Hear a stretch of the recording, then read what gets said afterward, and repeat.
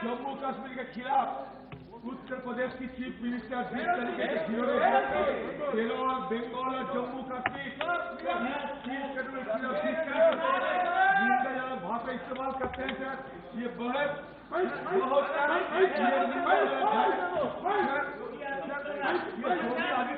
इस तरीके की बयानबाजी सर बंगाल, केरल और यूपी के सारे।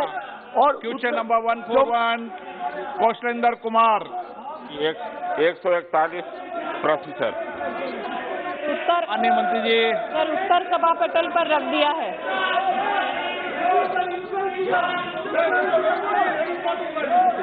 क्वेश्चन वर्ग के बाद क्वेश्चन वर्ग प्रश्नकाल के बाद माननीय सदस्य। माननीय अध्यक्ष महोदय, माननीय मंत्री जी का जो जवाब आया है विस्तार से आया है, मैं संतुष्ट था, लेकिन कुछ उसमें रह गया है। मेरा माननीय मंत्री जी से प्रश्न है कि उन्होंने राष्ट्रीय परिवार स्वास्थ्य सर्वेक्षण 4 और 2015-16 के आधार को लिया है। अब प्रश्न उठता है कि सरकार को पिछले 6 वर्षों में भी सर्वेक्षण कराना चाहिए था, लेकिन नहीं कराया गया, क्योंकि थायराइड जो मोटापा की जानलेवा बीमारी है, यह बीमारी बढ़ रही है, विशेषकर उत्तरी भारत में, तो यह एक समस्या हो गया है। अब उन्होंने महिलाओं की उम्र 15 से 49 वर्ष की ही लिया है, जबकि 50 वर्ष से अधिक की महिला और पुरुष भी थायराइड से ग्रसित हो रहे हैं। आयोडीन भी सर्वेक्षण 5 के आधार पर 94.3% लोगों को मिल रहा है। माननीय मेरा मंत्री जी से प्रश्न है, फिर मेरा प्रश्न यह है कि पुनः सरकार थायराइड को विस्तृत सर्वेक्षण खासकर उत्तर बिहार में कराना चाहती है। विराजे सीट पे विराजे, सीट पे विराजे, आप सीट पे विराजे। संसद महोदय, आप सीट पे विराजे। आप बहुत ही गंभीर प्रश्न उठाया है। आज थायराइड डिसीजेस को लेके जो सर्वे आया है, वो सर्वे सर 5 सालों में होता है। ये सर्वे NFHS 4, NFHS 5 के माध्यम से ये सर्वे ही उसी कारण होता है सर कि क्या कमी है और अलग। माननीय सदस्य प्लीज अपने अपने आसन पर विराजे। आपके माध्यम से ये कहना चाहूंगी कि जहां ये थायराइड डिसऑर्डर्स बढ़े हैं, उसके लिए नेशनल लेवल पे national iodine deficiency disorders control programme के तहत और स्टेट लेवल पे state iodine deficiency control cell के तहत अनेक प्रावधान दिए गए हैं। राज्यों को राशि भी दी गई है और NHM के माध्यम से चाहे टेस्टिंग हो चाहे ट्रीटमेंट, आपको आवश्यकता नहीं, आप बैठ जाइए, प्रावधान भी किया गया है। धन्यवाद। माननीय सदस्य, ऑनरेबल मेंबर, प्लीज सप्लीमेंट्री। माननीय मेरा मंत्री जी से जानना चाहता हूं कि अभी डाटा आया है कि देश में करीब 4 करोड़ मरीज है। यह बहुत बड़ा आंकड़ा है। गर्भवती महिलाओं में यह बीमारी करीब 43.6% है। तो फिर सरकार थायराइड को भी टीबी, पोलियो और कोरोना कार्यक्रम के तहत जागरूकता या रोकथाम के लिए कोई कार्यक्रम चलाने का प्रयास कर रही है, जब इको और यूएस में सरकार ने इसको विस्तार से लिया है। तो मैं माननीय मंत्री जी से जानना चाहता हूं कि क्या सरकार का विचार है। जी, आदरणीय सदस्य महोदय को मैं आपके माध्यम से ये ज़रूर बताना चाहूँगी कि केंद्र सरकार बहुत ही जागरूकता से इस पे काम भी कर रही है। चाहे वो सप्लाई आयोडाइज सॉल्ट का हर एक को मिले, उसके लिए सर जैसा मैंने कहा डिस्ट्रिक्ट लेवल पे भी काम हो रहा है और लैब के मॉनिटरिंग थ्रू भी ये सॉल्ट की जांच होती है, सर्वे भी होते हैं, हेल्थ का अवेयरनेस बढ़े इसके लिए प्रोग्राम भी होते हैं। माननीय महोदय को मैं ये कहना चाहूँगी कि हमारी आशा बहनें भी एक साल्ट टेस्टिंग किट के माध्यम से घर के नमक में कितना आयोडाइज साल्ट है इसके लिए भी मदद करती है। सर्वे करने के लिए आपके माध्यम से इसमें काम और बढ़ाया जाए, ये मेरी अनुरोध है मेरा। Question number 142 Shri G Selvam. G Selvam Dhanush Kumar. Sir, question number 142।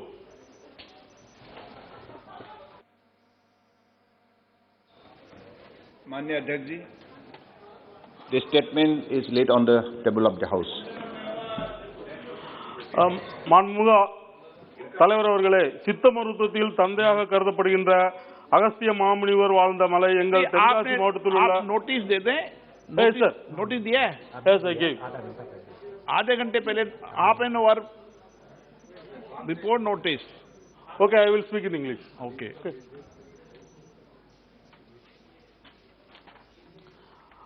No Sir, problem in Tamil Nadu, any Agastya language, but notice half an hour. Okay, only. sir. In Tamil Nadu, Agastya is considered guru of Siddha medicine. He lived in Podiya Hills, which has lot of medicinal plant used in Siddha medicine. Though Podiya has been center for Siddha medicine, there is no Siddha research center nor medical college. In this context, I would like to know from the Honorable Minister whether the government plans to open new medical college for Siddha system of medicine and also research center in Tenkasi, Tamil Nadu, which is my parliamentary constituency, sir. माननीय अध्यक्ष महोदय, मैं हमारे माननीय सांसद सेल्वम जी और धनुष M Kumar ji को मैं धन्यवाद देना चाहता हूं। आयुष के सिलसिले में उन लोगों ने सवाल लाया है। विशेष रूप से आयुष का एक अभिन्न अंग है सिद्धा, और तमिल हमारे माननीय संसद जी का यही सवाल है कि अगले दिनों में उनकी कॉन्स्टिट्यूएंसी में हॉस्पिटल प्रतिष्ठा किया जाएगा या नहीं। इस सिलसिले में मैं इतना ही कहना चाहता हूं माननीय अध्यक्ष महोदय आपके जरिए कि राज्य सरकार की तरफ से अगर प्रस्ताव इस सिलसिले में भेजा जाए तो विषय को मैं जरूर विवेचना करूंगा। Honorable member.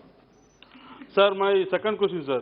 Siddha system of medicine is mainly practiced in Tamil Nadu and southern part of the country, and it is popular among people in these states. However, due to lack of support from government and awareness, Siddha system of medicine could not be made popular among people in the country. In this context, I would like to know from the Honorable Minister the steps taken to popularize and promote Siddha system of medicine in all parts of the country. Thank you, sir. माननीय अध्यक्ष महोदय, हम लोगों ने सरकार की तरफ से सिद्धा को प्रमोट करने के लिए क्या क्या कदम उठाया गया है इस सिलसिले में जवाब में डिटेल में हम लोगों ने उल्लेख किया है, डिटेल में।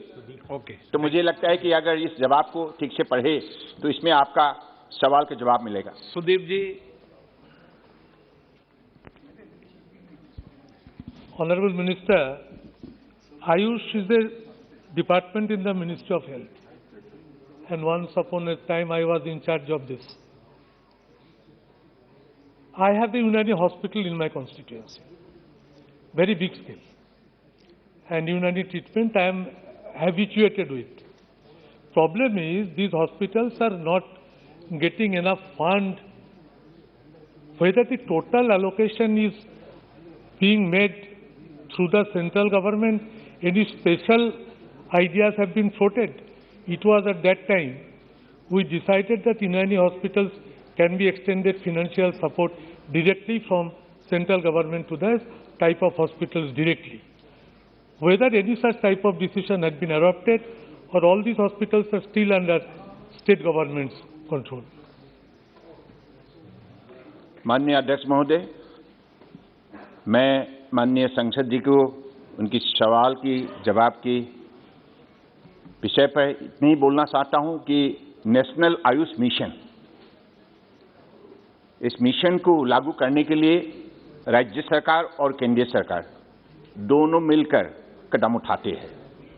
तो इसलिए अगर किसी भी प्रदेश में 10 बेडेड हो, 30 बेडेड हो, 50 बेडेड हो हॉस्पिटल अगर इस्टेब्लिश करनी है तो राज्य सरकार की तरफ से प्रस्ताव आना बहुत जरूरी है, क्योंकि उनकी स्टेट एनुअल एक्शन प्लान जो प्रस्तुत किया जाता है और उसी प्लान को जब हमारे मंत्रालय में दाखिल करते हैं तब हम लोग इस विषय पर निर्णय लेते हैं। धन्यवाद। Okay, question number 143 Shri Ravi Kishan ji.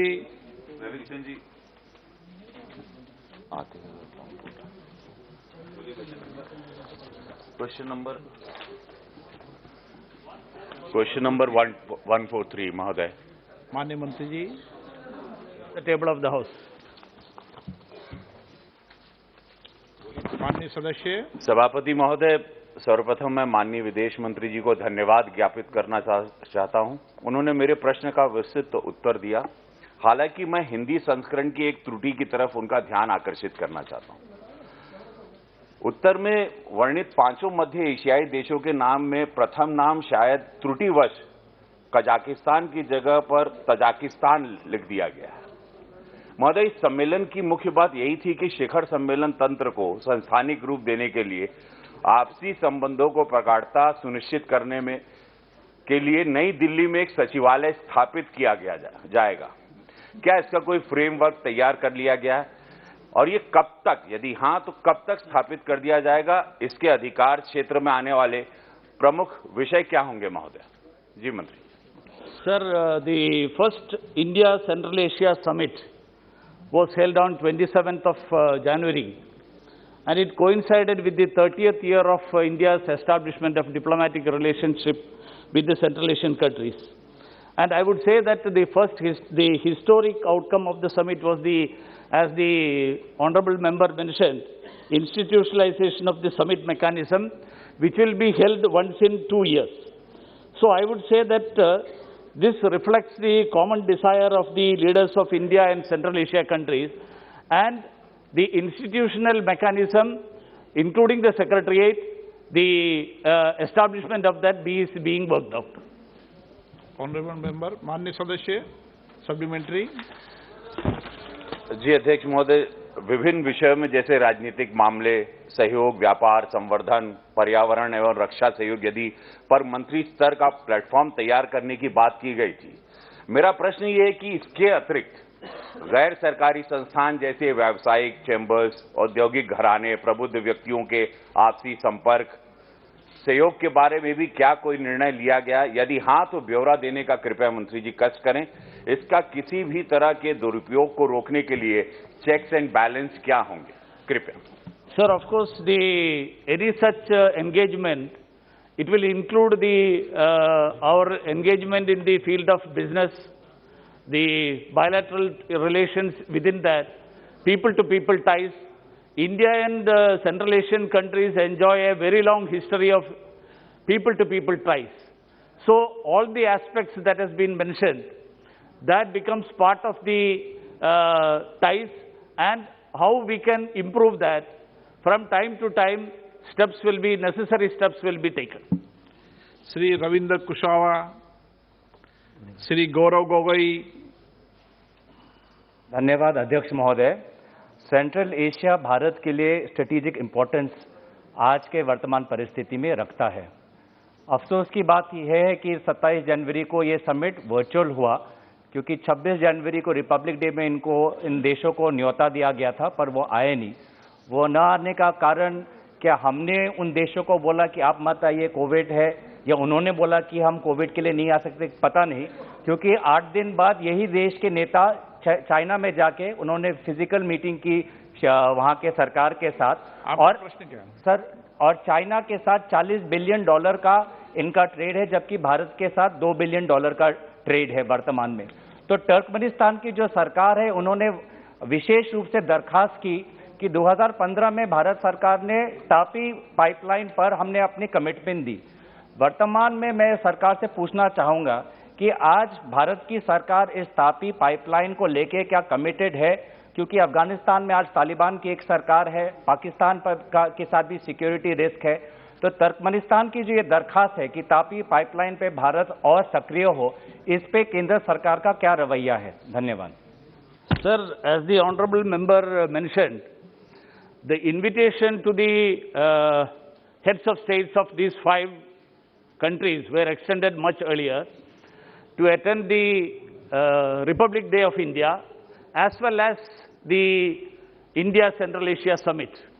But as we all know, the COVID situation that prevented the physical visit of these heads of state to India.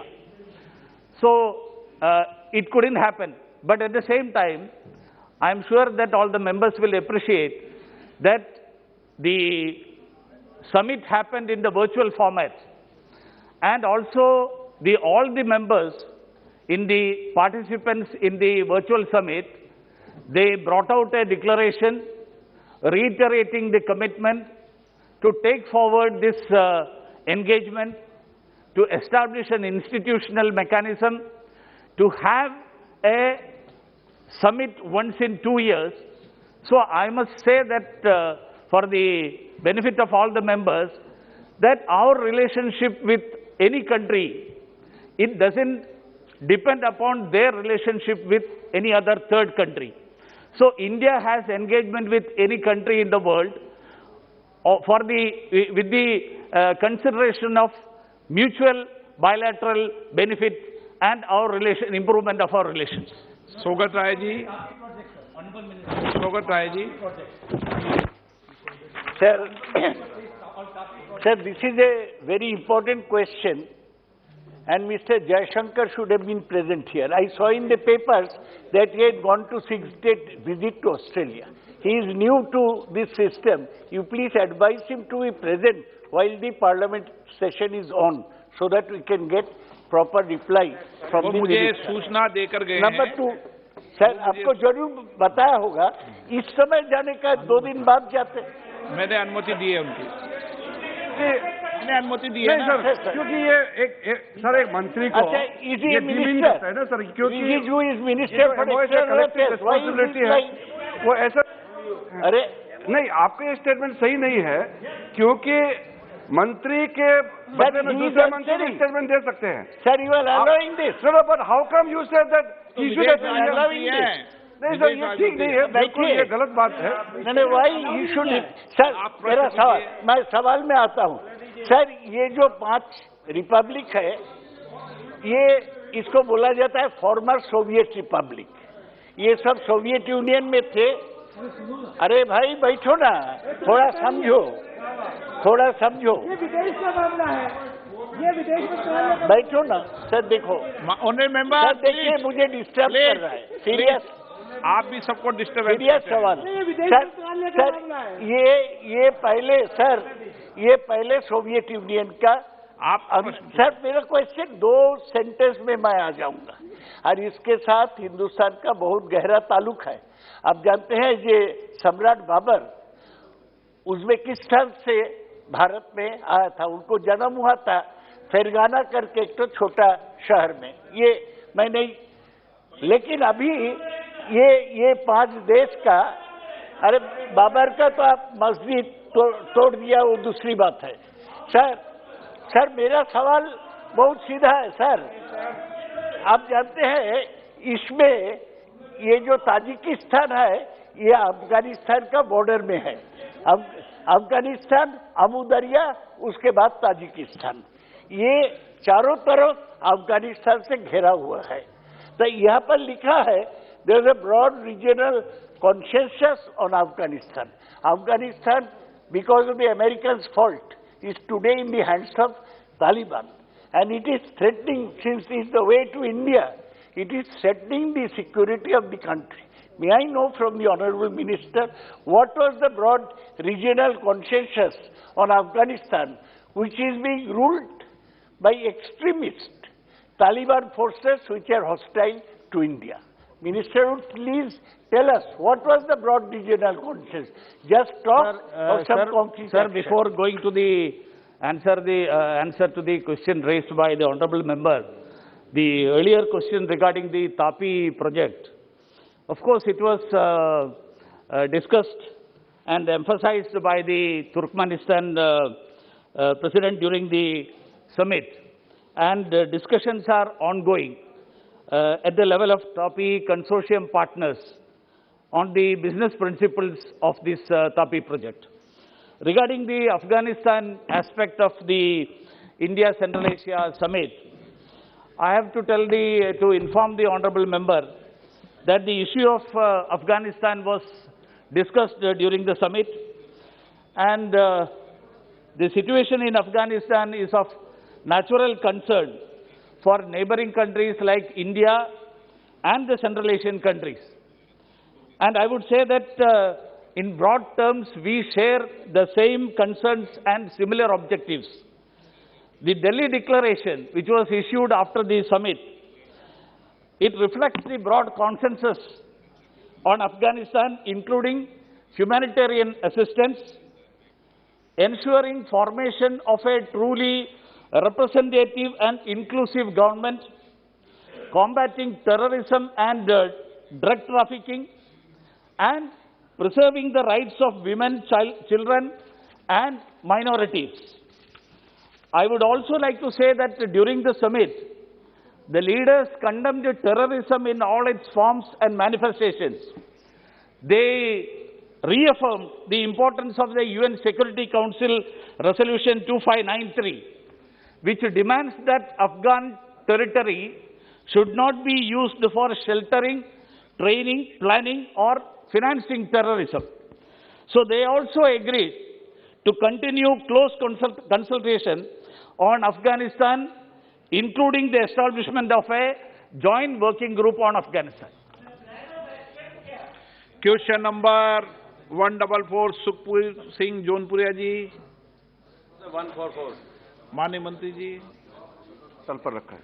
माननीय सदस्य। अध्यक्ष महोदय, मेरा माननीय मंत्री जी से सवाल है कि आज राजस्थान प्रदेश के अंदर में अगर सुबह 4 बजे देखें -डिग्री टेम्परेचर में भी यूथ आज भी इतना पसीना निकालता है सिर्फ सेना की भर्ती के लिए। अगर 50 डिग्री टेम्परेचर भी हो तो भी इतनी मेहनत करता है जिसको हद नहीं। मैं इस बात का निवेदन करना चाहता हूं कि 12 नवंबर 2020 को भी मैंने पत्र माननीय मंत्री जी को लिखा था कि मेरे संसदीय क्षेत्र और राजस्थान में युवाओं के लिए सेना की खुली भर्ती की जाए। इस पर माननीय मंत्री जी ने संज्ञान लिया और मेरे को आश्वासन दिया कि मैं जल्द से जल्द सेना की खुली भर्ती का आयोजन करवाता हूं। माननीय मंत्री जी का मैं आदेश के आते मेरे संसदीय क्षेत्र के जिला टोंक, सीकर और जयपुर में 8 मार्च से लेकर 30 मार्च तक 2021 को सेना की खुली भर्ती का आयोजन किया गया, जिसमें लाखों युवाओं ने भाग लिया, जिसमें से लगभग 17,000 नौजवानों ने फिजिकल टेस्ट और मेडिकल टेस्ट में परीक्षा पास कर ली। युवाओं की अभी तक लिखित परीक्षा नहीं हुई। मेरा माननीय मंत्री जी से निवेदन है कि उनकी रिटर्न परीक्षा हो तो उनका कहीं न कहीं नंबर आ जाए और वो सेना में भर्ती हो जाए। माननीय मंत्री जी जवाब दें। अध्यक्ष महोदय जी, भारतीय सेना का जो रिक्रूटमेंट प्रक्रिया है वो सबको मालूम है। देश भर में अलग अलग जगह में इसका रीजनल हेडक्वार्टर है। आर्मी आप फिर जवाब दे सर, इसको थोड़ा रुकाइए, ये बहुत ज्यादा डिस्टर्ब कर रहे हैं। सर आपका सर आप बोले सर, मैं आपका इजाजत से सर आपके नहीं सर, क्योंकि सर ये एक वरिष्ठ सांसद है इसलिए मैं बोलना चाहता हूं। पहले भी बोल चुके हैं। पहले विदेश राज्य मंत्री बोल रहे थे तो कहा कि कैबिनेट क्यों नहीं है। सौगत एक मिनट सौगत जी, आप भी एक जमाने में राज्य मंत्री रहे हैं, हम भी राज्य मंत्री रहे हैं, तब भी हम लोगों ने कैबिनेट का जवाब देते थे। अभी जब राज्य मंत्री जवाब दिया तब आपने ये जो भाषा यूज किया वो ठीक नहीं है। और ये डिफेंस मंत्री का जगह में nobody should diminish the importance of parliament। मंत्रिमंडल की सामूहिक जिम्मेदारी होती है और सर ये कलेक्टिव रेस्पॉन्सिबिलिटी होते हैं। नो अभी मैं डिफेंस मिनिस्टर के बिहाफ में जवाब देता हूं, ये कैबिनेट का कलेक्टिव रेस्पॉन्सिबिलिटी है। आप सवाल कैसे कर सकते हैं इस पे, ये ठीक नहीं। दैट इज वाई आप जवाब दीजिए। नहीं सर, इसको प्लीज माननीय मेंबर। अच्छा क्या इसको बिठा के तो सर राजस्थान से बड़ी संख्या में जो रिक्रूटमेंट रैली हुए थे उसमें पार्टिसिपेट किए हैं। और माननीय सदस्य हमारे साथी राजस्थान से सांसद सुखबीर सिंह जौनपुरिया जी ने सही कहा कि राजस्थान से काफी मात्रा में रैली में भाग लिया। और जब 47 रैलीज कंडक्ट किया गया देश भर में, उसमें कोविड का सिचुएशन आ गई जुलाई के महीने में गंभीर रूप से, तो रिक्रूटमेंट का प्रोसेस को रोक दिया गया है। और ये परमानेंट रुका नहीं है सर, क्योंकि अभी भी कोविड का नया वेरिएंट का इस देश में प्रकोप है, तो इसमें कुछ इसको विलंब हो रहा है, वो कारण सबको मालूम है। लेकिन मैं आश्वासन देना चाहता हूं इस सदन को कि जितना जल्दी हो सके रिक्रूटमेंट प्रोसेस, जो medical test, physical test, written test, document सब हो चुके हैं, बाकी जो फाइनल जो होगा, वो फाइनल रिटन टेस्ट जो होगा, वो टेस्ट भी जल्दी होगा जैसे ही माहौल ठीक हो जाएगा। Honourable member. अध्यक्ष महोदय, राजस्थान में कहावत कहते हैं, मैं दानिश अली जी और शौकत राय जी की बात कहना चाहता हूं। आपके सवाल मेरा, आप जवाब मंत्री दे रहा। हाँ। अब वो तो मैं कह नहीं सकता हूँ, सब तो यहाँ, पर बीच में आपको कहाँ से परेशानी हो रही है, समझ में नहीं आ रही बात। मेरा माननीय मंत्री से निवेदन है आप इधर बोलिए कि आपके माध्यम से मैं कहना चाहता हूँ कि जिस हिसाब से भर्ती की बात कही है कि अभी कोविड में वाकई डिले है, लेकिन कोविड होने के नाते और बहुत सी भर्तियां चालू हैं, तो मेरा निवेदन है कि जल्द से जल्द वो रिटन टेस्ट कराए जाएं ताकि वहां के बच्चों को मौका मिले और टॉक और सवाई माधोपुर के बच्चों को अलग से भर्ती का मौका मिले। धन्यवाद, जय हिंद। पहले भी आश्वासन दिया, अभी सेना के अधिकारियों से, डिफेंस मिनिस्ट्री के ऑफिशियल सबसे बात करके ये जानकारी मैंने प्राप्त किया है, और जितना जल्दी हो सके ये जो रिक्रूटमेंट का हाफ वे में जो अधूरा है उसको जल्दी से जल्दी पूरा किया जाएगा। मैं आश्वासन देना चाहता हूं माननीय सदस्य को। श्री अशोक नेते, उदय प्रताप सिंह जी। माननीय अध्यक्ष जी, मैं आपके माध्यम से माननीय मंत्री जी से आग्रह करना चाहता हूं, जो सेना में भर्ती जो होती है, जैसे मध्य प्रदेश से 7,000 बच्चे 3 सालों में निकाले, हरियाणा से 12,000, हिमाचल से 12,000, जम्मू कश्मीर से 9,000, राजस्थान से 14,000। ये ऐसा नहीं है कि मध्य प्रदेश से बच्चे जाना नहीं चाहते, क्योंकि ये जो सेना भर्ती के कार्यालय हैं, जो आपके जो AROs ऑफिसेज हैं, उनकी संख्या मध्य प्रदेश में कम है। आपके हरियाणा में 4 हैं, हिमाचल में 4 हैं, राजस्थान में 6 हैं, और मध्य प्रदेश इनसे बड़ा राज्य होने के बावजूद वहाँ केवल 2 हमारे जो हैं वो ARO मुख्यालय जबलपुर, ARO ग्वालियर है। मैं आपके माध्यम से माननीय मंत्री जी से आग्रह करना चाहता हूं, हमारे पचमढ़ी आर्मी का हेडक्वार्टर है वहां, तो क्या रेल कनेक्टिविटी को ध्यान में रखते हुए मेरे संसदीय क्षेत्र नर्मदापुरम होशंगाबाद में पिपरिया या इटारसी जो रेल कनेक्टिविटी है, बच्चे आसानी से जा सकते हैं, वहां पर आगामी समय में रेल अपना सेना की भर्ती के लिए कोई कैंप लगाने का आपका मेरा आग्रह भी है, और आपका विचार है कि ऐसा आपके माध्यम से मैं मंत्री जी से जानना चाहता हूं। धन्यवाद। सर, देश भर में इस वक्त रिक्रूटमेंट जो चलते हैं आर्मी के, टोटल 11 जोन में बटे हुए हैं, और 48 रेजिमेंटल सेंटर्स हैं, और 2 गुरखा रेजिमेंट का ऑफिसर्स है, और एक इंडिपेंडेंट रिक्रूटमेंट ऑफिस नई दिल्ली में होते हैं। मध्य प्रदेश में जहां से माननीय सदस्य जी आते हैं, वहां जबलपुर में रिक्रूटमेंट ऑफिस का हेडक्वार्टर है। उसके अलावा आर्मी रिक्रूटमेंट सेंटर है ग्वालियर में, मऊ में और भोपाल में, टोटल 4 है। और सही कहा, मध्य प्रदेश बहुत बड़ा राज्य है, लेकिन इस वक्त जो व्यवस्था बनाया हुआ है उसके हिसाब से रिक्रूटमेंट जहां जहां रिक्रूटमेंट सेंटर है उसका जो कॉरेस्पॉन्डेंट एरिया है उसके हिसाब से अभी ठीक है। और बाकी कोई अनुरोध है, जैसे उन्होंने रेल कनेक्टिविटी से जोड़ते हुए जगह का नाम लिया, वो मंत्रालय को उसको बताएंगे कि इसमें क्या कर सकता है, लेकिन इस वक्त जो व्यवस्था है वो सही है। अरविंद सावंत जी। माननीय अध्यक्ष जी, thank you so much. If you look at the answer, you have not recruited since July 2021. Now the issue is that the centers we have mentioned, as you have rightly pointed out, in Madhya Pradesh only 4. These centers are in Maharashtra, Pune, Mumbai, Nagpur, Aurangabad. These are all metropolitan cities. And recruitment ratio, if you see, the recruitment ratio is rural area 78.32 and urban areas 21.68. Again in 2019 and 20, rural area 77.20, urban area 22.80। अब ये जो difference क्यों आ रहा है उसके reason के मुताबिक जाना पड़ेगा। सर, गरीब के बच्चे इतना लंबा नहीं आ सकते, सबसे बड़ी बात है। आपके 4 सेक्टर्स है ना, उनको कहो कि सब सेक्टर्स करो आप। अगर आप औरंगाबाद में करते हो या नागपुर में करते हो, संभाजी नगर कहते हैं हम, तो नागपुर आप सोच लो गढ़चिरौली, और वहां का लड़का, गरीब का लड़का कैसे आएगा? उसके पास कहाँ से आएगा? So you should have some sub centers. I mean, you can have a filtration over there, and those who are finally decided आपका he is प्रश्न physically क्या है? fit can be recruited. Likewise, मंत्री are जी। you going to do that or not? And when are you going to do the next recruitment? Sir, जैसे महाराष्ट्र के बारे में कहा गया, महाराष्ट्र और गोवा इसका जॉइंट सेंटर भी कोल्हापुर में है, और नागपुर, मुंबई, पुणे में, तो पुणे तो आपका हेडक्वार्टर है ही है। आपको मैं ये बताना जरूरी समझता हूं कि जो रिक्रूटमेंट सेंटर मतलब वही के लोगों का रिक्रूटमेंट करता है ऐसे नहीं है, वो तो जोन है, और उसके बाद रिक्रूटमेंट रैली उस एरिया में कहीं भी कर सकते हैं। और आर्मी का एक पॉलिसी है कि जिस जगह से कम आते हैं रिक्रूटमेंट, जहां से रिप्रेजेंटेशन कम है, वहां को लाने के लिए भी प्रक्रिया है। इसलिए ऐसा नहीं है कि रिक्रूटमेंट जहां है उसी के लोगों को रिक्रूटमेंट करते हैं। और जैसे पुणे में सेंटर है, और पुणे में कई और जिले हैं जहां जाके रिक्रूटमेंट रैली भी करा सकते हैं।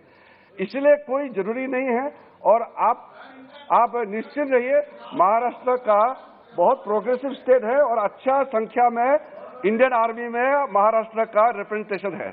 श्री बी मेहताब जी। धन्यवाद sir. So I need a clarification from the minister who is actually answering on behalf of the defense minister. He is capable. The only thing is I want to understand, 3 figures have been given in the answer sheet. In the first part, जहां 3 साल की recruiting year में total intake 18-19 में 53,431 लिखा है, और 19-20 में 80,572। और in the second page, that is annexure referred to reply, I need your indulgence sir, इसमें state wise intake last 3 years में लिखा है, वैकेंट एलोटेड 18-19 में 57,040 और 19-20 में 87,152। ये 2 में अंतर है। और जो नीचे जो है टोटल, ये टोटल जो है ये है 78,692। ये 3 फिगर अलग अलग है एक ही ईयर का। पोस्ट वैकेंट क्या है, रिक्रूटमेंट क्या हुआ है, और ये जो पोजीशन है टोटल रिक्रूटमेंट हुआ है, ये 3 फिगर क्या है, जरा हमें समझा दीजिए। जैसे मैंने कहा कि सर, जो आर्मी का वैकेंसी होता है, आर्मी, नेवी, एयरफोर्स का जैसे वैकेंसी क्रिएट होता है, रिटायरमेंट होते हैं, उस हिसाब से रिक्वायरमेंट प्रोजेक्ट करते हैं, फिर रिक्रूटमेंट ड्राइव करते हैं।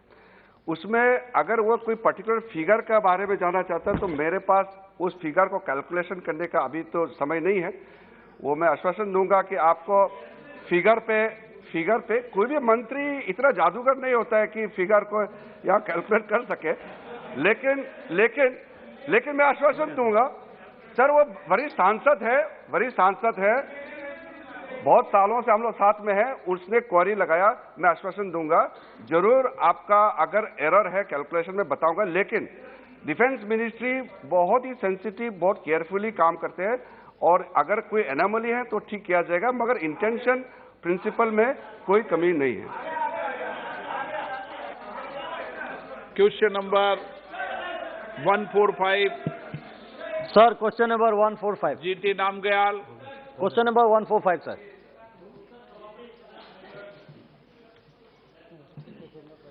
माननीय सदस्य। सर, मैं सबसे पहले सरकार को बहुत बहुत धन्यवाद देना चाहूँगा। पिछले 3 साल के मैंने जो डेटा मांगा था लद्दाख में, विशेष रूप से कैंसर से रिलेटेड बहुत अच्छे काम हुआ था। पहले वहाँ मेडिकल फैसिलिटीज़ में हमें इतना सुविधा नहीं मिलते थे, अब मैं वो सारा दोहराते नहीं रहूँगा। मैं आपके माध्यम से माननीय मंत्री महोदया के ध्यान आकर्षित करना चाहूँगा। सर, लद्दाख से बहुत सारे पेशेंट, खासकर कैंसर से रिलेटेड मरीज जो है, या दिल्ली में आना पड़ता है, या श्रीनगर जाते हैं, या चंडीगढ़ जाते हैं ट्रीटमेंट के लिए, तो बहुत सारे जो कॉस्टली मेडिसिन्स, खासकर केमोथेरेपी से रिलेटेड हो, या नार्कोटिक पेन मेडिसिन हो, या मॉर्फिन हो, ऐसे जो पेशेंट्स को खरीदना पड़ता है, जो एफर्ट भी नहीं कर पाते हैं। बाकी स्टेट्स में जो है एक NGOs उनको मदद करते हैं, और लद्दाख में अभी ऐसा NGO भी नहीं है। दिल्ली में हमारा एक अशोका मिशन के NGO अच्छा काम करता है। मैं माननीय मंत्री जी से जानना चाहूँगा, पैलेटिव केयर फैसिलिटीज़ जब तक NGO खड़ा ना हो, palliative care facilities including Sougat Rai ji दादा, आप इधर चर्चा कर रहे हैं फिर उधर चर्चा कर रहे हैं। सर मैं आपके माध्यम से माननीय मंत्री जी से जानना चाहूँगा, लद्दाख के पेशेंट्स को या असिस्ट करने के लिए palliative care facilities including home care service के जो हमें आवश्यकता है, और दूसरा जो है मैं जानना चाहूँगा, अभी लद्दाख से पेशेंट भेजे, कैंसर का पेशेंट कहाँ भेजे वो भी समझ में नहीं आ रहा है। वो ऐसे भेज रहे तो पेशेंट अपने कन्वीनियंस के हिसाब से ढूंढ के जा रहे हैं। एक पर्टिकुलर हॉस्पिटल 1, 2, 3 को नॉमिनेट कर सकते हैं क्या, जो ऐसे गंभीर पेशेंटों को तुरंत वहां से भेजने के बाद यहाँ एडमिट मिल सके, क्योंकि हर स्टेट का अपना अपना एक प्रायोरिटी होता है, ऑब्वियसली होना भी चाहिए। तो उसमें हमारे पेशेंट्स जो है 6-6 महीना दिल्ली आके इंतजार करना पड़ता है। ये मैं माननीय मंत्री जी से जानना चाहूंगा। जी माननीय अध्यक्ष महोदय, जैसा माननीय सदस्य ने प्रश्न पूछा है कि लद्दाख क्षेत्र में कैंसर के लिए इलाज की फैसिलिटी हो और कैंसर का इलाज थोड़ा महंगा है, बात सही है। कैंसर एक ऐसी बीमारी है, उसकी मेडिसिन, उसकी ट्रीटमेंट भी महंगी होती है, और एक मरीज को कैसे सस्ती मिले, इसके लिए भारत सरकार की ओर से लगातार प्रयास किया जा रहा है। माननीय अध्यक्ष महोदय, मैं आपके माध्यम से माननीय सदस्यों को बताना चाहूँगा कि देश में 8,500 से अधिक जन औषधि स्टोर है। जन औषधि स्टोर पर हर कैंसर की सस्ती से सस्ती मेडिसिन मिले, इसके लिए व्यवस्था की गई है। और उसके अलावा हमने कैंसर की मेडिसिन का प्राइस बहुत हाई होता था, और ये कम करने के लिए हमने ये तय किया है कि ट्रेड मार्जिन मैन्युफैक्चरिंग और रिटेलर के बीच में कई बार फर्स्ट सेल होता है वो 100 रुपये में होता है, लेकिन रिटेल में वो 500 रुपये में मिलती है। तो हमने उसके लिए ट्रेड मार्जिन भी फिक्स कर दिया है, जैसे कि मरीज को सस्ती दवा मिले। दूसरा, माननीय सदस्य ने पूछा है कि लद्दाख के जो पेशेंट है उसको निश्चित 3-4 हॉस्पिटल निश्चित कर दे। माननीय सदस्य को मैं बताना चाहूँगा कि जरूर नहीं है कि कोई ही निश्चित हॉस्पिटल में जाए तो ही उसको इलाज मिले। राज्य की, जम्मू कश्मीर की, लद्दाख की, दिल्ली की कोई भी टर्शरी केयर इंस्टीट्यूट में जाए, वहाँ उसको अच्छी तरह से इलाज मिले, ऐसा प्रबंध सारे देश में करके रखा है। माननीय सदस्य। हाँ माननीय सदस्य। सर बहुत बहुत धन्यवाद। पेन मैनेजमेंट और खासकर जो मैन पावर ट्रेनिंग के जो आवश्यकता है लद्दाख में, क्योंकि सर कीमोथेरेपी के लिए जो ऑब्वियसली प्रिस्क्रिप्शन चाहिए होता है ऑन्कोलॉजिस्ट का, कीमोथेरेपी लद्दाख में करते हैं, लेकिन लद्दाख में ऑन्कोलॉजिस्ट ना होने के कारण से कीमोथेरेपी के लिए बहुत डिस्टर्बेंसेस होते हैं। ऑन्को सर्जन भी हमारे पास नहीं है। इसलिए मैं माननीय मंत्री जी से जानना चाहूँगा, आपने अभी बहुत विस्तार से बताया, लिखित में भी आपने जवाब में दिया है, सरकार ने बहुत अच्छे अच्छे स्कीम्स बना है पेशेंट्स को मदद करने के लिए, असिस्ट करने के लिए, लेकिन जनमानस तक ये जानकारी अभी तक उपलब्ध नहीं हो पा रहा है। और आपने बताया कि कहीं भी जाके इलाज कर सकते हैं, ये सही बात है, लेकिन यहाँ अपने प्रायोरिटी ओपीडी में ऑलरेडी लिस्ट एक फिक्स होता है। तो मैंने रिपीटेडली फिर मैं बताऊंगा, हमारे पेशेंट्स यहाँ आने के बाद 6-6 महीना इंतजार करना पड़ता है, पूरा पैसा उसमें खर्चा भी हो जाता है। तो इन तकलीफों को हटाने के लिए, लोगों को सहूलियत के लिए माननीय मंत्रालय के द्वारा यूटी एडमिनिस्ट्रेशन को निर्देश देके इसमें क्या क्या आगे आने वाले दिनों में कदम उठाएंगे, मैं माननीय मंत्री जी से ये जानना चाहूंगा। बहुत बहुत धन्यवाद। माननीय अध्यक्ष महोदय, अपने स्टेट में भी वो कैंसर एक्सपर्ट रखे, उसके लिए नेशनल हेल्थ मिशन के अंतर्गत हम उसको आर्थिक सहयोग करते हैं और रख भी सकते हैं। दूसरा, माननीय सदस्य ने जो चिंता जताई है कि मरीज, कैंसर के मरीज दिल्ली आते हैं तो 4-6 महीने तक उसको लाइन में खड़ा रहना पड़ता है, समय चला गया। माननीय सदस्य, कोई भी ऐसा कैंसर पीड़ित मरीज हो और उसको तुरंत ही ट्रीटमेंट ना मिले, अवश्य मुझे बताइए, मैं व्यवस्था कराऊंगा। श्री हसन मुर्शिदी जी। शुक्रिया जनाब, जो डिटेल्स दी है ऑनरेबल मिनिस्टर ने, तो बड़ी अलार्मिंग है जो इंसिडेंट्स हैं जम्मू कश्मीर में, 12,726 2020 में, और उसके बाद जो मॉर्टलिटी रेट है वो भी 7,027 के करीब है, और यही लद्दाख का भी है यही हाल कि ऊपर दिन ब दिन बढ़ती जा रही है। तो मेरी ये गुजारिश होगी कि क्या कोई ऐसा क्योंकि लद्दाख का भी निर्भर होता है, वो भी लद्दाख की पेशेंट्स भी श्रीनगर का रुख करते हैं। तो श्रीनगर और जम्मू में कोई कैंसर स्पेशल कोई हॉस्पिटल आप बनाने का तजवीज़ रखते हैं? दूसरी बात यह है कि कैंसर में अर्ली डायग्नोसिस बहुत ही अहम है। प्रिवेंटिव मेजर्स के बाद अर्ली डायग्नोसिस बड़ी ज़रूरी है। तो अभी भी वहाँ के अस्पतालों में हॉस्पिटल पेट स्कैन की अभी कोई है ही नहीं, जो फैसिलिटी नहीं है। तो क्या ये डायग्नोस्ट की फैसिलिटीज़ बढ़ाने के लिए आप क्या अहकाम करेंगे, क्या आप प्रयास करेंगे? माननीय अध्यक्ष महोदय, माननीय सदस्य ने बहुत महत्वपूर्ण प्रश्न पूछा है कि दूर सुदूर क्षेत्र में कैंसर का मरीज बढ़ रहा है, कैंसर पेशेंट बढ़ रहा है। कैंसर पेशेंट बढ़ने की कई रीज़न है, टोबैको भी एक रीज़न है, खान पान, रहन सहन, कई टाइप के रीज़न है। लेकिन एक बात आपने सही कही कि जब प्राइमरी स्टेज में कैंसर डिटेक्ट हो जाता है तो बचने की संभावना ज़्यादा रहती है। इसलिए माननीय अध्यक्ष महोदय, माननीय प्रधानमंत्री जी ने तय किया है कि देश में 1,50,000 हेल्थ एंड वेलनेस सेंटर शुरू किया जाएगा। उसमें से 80,000 से above health and wellness centre आज के दिन में प्रारंभ हो चुका है। और हेल्थ एंड वेलनेस सेंटर पर 3 टाइप के cancer, oral cancer, breast cancer और सर्वाइकल कैंसर के लिए प्राइमरी जांच की जाएगी। ये प्राइमरी जांच वहां से हो जाएंगे तो हम तुरंत ही उसको वहां से रिफर करके हम टर्शरी केयर हॉस्पिटल में उसको दाखिल करवा सके।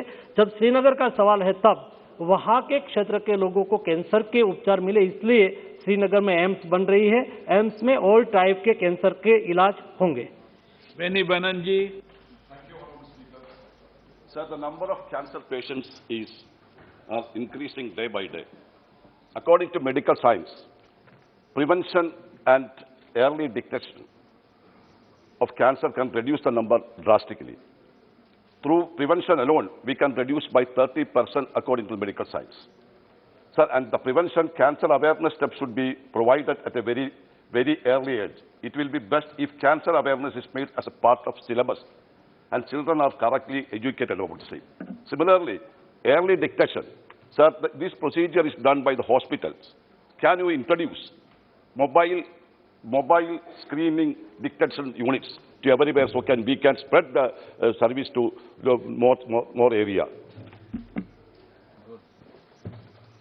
माननीय अध्यक्ष महोदय, जैसा माननीय सदस्य ने बताया है कि उसको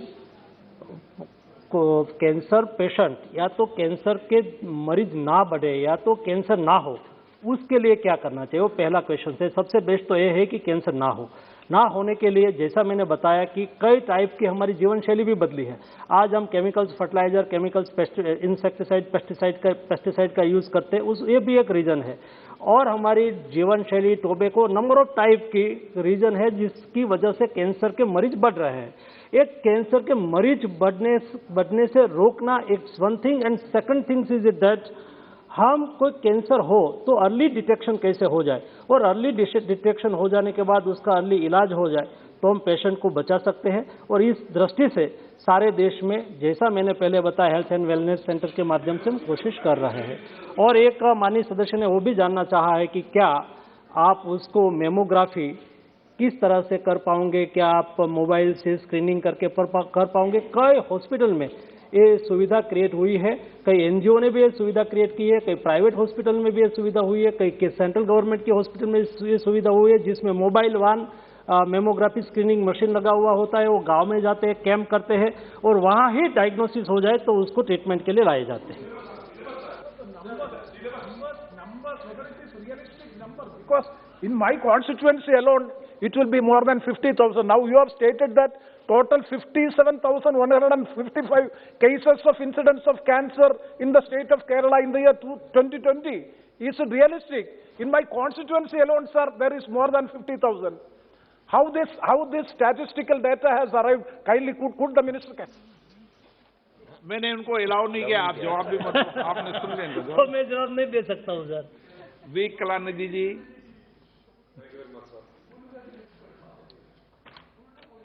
thank you very much sir. आप मुझसे इजाजत मांगते। Honorable member, please speak question. Thank you, sir. Sir, in the reply, I see that there is a scheme where the government is providing financial assistance using Rashtriya Arogya Nidhi, where up to 15 lakhs is being provided, and Health Minister's discretionary grant. that is another 1.5 lakhs which is being provided for the poor. I am not sure how many members are aware of this, because we usually write only to the PM, Prime Minister's National Disaster Relief Fund. So can we members apply for this? And the other one is, as the other honorable member. Yes, please answer.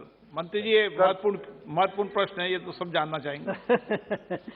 माननीय अध्यक्ष महोदय, माननीय सदस्य ने जानना चाहा है कि मंत्री का पावर है जो मरीज को मदद कर सके, उससे बीपीएल लाभार्थी कोई मरीज हो, कैंसर जैसी गंभीर बीमारी हो, ऐसी स्थिति में मंत्री जी को पावर दिया गया है कि वो सरकारी अस्पताल में उसका इलाज के लिए 20 लाख तक का सहयोग कर सकते हैं। मैंने अभी उपयोग नहीं किया है, वैसे ही हो जाता है। ये पहली बार पता चला है सांसदों को। अभी तक प्रधानमंत्री सहायता कोष का ही पता था। Question number 146 Shri SR Parthipan, minister. माननीय मंत्री जी, 146। माननीय अध्यक्ष महोदय, उत्तर सभा पटल पर रखा गया है। क्वेश्चन नंबर के सुरेश जी, आपको इसलिए नहीं पूछने दे रहा, बार बार में बिना इजाजत की उड़ती हो, इसलिए इजाजत नहीं दे रहे आपको। और speaker sir, honourable speaker sir, whether आप बोलते जाओ। और उन सभापति भी नहीं बना रहे हैं, मैं आपकी पीड़ा समझ सकता हूं sir. Speaker sir, the shortage of the fertilizer facing serious problem all over the country. The farmers also not getting fertilizer in time, and also increasing the price of fertilizer also not affordable by the farmers. I would like to ask Honorable Minister whether the government or Ministry of Fertilizer and Chemicals has taken immediate step for availability of the fertilizers and also reasonable price of the fertilizers. माननीय अध्यक्ष महोदय, देश में उर्वरक की कोई कमी नहीं है, पहली बात ये। दूसरी बात यह है, माननीय सदस्य ने ये जानना चाहा है कि फर्टिलाइजर की प्राइस, सस्ते दर में किसान को फर्टिलाइजर मिले। माननीय अध्यक्ष महोदय, मैं आपके माध्यम से माननीय सदस्य को बताना चाहता हूं कि देश में 300 से 325 लाख मैट्रिक टन यूरिया की रिक्वायरमेंट होती है। 250 से 255 लाख मैट्रिक टन यूरिया देश में इंडिजिनियस मैन्युफैक्चरिंग होता है और 60 से 17 लाख मैट्रिक टन यूरिया हमें इंपोर्ट करना पड़ता है। माननीय अध्यक्ष महोदय, जब सस्ते दर में पहुंचाने की बात है तो मैं बताऊं, उसके समय में जो प्राइस तय किया गया था वही प्राइस यूरिया की रखी हुई है। 7.5 साल में हमने एक भी रुपया बढ़ाया नहीं है, लेकिन इंटरनेशनल मार्केट में यूरिया की प्राइस हो गई $900। $900 मतलब 2,750 रुपया। 2,750 रुपया इंटरनेशनल मार्केट में एक बैग की प्राइस हो जाने के बावजूद भी हमने यूरिया का प्राइस नहीं बढ़ाया और 2,500 रुपया सब्सिडी प्रति बैग। मैं बताता हूँ। आपको मैं अभी दूंगा इजाजत।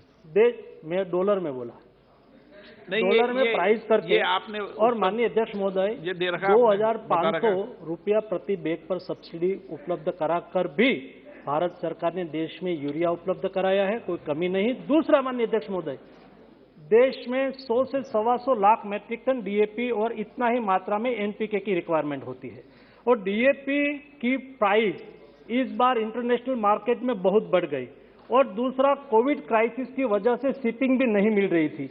ऐसी स्थिति में दुनिया से खाद डीएपी देश में लाके उपलब्ध कराया और एक बैग हम मार्केट में 1250 रुपीज प्रति बैग बिकती थी, हमने उसकी प्राइस नहीं बढ़ने दी। 1650 रुपीज प्रति बैग सब्सिडी देके किसानों को मदद की है मोदी सरकार है और किसानों के प्रति ये हमारा कमिटमेंट है। माननीय मंत्री महोदय, सांसदों की राय है कि आपका डिक्शनरी फंड जो है उसका भी उपयोग करा करें। Shri Ritesh Pandey ji.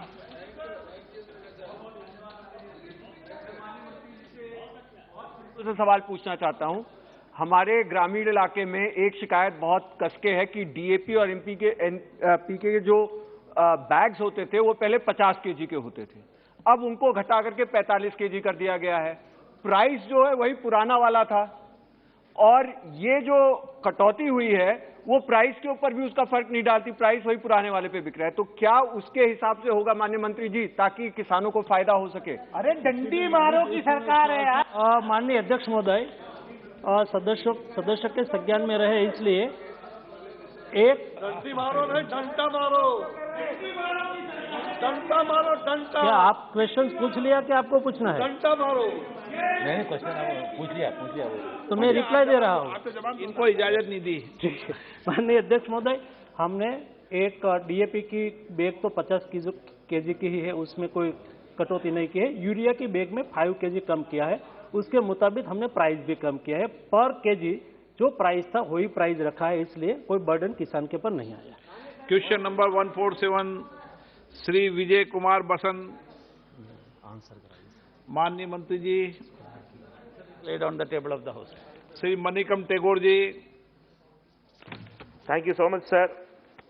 Sir, in the reply, Honorable Minister has replied that India's total development portfolio in Sri Lanka is nearly $4 billion, and out of which the grant component is $7 million. It's a welcome thing. Whether the government has taken note of the Chinese closeness to moving Chinese closeness towards Sri Lanka in the Sri Lankan affairs, whether Honorable Minister can explain the steps taken by the government to take up with the implementation of the Indo-Sri Lankan agreement, particularly the 13th Amendment, which gives the powers for the northern and the eastern provinces. Thank you so much, sir. Sir,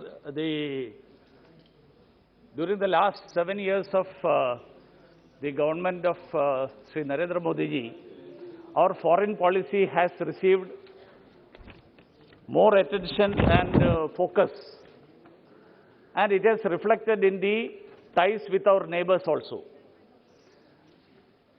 The government has adopted the policy of neighborhood first, and under that policy, we have been trying to develop our bilateral engagements with all our neighbors, including Sri Lanka. I am sure that, sir, I would like to inform the honorable member through you that government has noted the participation of the Chinese companies in some port-related development projects in Sri Lanka. But I should also like to tell the honorable member through you that India's relationship, as I mentioned in an earlier answer, that India's relationship with other countries that stand on their own footing and are independent of the relations of those countries with third countries.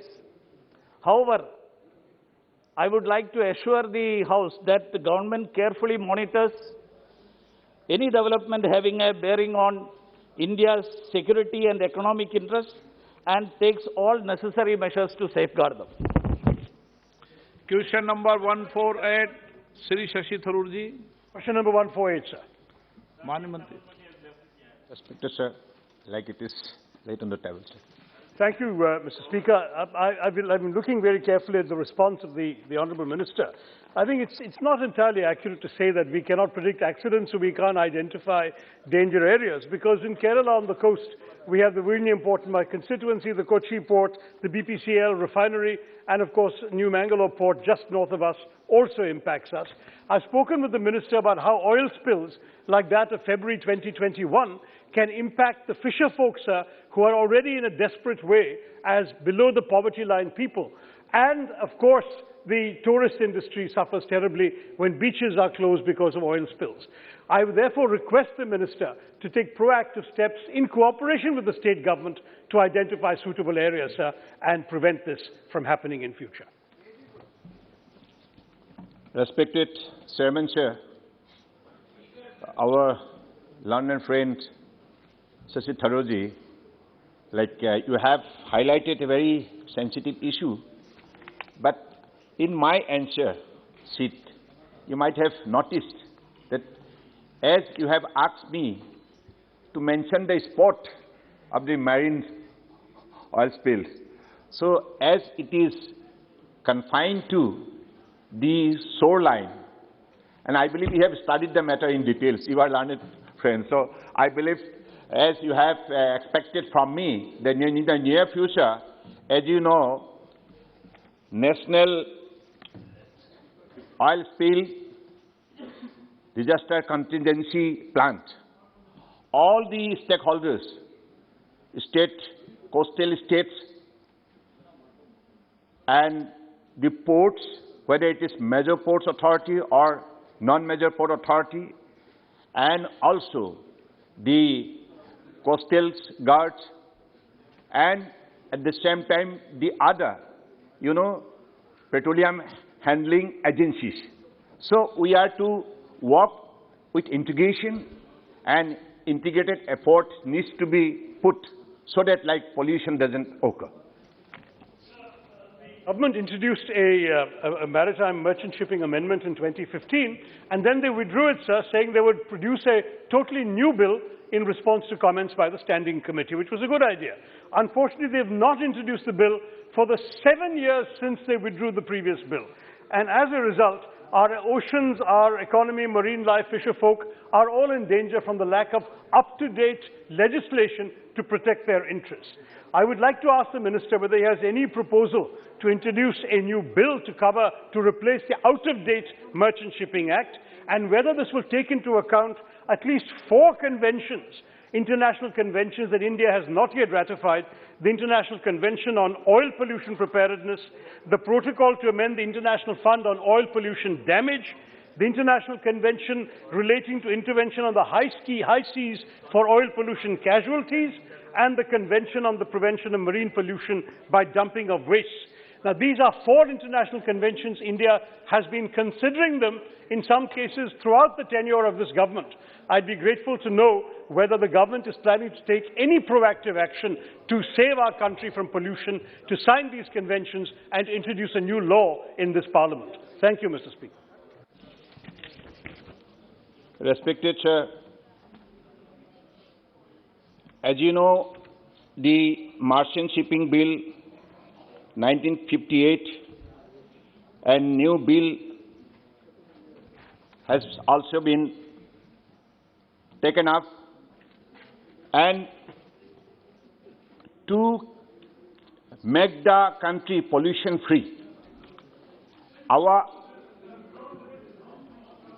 Let me finish. Respected Speaker, sir. So as you have mentioned that if government willing to bring any initiative or any kind of new legislation in the near future, so in this regard, whatever existing laws we have, it is sufficient enough, because it's a question of the commitment and sincerity. That sincerity and commitment is very much there within our existing framework to make the people free from this danger, so that in the coastal region also, our fishermen doesn't suffer in the near future.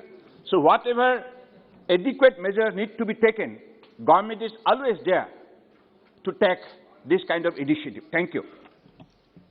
प्रश्नकाल समाप्त। माननीय सदस्यगण, budget सत्र के प्रथम चरण में आप सभी माननीय सदस्यों की सक्रिय भागीदारी रही और सकारात्मक सहयोग मिला। कोरोना संक्रमण की चुनौतियों के बावजूद भी माननीय सदस्यों ने सदन में देर रात तक बैठते हुए अपने संवैधानिक दायित्वों को प्रतिबद्धता के साथ निभाया, जिससे हम 121% उच्च कार्य उत्पादकता प्राप्त कर सके। सदन में माननीय राष्ट्रपति जी के अभिभाषण पर चर्चा के लिए आवंटित 12 घंटे के समय के स्थान पर 15 घंटे 13 मिनट चर्चा हुई, जिसमें 60 माननीय सदस्यों ने भाग लिया। 60 अन्य माननीय सदस्यों ने अपने भाषण को सभा पटल पर रखा। इसी प्रकार आम बजट पर सामान्य चर्चा के लिए आवंटित 12 घंटे के स्थान पर कुल 15 घंटे 33 मिनट चर्चा हुई, जिसमें 81 मान्य सदस्यों ने भाग लिया। 63 मान्य सदस्यों ने अपने भाषण सभा पटल पर रखे। इस दौरान सभी मान्य सदस्यों ने सदन को संचालित करने में सकारात्मक सहयोग दिया। सभी विषयों पर व्यापक चर्चा और संवाद हुआ। ये परंपरा हमारे लोकतंत्र को सशक्त करती है। ऐसी समृद्ध संवाद से हमारी संसदीय प्रणाली और मजबूत होती है। देश के नागरिकों का भी लोकतांत्रिक संस्थाओं में और भरोसा विश्वास बढ़ता है। इसके लिए मैं सभी मान्य सदस्यों को साधुवाद देता हूं। मुझे विश्वास है आपका सकारात्मक सहयोग भविष्य में इसी तरीके से मिलता रहेगा।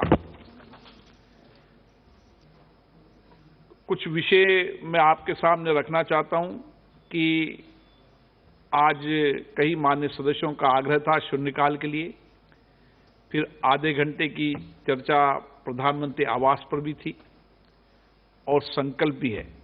मैं तीनों विषयों को लूंगा। मेरा आग्रह है कि आज सदन 9 बजे तक चलेगा। अपना जो समय निर्धारित है, हम पूरा समय, जब 9 बजे तक निर्धारित तो पूरा समय अपना पूरा करें, ऐसा मेरी अपेक्षा सभी सदस्यों से। लेकिन पहले मैं शून्यकाल लूंगा, उसके बाद कुछ प्रधानमंत्री आवास, उसके बाद फिर संकल्प, उसके बाद शून्यकाल, ताकि ठीक से सब दूंगा। मतलब मैं आपसे इजाजत चाहता हूं पहले सदन से। सदन सहमति है इसमें? सदन की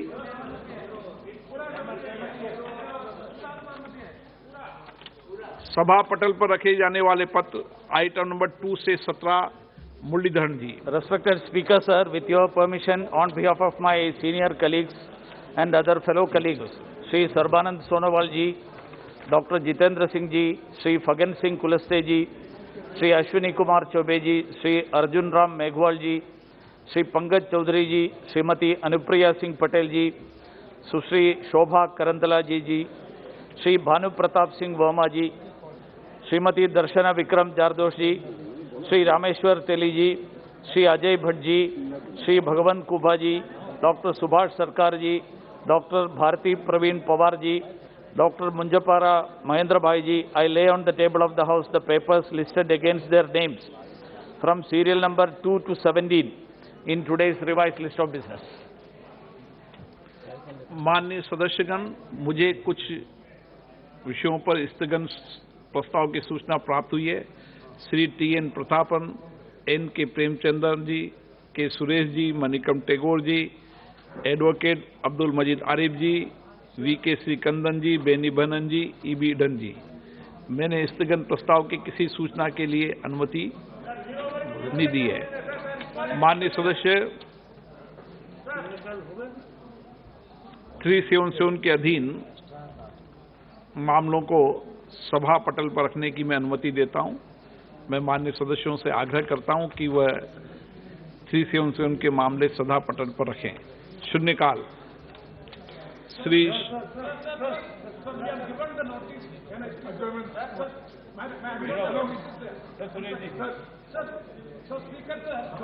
given the notice of adjournment regarding the statement of Honorable Chief Minister of Uttar Pradesh, Shri Yogi Adityanath ji. आपने पहले ले लिया।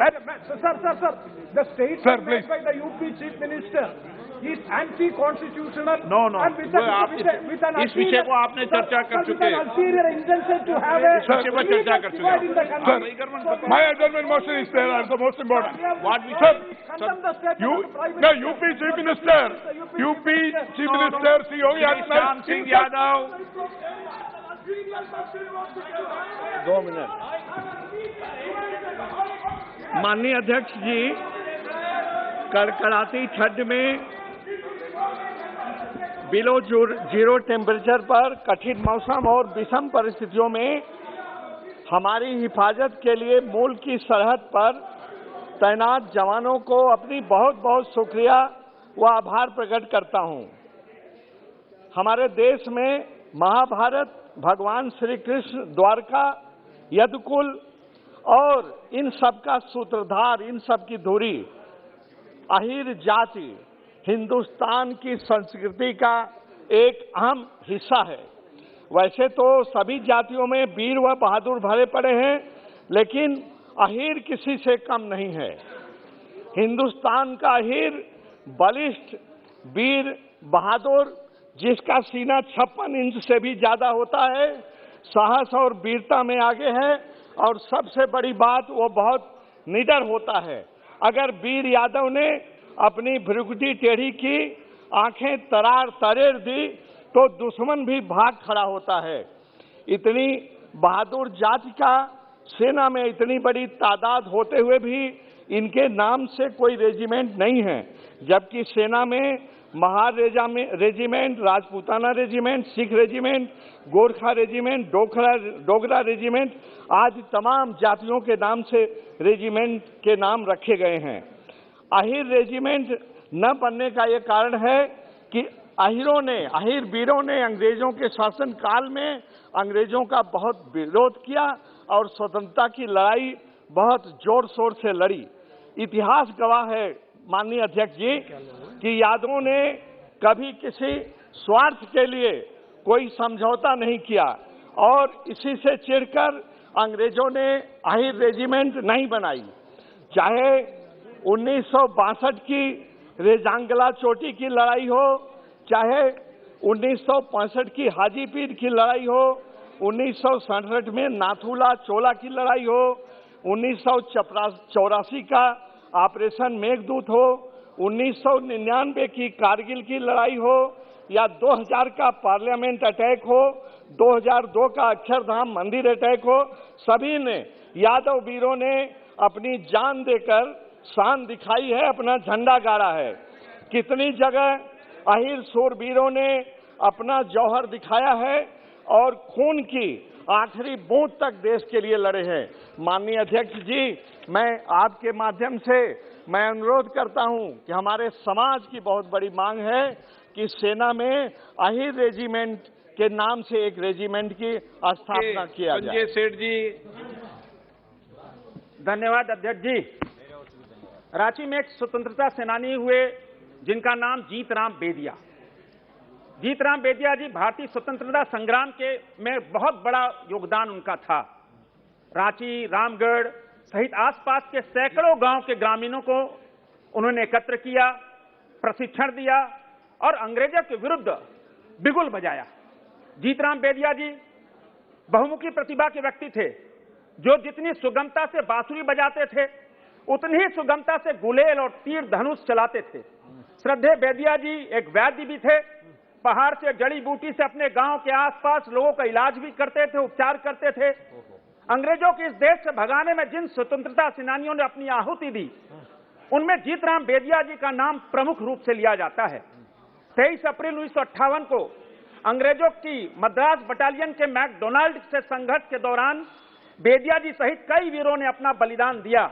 मेरा यह आग्रह है, आजादी के इस अमृत महोत्सव में महान स्वतंत्रता सेनानियों का एक मेमोरियल बनाया जाए, इनके बलिदान को सूचीबद्ध किया जाए, ताकि हमारे गौरव और महान स्वतंत्रता सेनानी को हम अपनी कृतज्ञता प्रकट कर सकें, उन्हें सच्ची श्रद्धांजलि दे सके। धन्यवाद। Sir Pradyut बोरोदोलाई।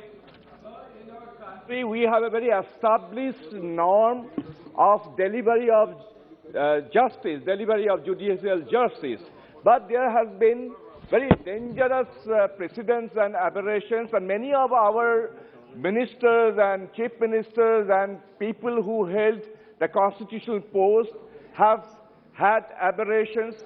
Many of them might have been influenced by the Western cowboy films like Shooting from the Hip, or the fictional character of getting license to kill, or even fifth freedom of Franklin Roosevelt.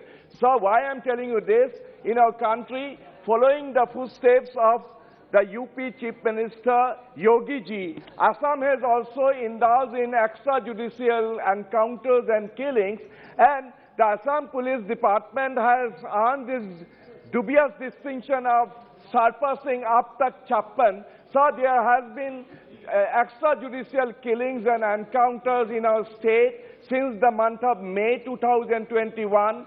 As many as 90 cases have been reported. So all these cases are extrajudicial. So I demand that there should be judicial inquiry Rajdeep and Rai. all these culprits should be brought to justice. महोदय, शून्यकाल में मेरे को मौका देने के लिए धन्यवाद। एक बहुत सा संगीन गंभीर विषय हम लोगों का सामने आया। आज से कुछ दिन पहले एक असम से एक ऑयल टैंकर मिजोरम में गया था और तेल का डिलीवरी करने का बाद जब गाड़ी लौट रहा था तो उसका जो ड्राइवर, जिनका नाम था Praveen Singh, 45 year old male, उनको रास्ता में किसी लोगों ने उनका ऊपर प्रहार किया, उनको मार दिया। He was murdered and on charges of his murder his brother who was the handyman, जो उनका छोटा भाई जो हैंडीमैन था गाड़ी का, उनको आईपीसी 302 के तहत इनको अरेस्ट कर दिया। पुलिस ने टॉर्चर करके इनको एक कोरे कागज में साइन लेके बोला कि मैंने मर्डर किया बोल के उनको जेल में डाल दिया और कुछ दिन बाद आइजॉल जेल में उनको ट्रांसफर कर दिया। आइजॉल जेल में ट्रांसफर करने का बाद इनको लीगल किसी एज लेने के लिए कोई भी थोड़ा हेल्प नहीं किया। मैं 5 तारीख को इन लोगों का गांव में गया था। दोनों का घर परिवार एकदम आजू बाजू है, कोई बाउंड्री नहीं है, दोनों भाई है। ऐसा नहीं हो सकता है कि बड़े भाई छोटे भाई का मर्डर कर देगा। It is a planned case. और इंटरेस्टिंगली कल ये लोग जो दूसरे भाई जो है जो पुलिस कस्टडी में था, जिनका नाम है निपेन सिंह, जो 49 ईयर्स का था, बोला गया कि उन्होंने सुइसाइड कर लिया आइजॉल जेल के अंदर। महोदय, मैं आपकी माध्यम से मैं गृह मंत्री जी को बोलना चाहता हूं कि आइजॉल में पॉलिटिकल लीडरशिप और पॉलिटिकल डिस्पेंसेशन और सिविल जो सोसाइटी है उस डिस्पेंसेशन अलग अलग चलता है। हमारा कॉन्स्टिट्यूशन का वहां पे धजिया उड़ाया जाता है कभी कभार। आपकी माध्यम से मैं गृह मंत्री जी को इस जो घटना हुआ है, जो डबल मर्डर हुआ है दोनों भाई का, उस मर्डर की तहकीकात और सीबीआई इंक्वायरी में डिमांड करता हूं। यह हमारी स्टेट की मांग है और मेरे ख्याल से गृह मंत्री जी इसको थोड़ा गौर करेंगे। धन्यवाद महोदय। श्री एल.एस. तेजस्वी जी, सुनील कुमार सिंह, सु थिरुवनंतपुरम सर, पूरा नाम। Thank you very much for giving this opportunity to raise the matter of urgent public importance. Sir, in Tamil Nadu, there are only 4 sub-regional offices of ESI, and they are functioning in Salem, Coimbatore, Madurai and Tirunelveli. So this has resulted severe hardships to the beneficiaries. So Tiruchirappalli is the center of Tamil Nadu and 4th largest city in Tamil Nadu and centrally located district in Tamil Nadu. So here, number of central state offices, railway division, educational institutions, major industries like BHL, gun factory, coach factory, and medium and lot of small scale industries are there functioning properly. So a great number of serving and retired employees are settled with their families in and around Tiruchirappalli. To cope with the increasing demand, the existing ESI hospital at Periyamlagupara is not sufficient. This has also served as a referral center, and there is an urgent need to increase the bed strength from 50 to 100. So, number of requests for various from various quarters. 1 minute, sir. Is pouring in for its upgradation. 1 minute, sir.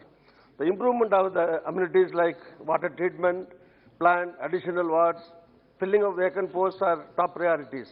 Hence, I request the Honorable Minister of Labour and Employment to upgrade, sir, 1 minute, to upgrade ESI branch office Trichy into a sub-regional office Tiruchirappalli. Thank you very much.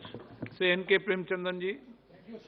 Thank you, Speaker, sir. My zero-hour submission is in respect of Employees Provident Fund Pension or EPS 95. So lakhs and lakhs of pensioners in the country are even getting 1,000 rupees as the minimum pension even after these decades. Sir, you may be remembering, Honorable Speaker may be remembering, that during the 16th Loksabha, I have moved a private member resolution in the House, and it was discussed in threadbare regarding all the issues concerning the Employees Provident Fund Pension or EPS 95. And also a high-empowered monitoring committee has been constituted by the government. And the government has constituted the committee, and the committee has submitted a report also. In the report, there is a proposal to revise the minimum employees' provident fund pension from 1,000 rupees to 2,000 rupees, and so many other recommendations are also there. But it is quite unfortunate to note that none of the recommendations of the high-empowered monitoring committee, high-empowered monitoring committee is not being implemented by the government even after an assurance has been given in this house. It is quite unfortunate as far as the PF pensioners are concerned. So, sir, the main demands are: number one, increase the minimum pension not less than 6,000 rupees up to 6,000 rupees. Sir, number two is actual pension on the basis of, revise the higher pension on the basis of the actual salary. The Supreme Court has held it. It is quite unfortunate to note that the government of India, as well as the EPF organization, has approached the court, Supreme Court, for moved an SLP, as well as review petition, and the Supreme Court, the Chief Justice of India, has directed to constitute a larger bench so as to consider all these issues which are settled. All these issues are settled, sir. Settled issues are going to be unsettled by the act of the government of India and the EPF organization. It is against the workforce in the country. So I demand, my first demand is implement the recommendation of the high-empowered monitoring committee in respect of Employees Pension Scheme 95. And the second one is Government of India and EPF should refrain from rejecting the higher pension already been ordered by the EPF organization and approved by the Supreme Court since long. And the third one is, I request the government of India to refrain from all the legal proceedings or the litigation proceedings against the poor workers of EPF pensioners. With these demands, I make my submission. Thank you very much, sir, for affording this much time. Thank you very much. Shri Manoj Kotak, Kunwar Danish Ali. सभापति महोदय, आपने मुझे एक बहुत ही महत्वपूर्ण issue उठाने का मौका दिया। तकरीबन पूरे 2 साल होने जा रहे हैं कि जब देश के विभिन्न विश्वविद्यालय बंद पड़े हैं, स्कूल्स भी खुल गए, सब चीज खुल गई, लेकिन यूनिवर्सिटीज नहीं खोली जा रही हैं देश में। खास तौर से मैं उन 2 विश्वविद्यालय की बात करूंगा जिनका मैं इस लोकसभा के माध्यम से कोर्ट का मेंबर हूं, जामिया मिलिया इस्लामिया और अलीगढ़ मुस्लिम यूनिवर्सिटी। दोनों विश्वविद्यालय, दोनों यूनिवर्सिटीज अभी तक नहीं खोली जा रही हैं। ये जनरेशन जो है ये बहुत पीछे छूट जाएगी अगर टाइम से नहीं खोली गई। दूसरा सर, अलीगढ़ मुस्लिम यूनिवर्सिटी का में जो वाइस चांसलर का अपॉइंटमेंट होता है उसकी एक लोकतांत्रिक प्रक्रिया है एक्ट के माध्यम से, और उस एक्ट में यह है कि जो कोर्ट होगा वो रिकमेंड करता है और उसके बाद ईसी उसको 5 नाम रिकमेंड करता है, ईसी 3 करती है, उसके बाद ऑनरेबल राष्ट्रपति जी उसमें से 1 टिक करते हैं। लेकिन मोर देन 50% एएमयू कोर्ट की वैकेंसीज हैं और वो प्रक्रिया 6 महीने पहले शुरू होती है और मौजूदा वाइस चांसलर का टर्म जो है वो मुश्किल से 3 साढ़े 3 महीने बचा है। तो मेरी सरकार के माध्यम से ये मांग है कि जो हमारे देश में लोकतांत्रिक प्रक्रियाएं हैं उनको जो है सबोटेज ना करें और ये डायरेक्शन दें कि एएमयू कोर्ट की जो वैकेंसीज हैं उनका इंटरनल इलेक्शन जल्द से जल्द कराया जाए, और भले ही चाहे। ठीक है, पुष्पेंद्र सिंह चंदेल जी नहीं, डॉक्टर वेंकट सत्यवती विसेट्टी, एडवोकेट डीन कुरियाकोस।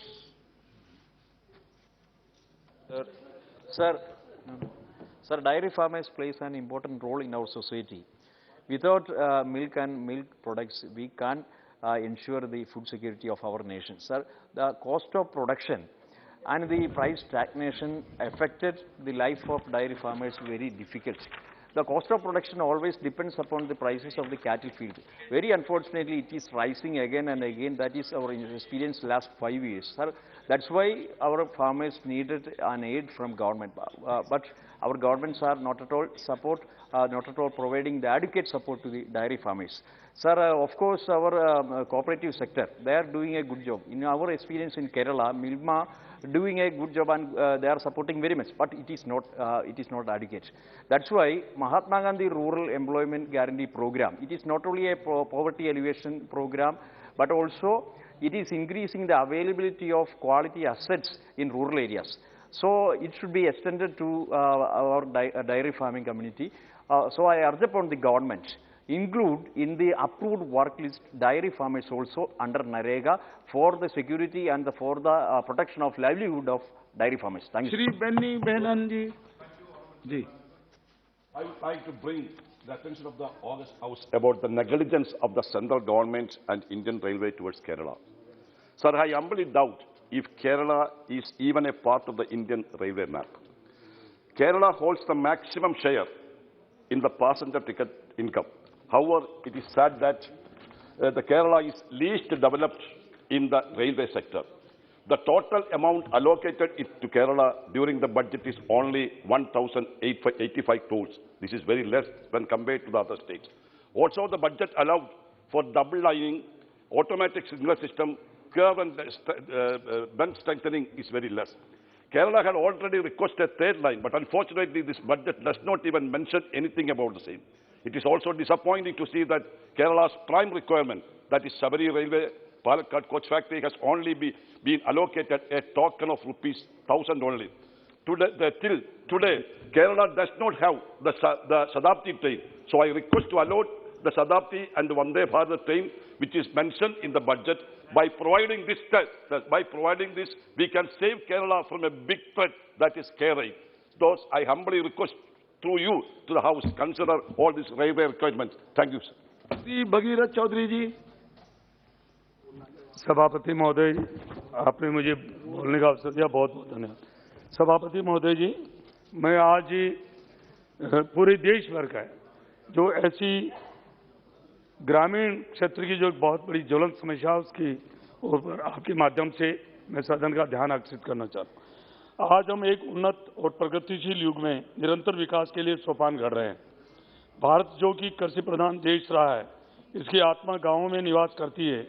ग्रामीण भारत के लिए माननीय प्रधानमंत्री नरेंद्र भाई मोदी जी के प्रयासों से अब शहरी और ग्रामीण सुविधाओं का अंतर समाप्त हो गया है। ग्रामीण भारत में भी अब महानगरों की तरह बिजली, पानी, इंटरनेट की सुविधा से अब नया भारत बन रहा है। सभापति महोदय जी, मैं आपका ध्यान एक महत्वपूर्ण विषय पर डालना चाहता हूं कि आज जो ग्रामीण क्षेत्र हैं, जो कृषि प्रधान देश हैं, यदि गांव में आग लग जाती है तो वहाँ अग्निशमन की कोई व्यवस्था नहीं है। और ये जो संविधान की 12वीं अनुच्छेद 243W के तहत अग्निशमन सेवाओं की शहरी निकायों के अधीन किया गया है, जबकि इसको पंचायत समिति स्तर पर करना चाहिए। सभापति महोदय जी, किसान के घर में कुछ नहीं है, टूटी हुई खाट है, फटे हुए बिस्तर हैं, जो भी उसकी संपत्ति है उसके बारे में जहाँ पशुधन रहता है वहीं सब कुछ उसके कृषि उपकरण है, चाहे पशुधन है, सब कुछ वहीं रहता है। परंतु जब आग लग जाती है, जब शहरों से गांव की ओर जब अग्निशमन वाहन चाहता है, तब तक सब कुछ स्वाह हो जाता है।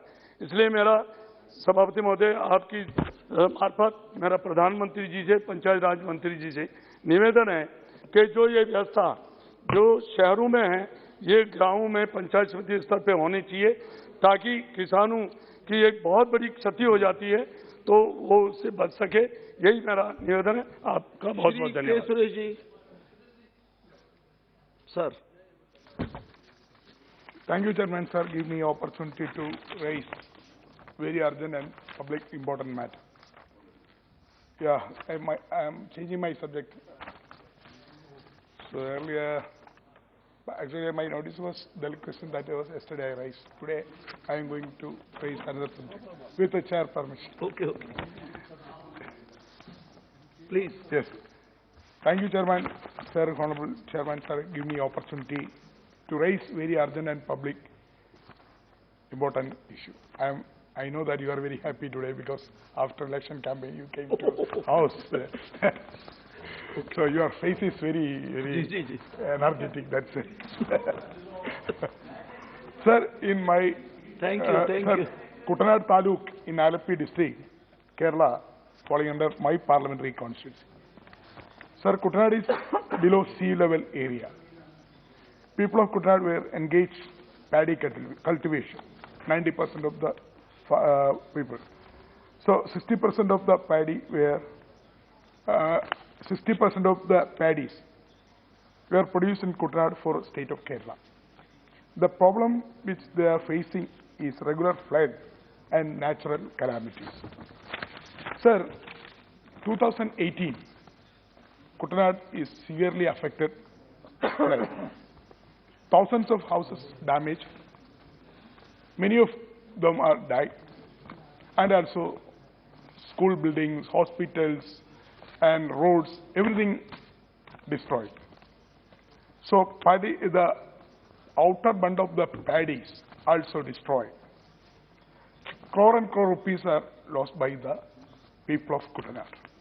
But they are not getting proper compensation from either in state government or central government.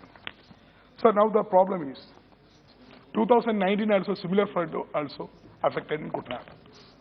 2021, that means previous year, there are 8 to 10 times people of Kutanad faced a severe flood.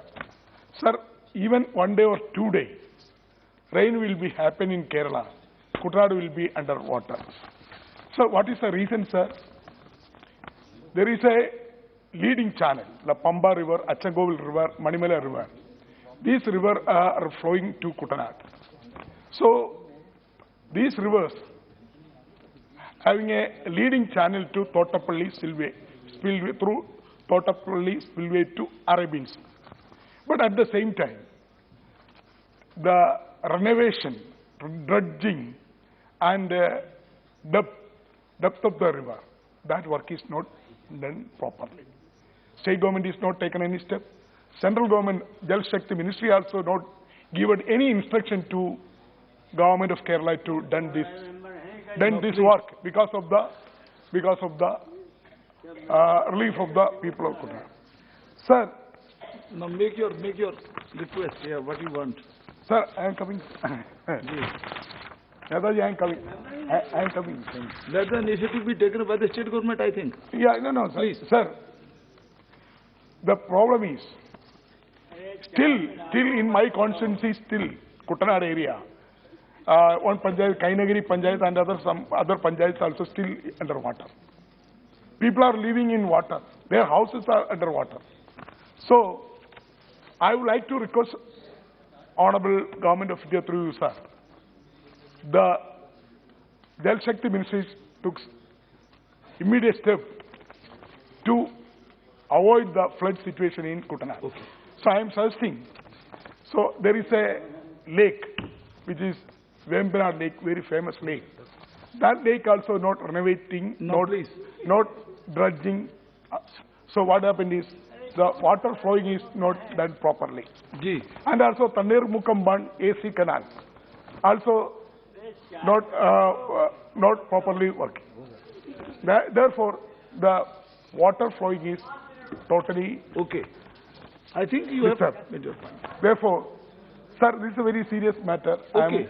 I am bringing here very serious matter because in my constituency, people of Kutanad, they are facing very big, very Shri serious. Dhanush M. I am concluding, sir. 1 minute. Please. 1 minute. I would like to request the Honorable Government and through Jal Shakti Ministry to have a discussion with the state government how we can sort out these problems which are facing by people of Kutanad. Sir, I would like to request I will request the demand to government to form a authority. State and central government set up a authority for Kutanad. Thank you, sir. Shri M. Kumar Dhanush. Shri Dhanush M. Kumar. மாண்புமிகு அவைத்தலைவர் அவர்களுக்கு இந்த வாய்ப்பை வழங்கியதற்கு எனது நன்றியை தெரிவித்துக் கொள்கிறேன். எனது தொகுதிக்கு உட்பட்ட தேசியமயமாக்கப்பட்ட வங்கிகளில் கல்வி கடன் பெறுவதற்கு 4 லட்சம் ரூபாய் வரை பிணையம் எதுவும் தேவையில்லை என்ற போதிலும் ஏழை மாணவர்களும் SC/ST மாணவர்களும் இந்த கல்வி கடனை பெறுவதற்கு மிகவும் சிரமத்துக்கு உள்ளாகின்றனர். மேலும் பலர் இந்த கல்வி கடன் கிடைக்காத காரணத்தினால் தனது கல்வியை பாதியிலேயே நிறுத்த வேண்டிய சூழ்நிலையில் உள்ளார்கள். இந்த பிரச்சனையை சரி செய்வதற்கு எப்படி அரசாங்கம் You have changed your subject? No. Yeah, it is about, it should have been about pending railway projects. Okay, now please. இந்த கல்விக்கடன் இலக்கு நிர்ணயிக்கும் பொழுது அத்துடன் இணைத்து இடஒதுக்கீடு அடிப்படையில் இந்த கல்விக்கடன் இலக்கை நிர்ணயிக்க வேண்டும் என்று கேட்டுக்கொள்வதுடன் மேலும் தேசியமயக்கப்பட்ட வங்கிகளில் தங்கள் மொத்த வர்த்தகத்தில் 18% விவசாயத்திற்கு வழங்க வேண்டும் என்ற இலக்கு உள்ளது. இந்த இலக்கை அடைவதற்கு வங்கிகள் நகைக்கடன் மூலமாக இந்த இலக்கை அடைகின்றனர். ஆனால் தற்பொழுதுள்ள நாட்டினுடைய சூழ்நிலையில் எந்த விவசாயியும் தங்கத்தை வைத்துக் கொள்ள நிலைமையில் இல்லை. அதனால் அவர்கள் இந்த விவசாய கடனை முழுமையாக பெறுவதற்கு ஒன்றிய அரசாங்கம் முறையான வழிமுறைகளை பின்பற்றி வங்கிகள் வழங்குகின்ற அனைத்து விவசாய கடன்களும் விவசாயிகளுக்கு கிடைக்க வேண்டும் என்று தங்களின் மூலமாக ஒன்றிய அரசை வலியுறுத்தி கேட்டுக்கொள்கிறேன். நன்றி, வணக்கம். श्री बालूभाऊ धानोरकर. धन्यवाद अध्यक्ष महोदय। हमारे देश में बंजारा समाज शिक्षात्मक एवं आर्थिक स्थिति में काफी पिछड़ा हुआ है। विभिन्न राज्यों में यह समाज को एससी, एसटी, ओबीसी, वीजेएनटी इन प्रवर्गों में विभाजित हुआ है।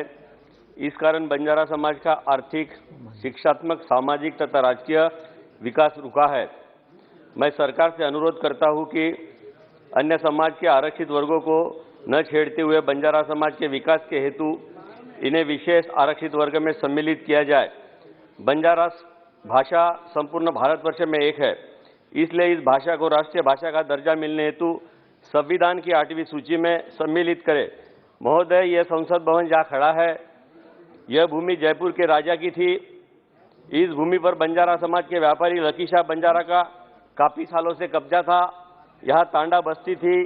बंजारा समाज की धार्मिक भावना इस भूमि से जुड़ी है। यह भूमि व्यापारी लकीशाह बंजारा ने ब्रिटिश सरकार को दान की थी, लेकिन यहाँ पर कहीं भी उनका नामो निशान नहीं है। संसद परिसर में दानवीर व्यापारी लकीशाह बंजारा की प्रतिमा और संसद मार्ग को इनका नाम देकर न्याय देने की मैं मांग करता हूं। धन्यवाद। श्री रामचरण वोरा जी. धन्यवाद सभापति महोदय। मैं जिस लोकसभा क्षेत्र से आता हूँ वो शहरी लोकसभा क्षेत्र है। यहाँ के पानी की मूलभूत आवश्यकता टोंक जिले के विशलपुर बांध से होती है। एक पाइपलाइन होने के नाते यहाँ पर मेंटेनेंस का जब काम चालू होता है तो 25 से 60 घंटा तक पानी की सप्लाई बंद रहती है, उसे काफ़ी परेशानी होती है।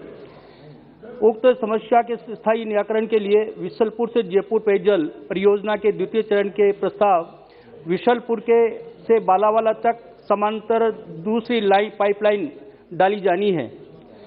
उक्त लाइन के लिए 1103 करोड़ रुपए की शहरी विकास मंत्रालय को केंद्र सरकार को ये जायका से वित्त पोषण हेतु लंबित है। जयपुर शहर की पेयजल व्यवस्था का स्थायी समाधान यही है, जिसे केंद्र सरकार द्वारा संबल दिए जाने से जयपुर लोकसभा क्षेत्र के साथ साथ जयपुर शहर, जयपुर ग्रामीण, टोंक सवाईमाधोपुर जिले की जनता को भी लाभ मिलेगा। मेरा आपसे निवेदन है कि उक्त राशि 1103 करोड़ रुपए की विशलपुर जयपुर पेयजल परियोजना के द्वितीय चरण हेतु सरकार द्वारा वित्तीय सहायता उपलब्ध कराने का श्रम करें। बहुत बहुत धन्यवाद। श्री उदय प्रताप सिंह जी. धन्यवाद माननीय सभापति महोदय। मैं आपके माध्यम से सरकार का ध्यान एक महत्वपूर्ण विषय की ओर आकर्षित करना चाहता हूं, वो है इस देश में बढ़ती हुई जनसंख्या। सभापति महोदय, आपसे बेहतर शायद कोई नहीं जानता कि उत्तर प्रदेश और खासकर मेरठ में जो बढ़ती हुई जनसंख्या और जो लोगों की कहना चाहिए कि सिर ही सिर नजर आते हैं शहर में, वो स्थिति पूरे हिंदुस्तान की बनी। मैं माननीय सभापति महोदय इस विषय को पार्लियामेंट के अंदर भी पिछले 12-14 सालों में अनेक बार रखा है और बाहर भी अनेक फोरम पर मैं इस बात को रखता रहा हूं। आपके माध्यम से पुनः सरकार से प्रार्थना करना चाहता हूं कि अब समय आ गया है कि इस देश में 2 बच्चों का कानून बनना चाहिए, क्योंकि हम देख रहे हैं सरकार सारे संसाधन उपलब्ध करा रही। माननीय प्रधानमंत्री जी के नेतृत्व में इस देश ने बहुत तेजी से विकास की तरफ कदम बढ़ाए हैं और देश को एक डेवलप्ड कंट्री की तरफ ले जाने की ओर अग्रसर किया है। लेकिन आप देखिए, जनसंख्या के कारण आवास हम भले 10 लाख आवास देते हैं, पता लगी 10 और तैयार खड़े हैं। हम सड़कें बनाते हैं, 4 लेन की 6 लेन की आवश्यकता पड़ने लगती है। हम बाजारों का विकास करते हैं, अगले और बाजारों की आवश्यकता पड़ती है। कितनी चीजें हैं जो संसाधन हम लगातार बढ़ा रहे हैं, लेकिन बढ़ती हुई जनसंख्या के कारण उन पर लगातार दबाव रहता है। इस देश की भौगोलिक स्थिति 135 करोड़ लोगों को संभाल कर रखने की भी नहीं है। आप कल्पना करिए 30-40 बरस बाद जब ये आबादी 160-165 करोड़ होगी, तब इस देश की क्या स्थिति होगी। मेरा आपके माध्यम से सरकार से आग्रह है कि हमारी जो नौजवान पीढ़ी है, हमारी अगली पीढ़ी है, उसकी बेहतरी के लिए, उसकी सुरक्षा के लिए, इसमें जाति धर्म संप्रदाय की कोई बात नहीं है। अगर इस देश को बचाना है तो हमें हर हाल में जनसंख्या पर इस पूरे सदन को एकमत होकर 2 बच्चों का कानून बनाना चाहिए। लोग सहमत भी हैं, और जो शिक्षा के कारण या अपनी विभिन्न कारणों से जो सहमत नहीं है, मुझे लगता है हम उन्हें समझाइश देकर अवेयरनेस प्रोग्राम चला के इस ओर लोगों को आकर्षित करना पड़ेगा, और सरकार को इस ओर अपने कदम बढ़ाने पड़ेंगे। आपके माध्यम से सरकार से आग्रह करूंगा कि देश में जनसंख्या नियंत्रण के लिए जल्द एक बेहतर कानून बने, जिससे हम देश के भविष्य में जो नौजवान हैं, हमारे देश का जो भविष्य है, उसको सुरक्षित और संरक्षित करने का काम कर सकें। धन्यवाद। Thank you, Mr. Speaker. Mr. Chairman, I wish to draw the attention of the Honourable Minister of Home Affairs towards the recent arrests of Kashmiri journalists Fahad Shah on charges of sedition and Sajjad Gul under the Public Safety Act, who've been accused of promoting terrorism, inciting violence, and as the current dispensation likes to call it, anti-national behavior. The prolonged detention in UP of Siddique Kapan under UAPA already remains a blot on our conscience. Several organizations, including the Editors Guild of India and Reporters Without Borders, have condemned these arrests and identified it as part of a larger pattern of deteriorating press freedom in our country. India has been ranked 142nd in the World Press Freedom Index. Indicating a worrying trend, yet another report has named India among the 5 most dangerous countries in the world for journalists and among the top 10 countries accounting for 3/4 of fatalities in the last 5 years. Statistics also reveal the disturbing killings of 18 journalists since 2014 and the detention of 7 journalists in custody in connection with their work as of 2021. Sir, journalists in Kashmir or UP or anywhere in India deserve to be able to do their job safely without fear of arrest or harassment. The Supreme Court too has recognized the importance of dissent in a vibrant democracy, stating that a free and independent press is a vital pillar of democracy which supports an informed and democratically engaged citizenry and allows those in power to be held accountable more meaningfully. I therefore urge the Honourable Minister to facilitate the immediate and unconditional release of Fahad Shah, Sajjad Gul and Siddique Kapan in the interest of preserving the freedom of press in our country. Thank you, Speaker. Please. No, just stand sleep on the table. Please. Shri T.N. Pratapan ji. No, please. एक second नहीं Honorable Chairman बाद में देता हूँ आपको, बाद में आपको बुलाता हूँ, आप बैठे तो सही, आप प्लीज बैठिए, अभी प्रताप बोले। Honorable Chairman, sir. Pradhan Mantri Jan Vikas Karyakram is an important scheme from Union government aiming multi-sector development of minority sections. The government has decided to increase the number of states and districts under the scheme. In Kerala, this scheme is very active and available in 13 districts out of 14. The only district which is excluded from this scheme is Thrissur. Thrissur has 42% of combined population of Christians and Muslims. Thrissur deserves a special consideration under Pradhan Mantri Jan Vikas Karyakram. I kindly request to the Minority Affairs Minister to include Thrissur district in this scheme. Thank you, sir. Shri Bhartavi Mehtab ji.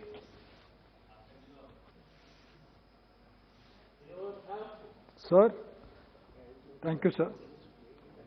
I would like to draw the attention of this House and also of the Minister that Odisha Legislative Assembly had passed a resolution for forming Legislative Council, and this was done 3 years ago.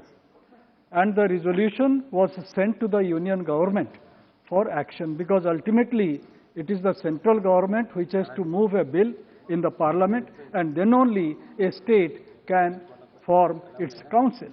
But recently, very recently, the law minister has said in the House, in the Parliament, that they have not received, as per record, no such resolution has been received by the government. This is very strange, and this demonstrates that one ministry does not know what the other ministry has. As member of Biju Janata Dal parliamentary party, we have come with the resolution and have met the Home Minister. Ultimately, it is the Home Ministry which has to move the resolution in the Parliament. I think former Law Minister is very much present here. At one point, and this was done in last 16th Lok Sabha. So it is very strange, and I draw the attention of the government through you, sir, that such type of mistake in answering relevant questions should not at all be in this manner, in a lackadaisical manner. There has been resolution by the State Assembly, and today I would say the Speaker of Odisha Legislative Assembly has come out categorically on which date the resolution was passed and on which day the resolution was sent to the Union government. This is very strange, and I believe that the Union government will correct its mistake while answering that question. Shrimati Navneet Rana ji. महोदय, आपका बहुत बहुत धन्यवाद। जो 1920 में जो act लाया गया था, सिटीजन अमेंडमेंट एक्ट के द्वारा 2019 में, आज हमारे महाराष्ट्र में और बहुत अलग अलग राज्य में ऐसे बहुत सारे समाज के लोग हैं। हमारे क्षेत्र की हम बात करें या महाराष्ट्र की, तो सिंधी समाज का पर्टिकुलर मैं बात करना चाहूँगी महाराष्ट्र से, जो फ्रीडम से पहले से पाकिस्तान से आकर देश में हमारे बसे हुए हैं, पर आज तक उनको भारतीय नागरिक का पीआर कार्ड या कोई भी प्रॉपर्टी वो खरीदते हैं या कोई भी बिजनेस वो खरीदते हैं, वो उनके नाम से उनको मिला नहीं जाता है। तो मैं आपके माध्यम से विनंती करूंगी, ये स्टेट और सेंटर मिलकर जो भी ऐसे शरणार्थी आए हुए हैं वो पाकिस्तान से, वो हमारे देश के नागरिक यहाँ पे फ्रीडम के पहले से आए हैं, उनको ये देश का नागरिक करके ये अधिकार मिलना चाहिए। क्योंकि आज खास करके सिंधियों को, क्योंकि जो सिंधी समाज ये देश को, महाराष्ट्र को सबसे बड़ा रेवेन्यू ये देता है बिजनेस के द्वारा, और हमारे देश के बहुत सारे नाम ऐसे हैं जो हमारे देश के स्वाभिमान अभिमान बढ़ाने के लिए हैं। तो मैं आपके माध्यम से विनंती करूंगी कि उनको ये देश का नागरिक करके घोषणा करके उनको ये देश के अधिकार मिलने चाहिए, इसकी मैं आपके माध्यम से विनंती करती हूँ। Thank you so much. Honourable member Shri V K श्रीगंधन।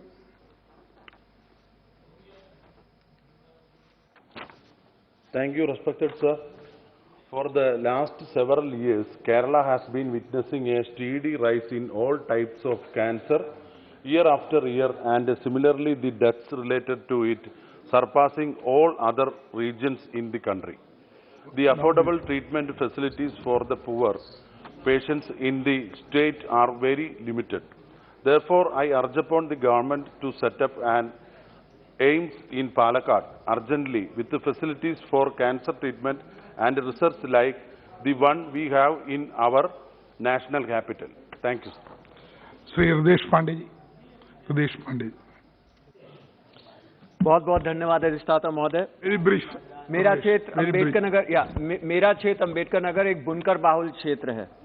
मान्यवर, मैं आपके जरिए से यहाँ माननीय मंत्री जी को, खासतौर से वित्त मंत्री और कपड़ा मंत्री को मैं बताना चाहता हूँ कि जो मैनमेड फाइबर पर, धागे पर 12% जीएसटी बढ़ा करके लगा दिया गया है, उससे पूरी तरह से बुनकरों का मार्केट टूट चुका है।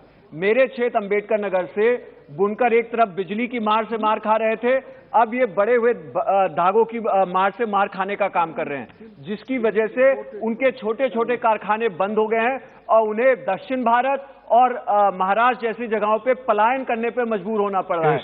मैं आपके माध्यम से निवेदन करना चाहता हूं माननीय वित्त मंत्री और कपड़ा मंत्री से कि ये जीएसटी, धागे के ऊपर जीएसटी को हटाएं, जीरो करें, ताकि पुनः जो है कंपेटिटिविटी आ जाए और ये लोग जो है इनके कारोबार आराम से आगे बढ़ सके। निशिकांत दुबे जी। निशिकांत दुबे जी। धन्यवाद सभापति महोदय। इस संविधान में जो है 341 और 342 दो धारा है सर, जो शेड्यूल कास्ट और शेड्यूल ट्राइब कैसे बनेंगे। मैं जिस राज्य से आता हूं, धर्मांतरण वहां बड़े पैमाने पर हो रहा है और धर्मांतरण होने के कारण जो आदिवासी समाज है हमारा, वो अपनी सभ्यता, संस्कृति, अपने विचार सारे कुछ खो रहा है, क्योंकि उसका कल्चर बदल रहा है। और जो ट्राइब को हम देते हैं, अधिकार देते हैं या ट्राइबल बनाते हैं सर, वो उनकी सभ्यता और संस्कृति के कारण होता है। आर्टिकल 341 जो कॉन्स्टिट्यूशन का है, वो ये कहता है कि यदि कोई शेड्यूल कास्ट अपना धर्म परिवर्तित कर लेता है, केवल जो हिंदुस्तान में धर्म है, चाहे वो सिख है, चाहे बौद्ध है, चाहे जैन को छोड़कर, यदि वो एक्सटेंशन जो हिंदुइज्म का जो है, यदि उसके बदले वो किसी दूसरे धर्म को अपनाता है, क्रिश्चियनिटी को अपनाता है या मुस्लिम को अपनाता है, तो वो शेड्यूल कास्ट नहीं रह पाता है। मेरा आपके माध्यम से भारत सरकार से आग्रह है कि दोनों 341 और 342 एक ही तरह का धारा है और कॉन्स्टिट्यूशन में हमारे फोर फादर्स ने जो कहा है, तो जो शेड्यूल कास्ट के लिए लागू है वही शेड्यूल ट्राइब के लिए लागू हो। यदि वो बुद्धिज्म में, सिखिज्म में या जैनिज्म के अलावा यदि वो क्रिश्चियनिटी में या मुस्लिम में कन्वर्ट होते हैं, तो उनको वो सारे अधिकार ट्राइबल के खत्म होने चाहिए और इससे जैसे भारत की सभ्यता और संस्कृति बनी रहे। यही मेरा आपके माध्यम से सरकार से आग्रह है। You are absolute correct. Yes, Shri Hasan Masood ji. जनाब शुक्रिया। ये बड़ी परेशानी की बात है जनाब कि डिसेबिलिटी पेंशन जो है उसकी दो तरीके हैं सारे मुल्क में, एक और जम्मू कश्मीर में एक। जो डिसेबिलिटी पेंशन जो जम्मू कश्मीर में मिलता है वो 1/5 है जो सारे मुल्क में मिलता है। तो एक ये है कि और 370 और 5 अगस्त ने उसमें कोई परिवर्तन नहीं किया। आज की तारीख में सबसे कम मिल रहा है। तो ये मेरा ये मुतालबा होगा कि 5000 कम से कम डिसेबिलिटी पेंशन जम्मू कश्मीर में भी लागू किया जाए। दूसरी बात जनाब, जो होम गार्ड्स का है, आज की तारीख में भी जम्मू कश्मीर में सिर्फ 2700 रुपये एक महीने में और बाकी देश में 22,000 रुपये।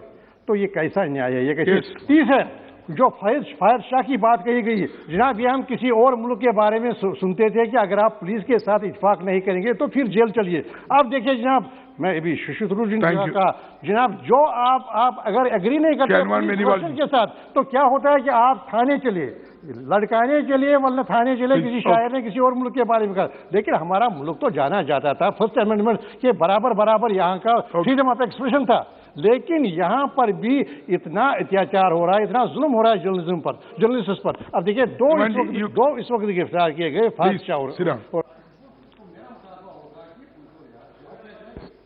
Thank you. सभापति महोदय, आपके माध्यम से सरकार का कोरोना काल में हुई लाखों लोगों की मृत्यु से उनके आश्रितों को विकट स्थिति की तरफ ध्यान आकर्षित करना चाहता हूं। महोदय, कोरोना के कारण जो मौतें उनमें से अधिकतर आंकड़े ने तो वेरी ब्रीफ नहीं, एक मिनट तो दें, फिर बैठे रहते हैं रात तक 2-2 बजे तक। और नई केंद्र के पास है कि किसी मृतक की कोरोना जांच होने से पहले ही उसकी मृत्यु हो गई और किसी की रिपोर्ट तो नेगेटिव आई, परंतु उसकी मौतें कोरोना से हुई, ऐसे में जो स्थिति बनी है वो बहुत ही विकट है। तो मैं मेरे राजस्थान की बात करूंगा। आपके माध्यम से राजस्थान के मामले की तरफ ध्यान आकर्षित करते हुए बताना चाहता हूं कि राजस्थान सरकार ने 3200 महिलाओं की मौत को कोरोना से मानी और उसके बावजूद उनके परिवार के लोगों को मुआवजा नहीं दिया गया। और सभापति महोदय, मात्र 8,882 पुरुषों की मौत उनके परिजनों को मुआवजा दिया गया। ऐसे महिला मृतकों का आश्रितों को अनदेखा किया जा रहा है। इस पर केंद्र को ध्यान देने की आवश्यकता है, जबकि वास्तव में यह आंकड़ा 4 गुना है। देश की सरकार के आंकड़ों के अनुसार अभी तक 5,55,000 लोगों की मौत इसके अंदर हुई है। अगर वास्तविकता जो बहुत अधिक सरकार की नैतिक जिम्मेदारी कैसे प्रत्येक पीड़ित परिवार की मदद करें। मेरी मांग है कि कोरोना से हजारों परिवार उजड़ गए, लाखों लोग हमारे मध्य दुनिया को छोड़कर चले गए। ऐसे परिवारों मृतकों की एक सेकंड तक लास्ट समाप्त कर रहा हूं। मृतकों की बात, सरकार एक नीति बनाए था कोरोना कांड जिनकी मृत्यु मौत का कांड रिकॉर्ड में किसी न किसी वजह से कोरोना नहीं दर्शा गया, उन्हें भी आर्थिक संबल मिल सके और केंद्र ऐसे मामलों में मृतक आश्रितों को 50,000 के बजाय कम से कम 5 से 10 लाख की राशि सहायता के रूप दे, ताकि ऐसे परिवारों की मदद मिल सके। धन्यवाद। श्री गौरव गोगोई जी। Thank you, Chairperson, sir. The Northeast India needs a new Northeast Industrial Investment Promotion Policy. The current policy has not led to any new private sector investment for Northeast. Various state governments have had many summits. Awesome Assam which have yielded only MOUs but not created any new investment, not created any new jobs. The previous Northeast Industrial Investment Promotion Policy under Dr. Manmohan Singh was extremely useful, and it is still credited as a successful policy by the private sector in Northeast India. I urge upon the central government to scrap the current policy and bring the provisions of the NEI-PPP as it was under Dr. Manmohan Singh. Thank you. Srimati Samarada Amrish Ji. Thank you, sir. Sir, I do believe that what I want to convey today is of national interest, and I beg you to allow me a little time, sir. Sir, on a recent visit to Kashmir, after a gap of many, many years, what took my breath away was not just the breathtaking beauty of Kashmir, but the sight of our beautiful national flag flying high and proud for the first time ever in Kashmir, sir. Sir, I can't express what kind of joy and pride I felt at seeing this. I felt it. Sir. Please sit down, sit down. Sir. Mr. Javed Ji, please sit down. Sir, I do believe that every Indian feels that our national flag is not just a symbol of peace and strength, but also a representative of all our religions, of ethnic cultures and languages spoken in our great country. Sir, today I want to draw the attention of this august House and the Government of India to a recent incident which happened in the district of Guntur in Andhra Pradesh state. Sir, our national flag was tried by some youth belonging to a certain group to unfurl on a monument called Jinnah Tower in the town circle, sir. They were prevented, they were lathi charged and duly arrested by the police. And the police was doing their duty, I suppose. And similar incidents have occurred in the past in my state of Karnataka, and after years of communal tensions, violence and disputes were settled amicably by the Supreme Court of India, sir. Sir, I'll come to the point which I want to make now, sir. This does raise several questions to my mind, sir. I just want to know, are there any places in our nation, still designated places, where we are not supposed to fly our national flag, sir? We are not supposed to hoist or unfurl our national flag. Are there places which prevent people from unfurling or hoisting our national flags, and why are we okay with it, sir? Why are we protecting the wrong against the right here, sir? This is the question I want to raise. Sir, I'll just finish in 2 minutes, sir. No. Sir, in any other country, this would be considered high treason. Shouldn't we take necessary steps to make clear mandates on whether this is allowed? The prevention of hoisting our flag is allowed in our country. Should be a matter of shame for all of us, sir. Yes. Sir, I would urge the government to take a serious view of this and ensure that any Indian, anywhere in our country can hoist the flag without fear and with pride in the great country of India. Jai Hind, Jai Karnataka. Very good. Sri Imtiaz Jalil Ji.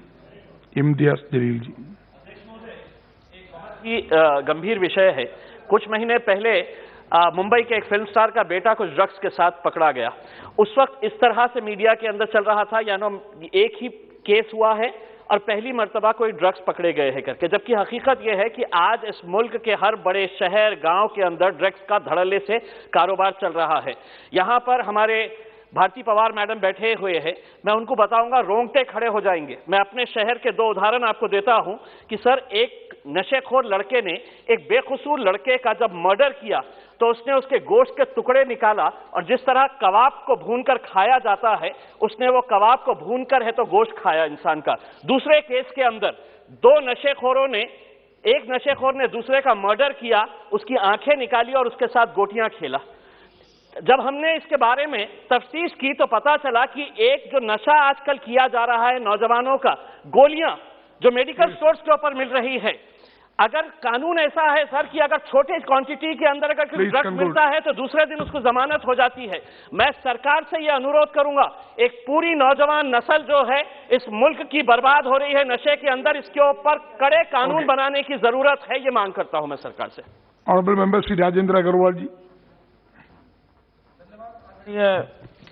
सभापति जी, Meerut handloom का बहुत बड़ा उत्पादन का केंद्र है और वहाँ लगभग 5 लाख की आबादी इस सिंगल ट्रेड पर निर्भर करती है, चाहे वो बुनाई हो, चाहे वो ट्रेडिंग हो, चाहे वो रंगाई हो या प्रोसेसिंग इत्यादि हो। लेकिन वहाँ पर एक बड़ी कठिनाई ये हो रही है, एनसीआर क्षेत्र के अंदर आने के कारण से अनेक प्रकार की एनओसी वहाँ के उद्यमों को लेनी पड़ती है। खासतौर से जो टेक्सटाइल की प्रोसेसिंग और की जो मिले हैं उनको रेड श्रेणी में रखा हुआ है तथा 7 एनओसी लेनी पड़ती हैं। आपको जानकर के आश्चर्य होगा, प्रदेश का प्रदूषण विभाग, केंद्र का प्रदूषण विभाग, भूजल विभाग, सीपीसीडी, थर्ड पार्टी निरीक्षण, एयर पॉल्यूशन और एनजीटी, और परिणाम ये होता है कि काम रुक जाते हैं, कामों की गति एकदम से आगे चल नहीं पाती है और कोई भी जो अधिकारी हैं ऐसा लगता है कि तालमेल बिठा करके हल निकालने के स्थान पर इन कानूनों का पालन करवाने के स्थान पर जो एक्सटॉर्शन है उसमें व्यस्त रहते हैं। मेरा आपके माध्यम से सरकार से निवेदन है कि कोई एक सिंगल विंडोज एजेंसी ऐसी बनाई जाए जो इन उद्यमियों को जो हैंडलूम से जुड़े हुए हैं उस पर सब प्रकार की एनओसी मुहैया कराए, उनका एक्सटॉर्शन न हो और जो वो सहयोग करने के लिए हमेशा तैयार है। प्रदूषण के संबंध में वो भी गंभीर है, परंतु इस प्रकार का प्रयास यदि होगा तो प्रदूषण भी नहीं होगा और ये उद्यम है वो भी आगे चल सकेंगे। आपने अवसर दिया, आपका बहुत बहुत धन्यवाद। Honourable member Shri Jagdambika Pal ji, very brief.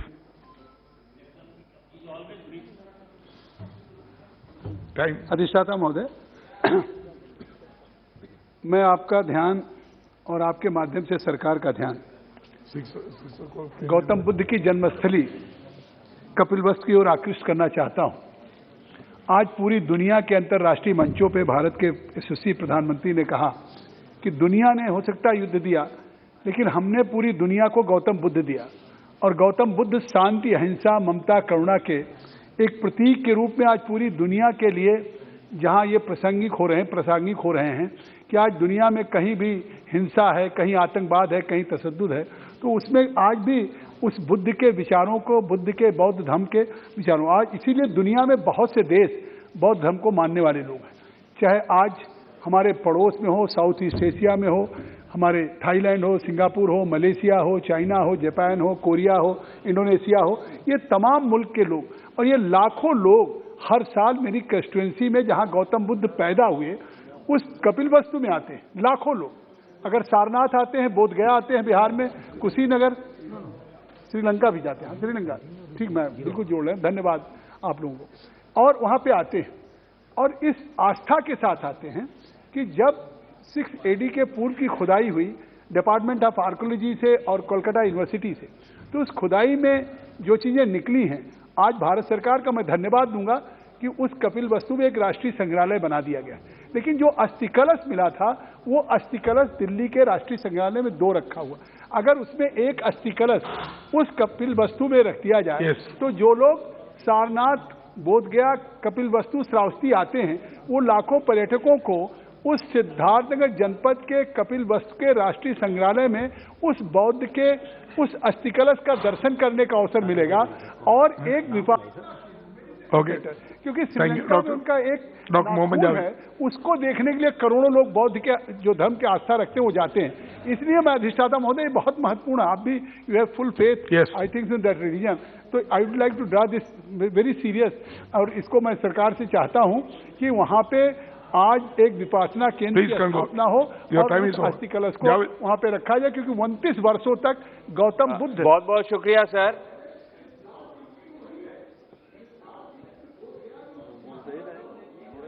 हाँ, बहुत बहुत शुक्रिया सर। हर साल की तरह इस बार भी मैं अपने तरफ कटाव की चिंता कर रहा हूं सर।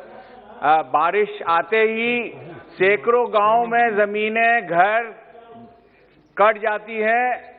मैं आपसे अनुरोध करना चाहता हूं, आपके माध्यम से मंत्री जी को अनुरोध करना चाहता हूं कि कटाव को रोकने के लिए जो एम्बैंकमेंट की जरूरत है वो कराएं और महानंदा बेसिन अगले 2 सालों में कराएं। और साथ ही आपके माध्यम से होम मिनिस्टर साहब से रिक्वेस्ट करना चाहता हूं कि जिन लोगों की जमीनें बर्बाद हो जाती है, नुकसान हो जाती है, घर बर्बाद हो जाते हैं, कागज पत्तर बर्बाद हो जाते हैं, उनको सही मुआवजा दे, जमीन दे, घर का पैसा दे और कागज भी दुरुस्त कराए। ये मैं होम मिनिस्टर साहब से अपील करना चाहता हूं। और चूंकि अभी बरसात आना बाकी है, ये वक्त है जब काम होना चाहिए, इसलिए जल्द से जल्द उचित फंड मुहैया कराया जाए ताकि एम्बैंकमेंट और ठोकर इत्यादि बन सके और महानंदा प्रोजेक्ट में जो राशि है वो दी जाए। बहुत बहुत शुक्रिया sir. Thank you. Shri Saugata Roy ji. Chairman, sir, I shall be very brief. I have great respect and good relation with the Uttar Pradesh Chief Minister. 2 days back, he made a comment that if people... Please. किसी को नाम नहीं बोला, नाम नहीं बोला, sir, what wrong have I said? हाँ, क्यों नहीं? सौगत रॉय जी। और दूसरा, अखबार में कहीं भी बातों को आप यहाँ डिस्कस नहीं कर सकते। कर सकते।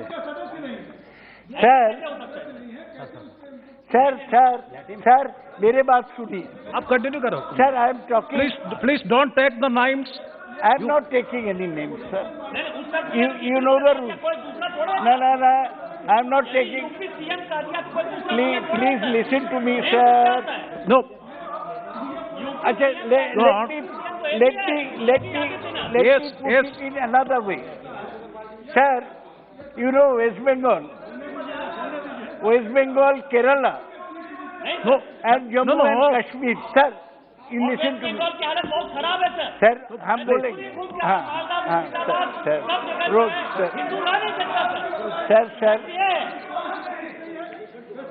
सर, ये सर, यहाँ क्या विरोधियों को गला घुट दिया जाएगा? बीजेपी के लोग यही करेंगे। सर, हमारे गला बंद कर देंगे। Nishikant Dubey ji, 1 second. You can. I will give the opportunity to you. नहीं, होगा। सुनिए ना। No. This house. Listen to what I'm saying. Nishikant Dubey ji.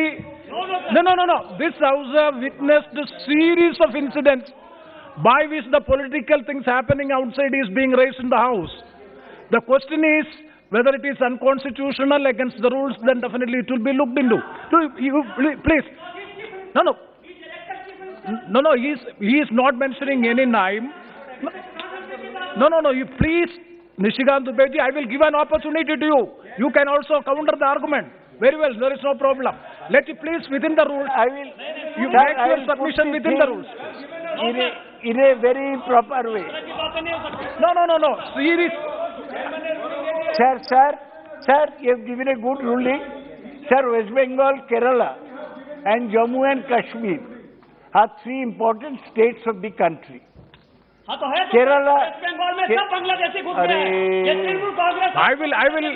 ये हार गया। निशिकांत जी, ये लोग हार गया वहाँ से, हार के भाग के आया। You got lost. आप हार के भाग के आया। आप now let us please confine. Please. Sir, please conclude. Would you please control this profession? No, please conclude. Would you please Nishikant Dubey ji. Will you please stop this professional heckler? आप खत्म करो please. आप खत्म करो. Let me complete. Conclude please. I won't be allowed to speak. Because we have to go to half an hour discussion. Sir, ये professional. No. We have to go to half an hour discussion. ये बंगाल के हार के आया है। इसको शर्म भी नहीं है। Please. हार गया पश्चिम बंगाल में। गिरिराज सिंह भी किया था। हार के आया। Now, item number 23. Half an hour, sir. Item number 23, half an hour discussion. Mr. Sri Bardhari Maktab ji. Item number 23, sir. Item number 23. I beg to raise the issue for discussion on points arising out of the answer given by the Minister of Rural Development. Thank you. Mahtab ji, yes, Honorable Minister. अध्यक्ष महोदय, सभापति महोदय, दादा आपके स्वास्थ्य के लिए अच्छा है कि मिनिस्टर जी आपके स्वास्थ्य के लिए दादा। मिनिस्टर आप इधर एड्रेस करो प्लीज। सभापति महोदय, उपसभापति महोदय, मैं धन्यवाद देना चाहता हूं महताब साहब को कि महताब साहब एक अनुभवी सांसद हैं और अनुभवी सांसद होने के नाते महताब साहब को दादा डिस्टर्ब न करें। Saugata Rai ji,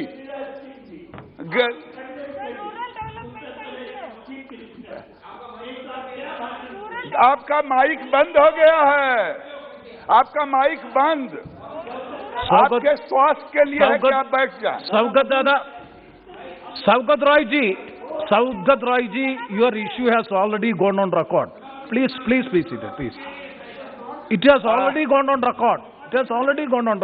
Why should? Yeah. The first point. दादा आपका स्वास्थ्य खराब हो जाएगा। No, it has already gone on record. It is नहीं। No, it has already gone on record. Please be seated, please. Please cooperate with the chair. That has already gone on record.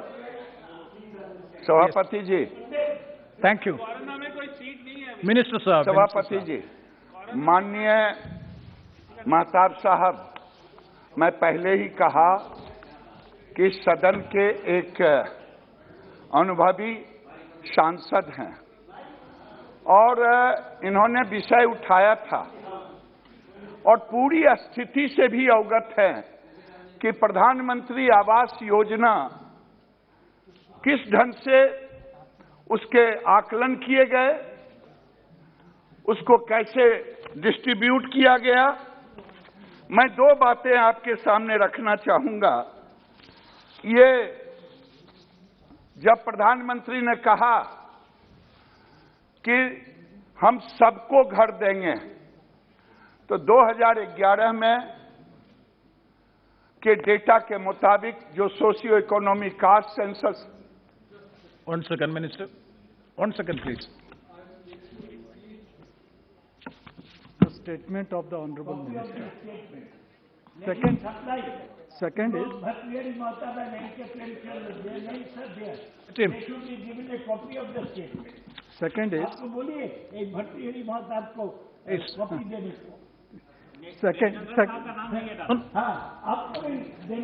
No, please. Let Mehtab ji. Second is, let me raise the issue and subsequently the Honorable Minister can give the statement. I think that you have already put the question, that's why. No, Please. I only mentioned the item number. Okay, sorry. I only... Yes, please, Mehtab. If सभापति महोदय, आपने आदेश दिया इसलिए मैंने इस विषय को रखा। महताब साहब से क्योंकि वो उठाएं, मैं इसका जवाब। Sorry. क्योंकि I'm sorry. उस समय थोड़ा डिस्टर्बेंस चल रहा था हाउस में, इसलिए there are little bit of miscommunication. मैं आपको इस हाउस को ये बताना चाहता हूं, जिस दिन 8 तारीख को इस क्वेश्चन आंसर के समय हमारे प्रश्न के ऊपर मंत्री जी ने बताया था, अध्यक्ष जी, मैं आपसे इतना जरूर कहना चाहता हूं कि 31 मार्च 2018 को प्रारंभिक समय सीमा के साथ अतिरिक्त छूटे हुए परिवारों की पहचान के लिए आवास प्लेस सर्वे सीमा को 4 बार बढ़ाया गया है। मैं उड़ीसा के संबंध में कह रहा हूं। उसके बाद भी उन्होंने कहा कि आपके आदेश 30 जून 2018, 30 सितंबर 2018, 30 नवंबर 2018 और अंत में 7 मार्च 2019 से 4 बार समय बढ़ाया गया। 1 वर्ष के समय देने के बाद 8,17,000 आवास अलॉटेड हैं, जिन्हें इन्होंने अलॉट नहीं किया है। ये है मंत्री जी का उस दिन का वक्तव्य हाउस में। जो 4 डेट उन्होंने बताया था, वो 4 डेट मैं डिस्प्यूट नहीं कर रहा हूं, पर 3 चीज हमारे सामने है। ओडिशा के बारे में मैं आपके सामने रखना चाहता हूं, हाउस के सामने रखना चाहता हूं। Identification of eligible but left out families could not be completed because preoccupation of field functionaries in the general election 2019 work for both parliament and state assembly। आप जो 4 डेट दिए हैं, वो 4 डेट है जून, सितंबर, नवंबर और मार्च, और उस समय से 6 महीने पहले से ही टोटल इलेक्शन प्रोसेस शुरू हो जाता है, और पंचायत के जो कर्मचारी हैं, जो जिला के अधिकारी रहते हैं, ये सारे लोग इन्यूमरेशन के वोटर लिस्ट तैयार होने से साथ भी और बाकी काम में जुटे रहते हैं, और इसलिए ये थोड़ा विलंब हुआ। और उस समय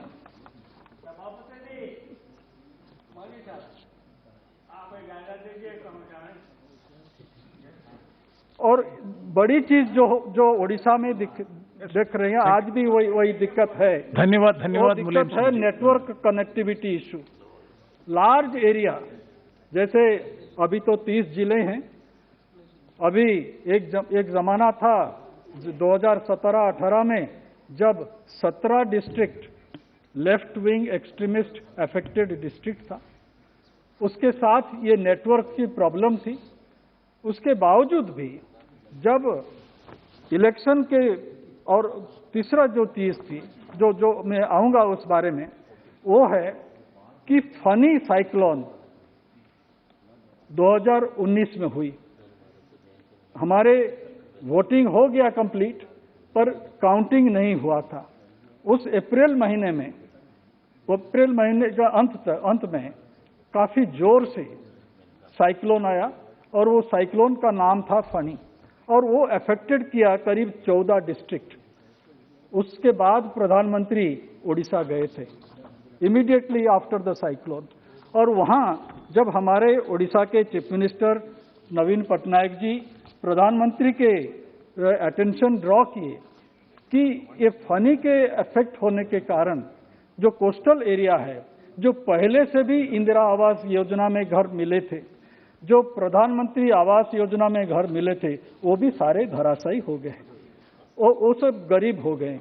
उनके लिए पक्का मकान की आवश्यकता है, तो इसलिए आप कुछ ज्यादा मंजूर करिए।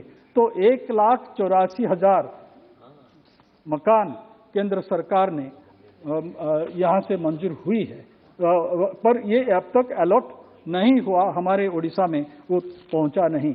इसलिए identification of eligible house hold through जो आवास प्लस पोर्टल के बारे में कहा है, तो ये जो विंडो खोला था, वो विंडो 7 मार्च 2019 तक ही खोला था।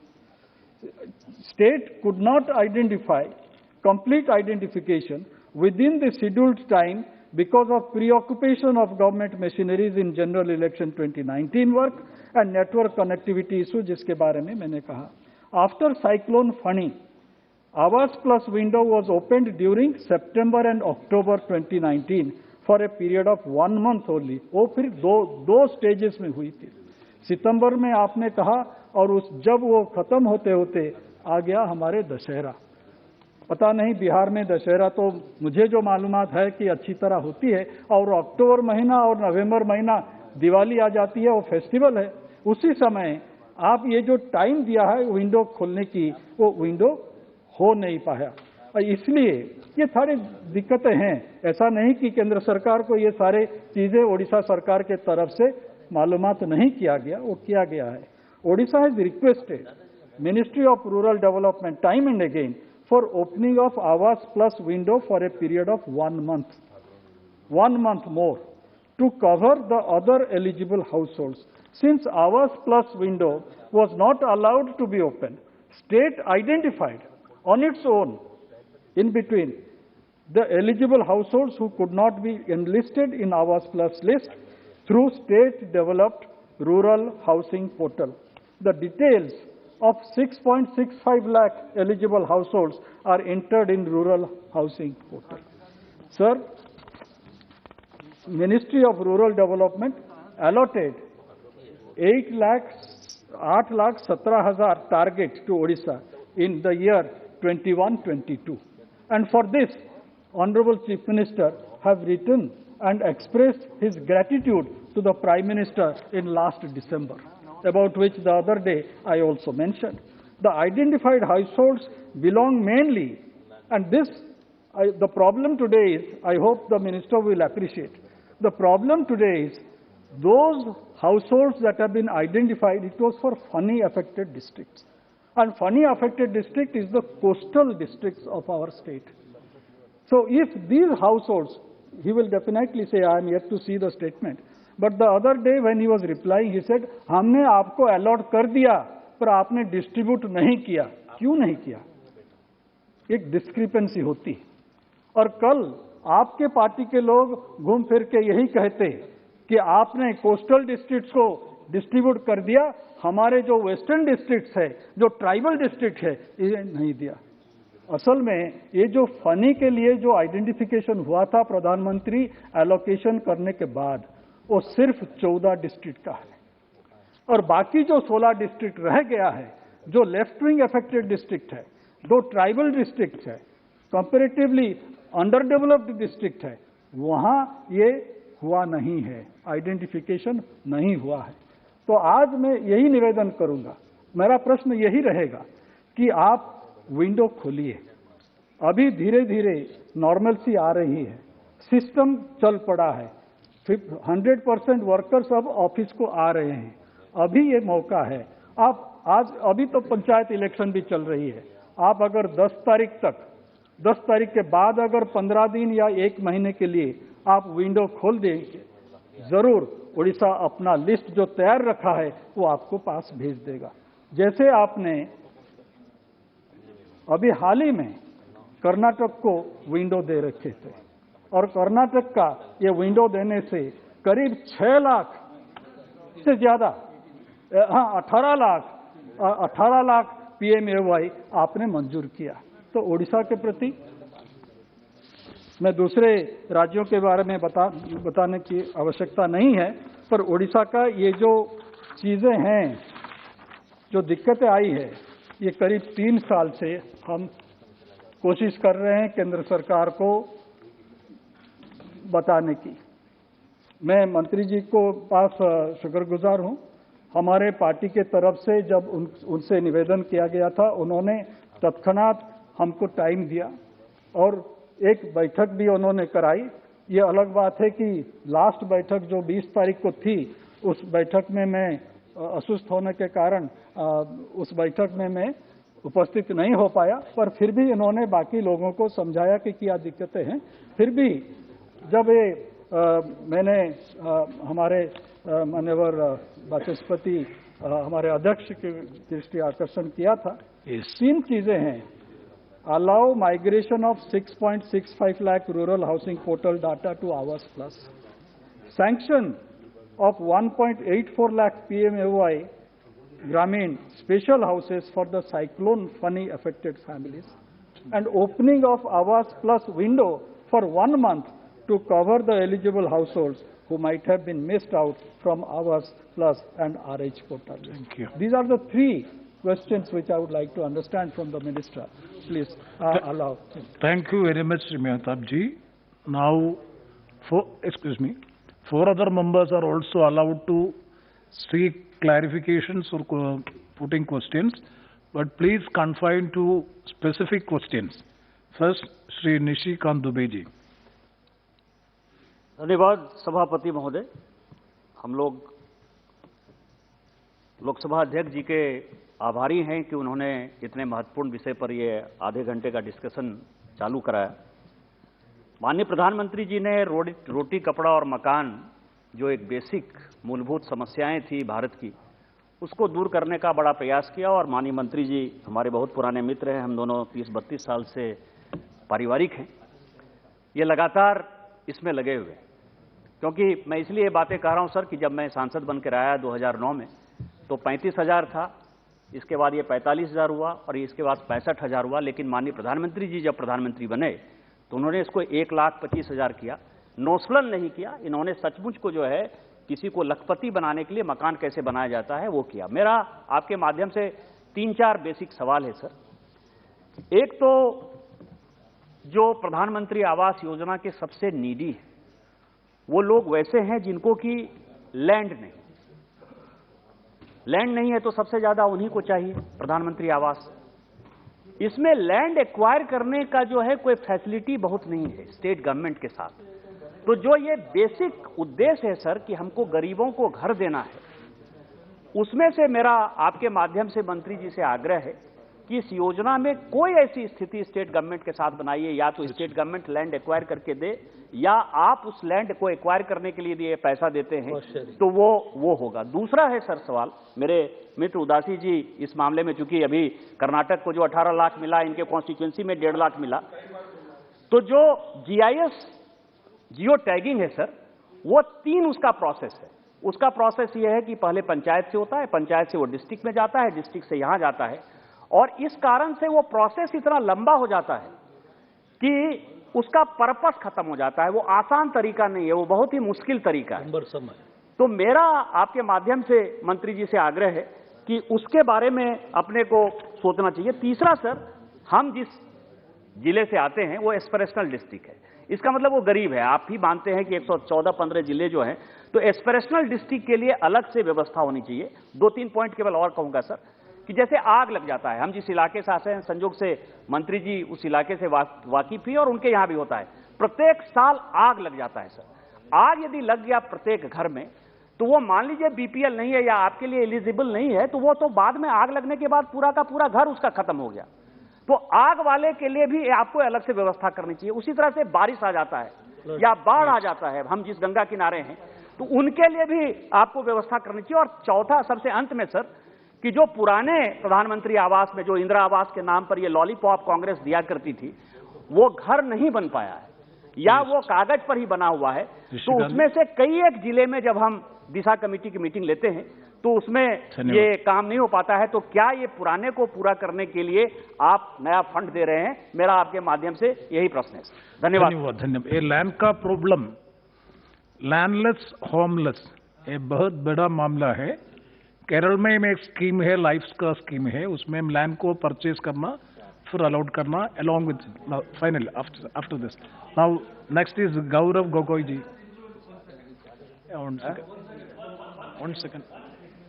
Sir, as you said, as Mr. Nashikant Dubey explained, sir, there are two type of, one is homeless, one is he doesn't have land, and one is having a land.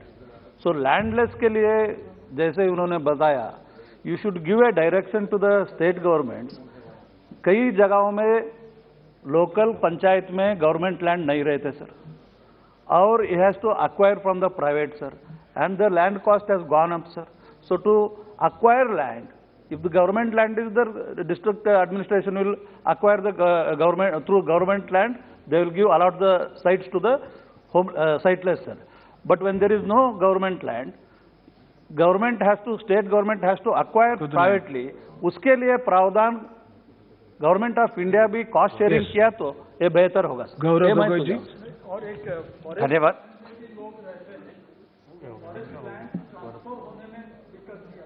Yes Gaurav ji. धन्यवाद सभापति महोदय। मंत्री महोदय बिहार से आते हैं और इसलिए बिहार की जो समस्या प्रतिवर्ष होती है, जो बाढ़ और कटाव है, उस समस्या से वो वाकई बहुत अच्छी तरीके से वाकिफ होंगे। वही समस्या देश के विभिन्न राज्यों में है, वही समस्या असम में भी है। तो क्या वे लोग जो बाढ़ और कटाव से ज़्यादातर प्रभावित है, क्या उनको किस प्रकार एक विशेष रूप से सहायता किया जा सकता है? क्या उनको प्राथमिकता दिया जा सकता है? आप भी ये महसूस करते होंगे कि किस प्रकार से जो कटाव प्रभावित क्षेत्र हैं बिहार के, वैसे ही असम के, उन लोगों को कैसे मदद कर पाए। अब असम में ऐसे हमारे जनजाति के लोग हैं, जो मिसिंग जनजाति के लोग हैं, वे अपने घर को वो पिलर्स पे बनाते हैं ताकि बाढ़ के समय अगर पानी भी आए तो उनको अपना घर नहीं छोड़ना पड़ता, क्योंकि घर थोड़ा ऊंचाई पे है। लेकिन ऐसे घर बहुत कमजोर होते हैं, क्लाइमेट रेजिलिएंट नहीं होते हैं, बाढ़ में ऐसे घरों का बहुत नुकसान हो जाता है। तो क्या हम ऐसे लोगों और इस प्रकार के जो दूसरा टाइप, जो दूसरे डिजाइन के घर हैं, जो फ्लड के लिए प्रिपेयर्ड है, क्या इनको हम और ऐसे डिजाइन को भी क्या हम प्रधानमंत्री आवास योजना में रह सकते हैं? इस मुहिम का उद्देश्य है हाउसिंग फॉर ऑल।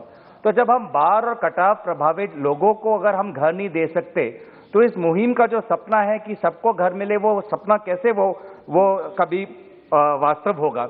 और आज हो क्या रहा है कि ये जो लोग हैं जो बिखर जाते हैं, वो कहीं और जाके ये अपना घर बनाते हैं, पर इनके पास ना कागज होता है, ना कुछ उनके पास ठोस सबूत होता है। तो एक टाइम पे तो सरकार का बुलडोजर आ ही जाता है, और सब सरकारी बुलडोजर आता है तो ये दोबारा रेफ्यूजी की तरह उनको टिन छत के नीचे रहना पड़ता है। तो ये कौन से हम मुहिम में जा रहे हैं? अगर हमने असली में, वास्तविक में अगर हमने सपना देखा है हाउसिंग फॉर ऑल, और अगर कोई तकनीकी समस्या है, जैसे भूमि लैंड को लेके हो या डिजास्टर को लेके हो, तो इसको हम हल क्यों नहीं निकालते? हम क्यों ब्यूरोक्रेटिक तरीके से कि हर साल ये हमारा टारगेट है, इस टारगेट को मीट करना है? जो वास्तविक में ग्राउंड लेवल में जो प्रॉब्लम्स है, जो आप भी देखते हैं, हम सब देखते हैं, हम सब लोकसभा क्षेत्र के हैं, उसको हम कैसे इन मसलों का हम समाधान कर सकते हैं? क्योंकि ये जो बाद में जो बेघर होके, कटाव और बाढ़ से बेघर होके जो लोग इंक्रोचमेंट में रहते हैं, तो सबसे पहले बुरी नजर इन पे पड़ती है। अब असम में सबसे पहले बुरी नजर इनको देखा जाता है। अगर ये किसी समाज के किसी विशेष वर्ग से है तो बुलडोजर इन पे पहले चलाया जाता है। तो बहुत ही एक सामाजिक समस्या बन जाता है, और समाज में एक तरीके से तनाव भी पैदा होता है जब समाज का एक विशेष वर्ग, वो चाहे जनजाति हो या माइनॉरिटी हो, उन पे सबसे पहले बुलडोजर चलता है। तो इसको लेके, बाढ़ कटाव को लेके, डिजास्टर को लेके, आज मेरे ही क्षेत्र में और बहुत से क्षेत्र में, चेन्नई में भी आप देखें तो अनसीजनल रेन और हेलस्टोन्स के कारण, आज मेघालय में देखिए, असम में देखिए, हेलस्टोन्स के कारण बहुत से घर आज टूट चुके हैं। तो जो डिजास्टर, नेचुरल डिजास्टर से अफेक्टेड घर है, जो डैमेज हो गए हैं, उनको लेके हम प्रधानमंत्री आवास योजना में क्या हम थोड़े अमेंडमेंट्स ला सकते हैं, ताकि ये और बढ़िया स्कीम हो, बेहतर स्कीम हो और कॉम्प्रिहेंसिव स्कीम हो? धन्यवाद। धन्यवाद। श्री संजय काक पाटिल जी। नहीं है। श्री असनैन मसूदी जी। शुक्रिया चेयरपर्सन साहब। हर एक वेलफेयर स्टेट का ये लक्ष्य होता है कि जो शेल्टरलेस हैं, जो हाउसलेस हैं, उनके लिए व्यवस्था की जाए, उनके लिए अफोर्डेबल, हमसे इसकी ये ड्रीम प्रोजेक्ट है अफोर्डेबल हाउसिंग प्राइम मिनिस्टर का। इससे पहले भी ये रहा, इस पर फोकस रहा। लेकिन जब हमारी ये परेशानी की जो भी वेलफेयर स्कीम अनाउंस होती है, उसका जो लक्ष्य हो, टारगेट है, वो अचीव नहीं होते। जैसे आप देखिए, प्राइम मिनिस्टर जो आवास योजना अर्बन है, 1 करोड़ 14 लाख का टारगेट बनाया गया, और उससे 52 लाख प्राप्त हुआ, उसका वो अचीव हुआ, तो 50% से कम। तो यहाँ पर जो हमारे पास फिगर्स है, जो रूरल के फिगर्स है, आपके पास ग्रामीण के फिगर्स है, ये फेक है, ये सही नहीं है। क्योंकि पिछले 3 साल से लोग क्यू में खड़े हैं, खिड़कियां नहीं खुल रही है। एक जहन की भी खिड़की खुलनी चाहिए और इसकी भी खिड़की खुलनी चाहिए।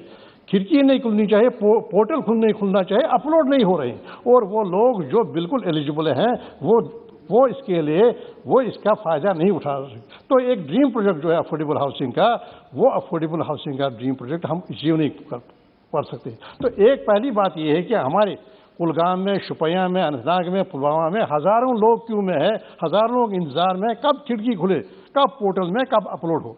तो ये मेरी पहली गुजारिश होगी, जैसे कि महताब जी ने कहा कि ये खिड़की का जो पोर्टल का मामला है, एक बार एक सीमित वक्त के लिए ये खोलिए। तो और दूसरी बात है, जो अब ये जैस की बात कर रहे हैं, तो इससे मैंने क्या देखा है फील्ड में क्या हो रहा है कि उसमें एक बार चीन ने किया तो वो फिर अपना प्रयास नहीं कर सकता है। देखिए जब तक वो क्यू में खड़ा है, जब तक उसका सैंक्शन होता है, तब तक वो दाई बाई से कुछ रकम जोड़कर बुनियाद बनाता है, कुछ बनाता है। तो एकदम ही कार्यकर्ता जो है, जो विलेज लेवल वर्कर है, जो भागे हैं, वो आके उसे कहते हैं आप इनएलिजिबल हो गए क्योंकि आपने खुद एक प्रयास किया। ये डिसेबिलिटी ये जो है ये खत्म होनी चाहिए, ताकि वो अपने प्रयास से भी थोड़ा बहुत शुरुआत करें। क्योंकि देखिए जो स्काई रॉकेटिंग प्राइसेस हैं, जो प्राइमरी करने की जो कीमत है वो बढ़ती जा रही है। हर एक का प्रयास होता है कि जब तक सहायता मिलती है मुझे 1.25 लाख रुपए की, तब तक मैं कुछ न कुछ अपने से प्रयास करूँ। तो ये ज़रूरी है। ये पहले जो विंडो, हर एक विंडो जहन की भी और ये विंडो भी खुलने की बात है। सभी विंडो। बहुत धन्यवाद। Honourable minister. माननीय सभापति महोदय। No please, no, only those members who have given notice. No, after नहीं, मैं मेंबर भी हूँ। Let the minister reply, then you can seek clarification. No, let the minister. मंत्री जी के बोलने के बाद कुछ क्लैरिफिकेशन हो तो पूछना, कोई प्रॉब्लम नहीं है। मंत्री जी। माननीय सभापति महोदय, मैं जब खड़ा हुआ बोलने के लिए तो मुझे लगा कि मैं माननीय महता साहब के प्रश्नों का जवाब दे करके मैं उसको कंक्लूड करूंगा। नहीं, लेकिन जब हमारे सदन के जिन सदस्यों को आपने, चाहे माननीय निशिकांत जी हों, गोगोई जी हों, उदासी जी हों, मुशरी साहब हों, जो लोग हों, सबकी भावना अपने अपने ढंग से रखने का काम किया। मैं आपसे यही कहूंगा कि मैं तो सोचा था, पहले ही कहा कि मैं केवल उड़ीसा को कह करके, लेकिन अब मुझे सदन में अपनी बात रखने का आप इजाजत दें। मैं थोड़ा सा समय 2-4 मिनट ज्यादा ले लूंगा। महोदय, मेरे प्रधानमंत्री ने कई बार कहा है कि ये विकास केवल मेरे कारण नहीं हुआ है, विकास पहले से भी लोग करते रहे। जिसकी चर्चा इंदिरा आवास की योजना की चर्चा आई, जिसकी चर्चा क्या था महोदय, इंदिरा आवास योजना 75,000 उसका था, माननीय सांसद ने जिक्र किया। जब मोदी जी को लगा कि 75,000 में वो आप नहीं बन सकता है, तो उन्होंने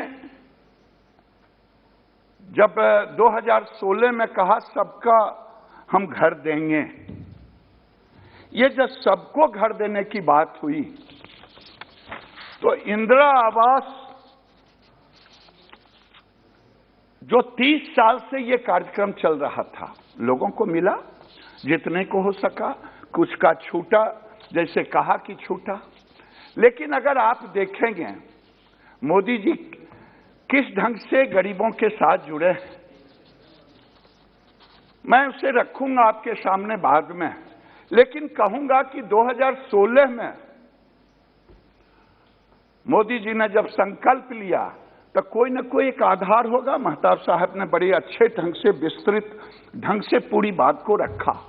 वो आधार हुआ सोशियो इकोनॉमिक का सेंसस 2011, और उसको देखेंगे ये 4.03 करोड़ आया।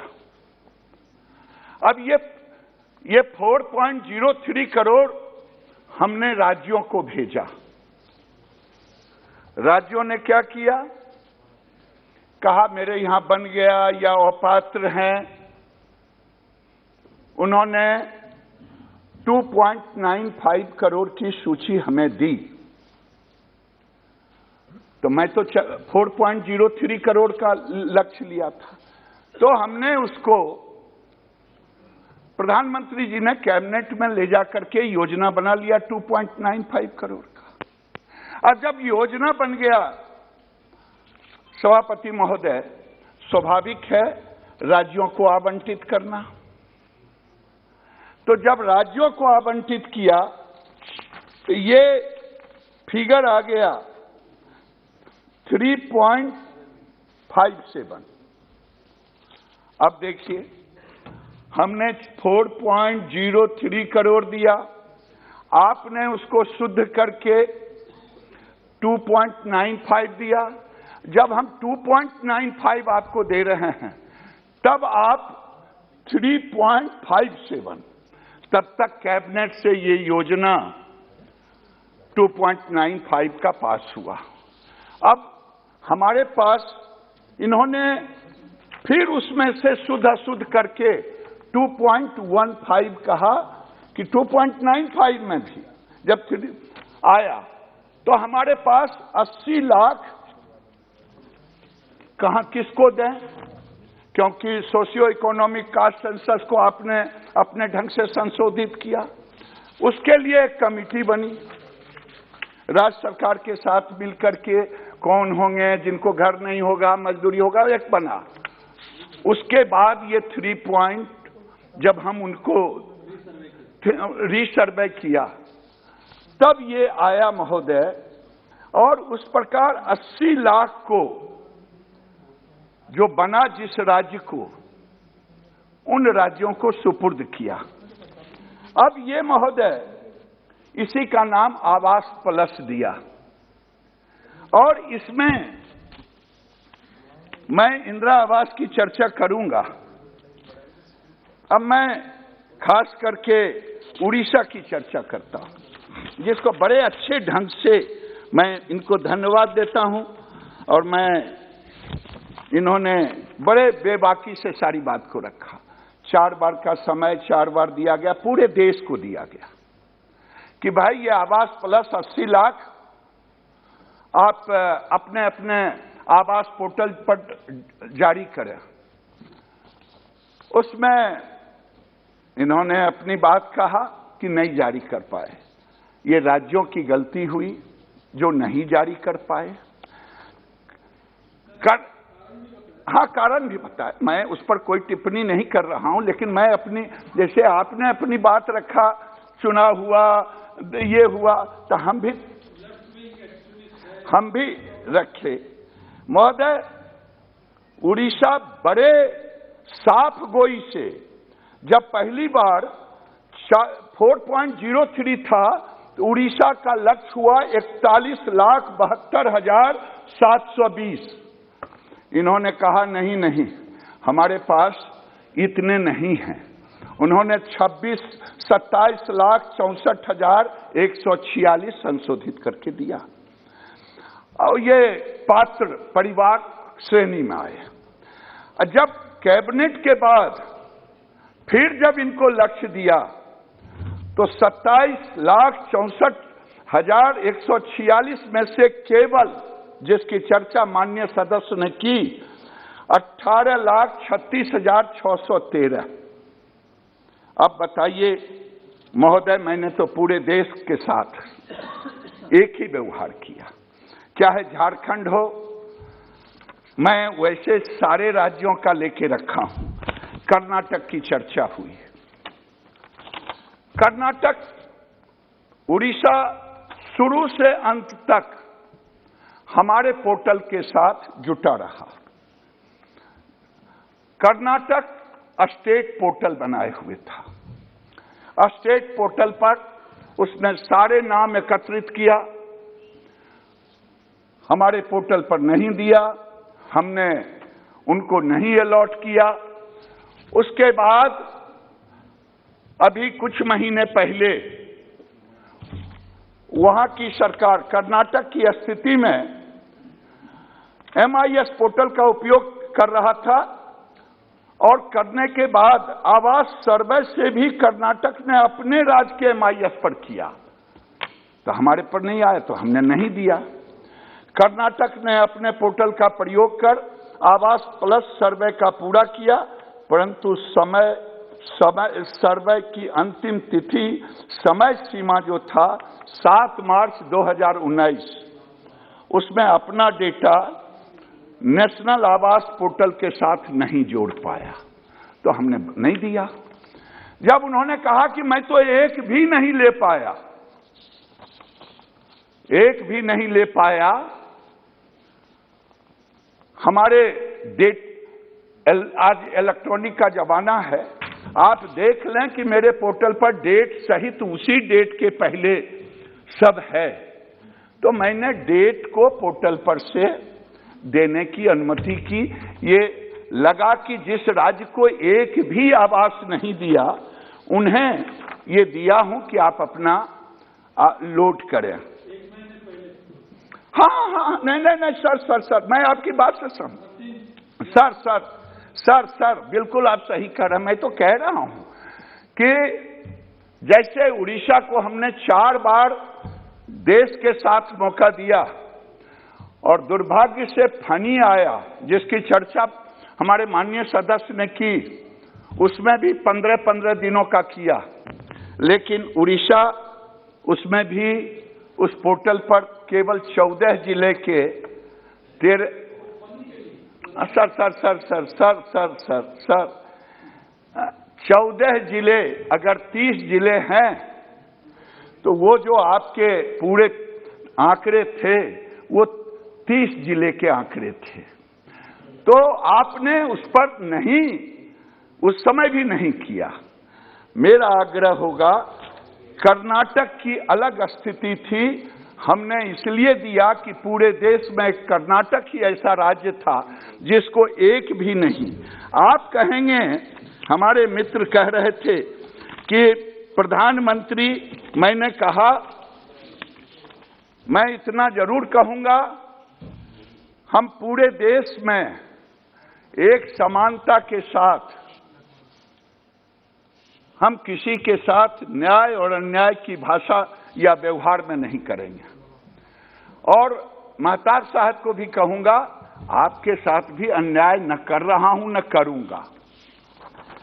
और जहां तक मेरे ऊपर है इस केंद्र सरकार की, सबको आपने आवास, उस स्थिति में मैंने पूरी स्थिति रख दिया कि 2000 इंदिरा आवास 74 लाख, सभापति महोदय, अधूरे इंदिरा आवास को हम मोदी ने बनाया।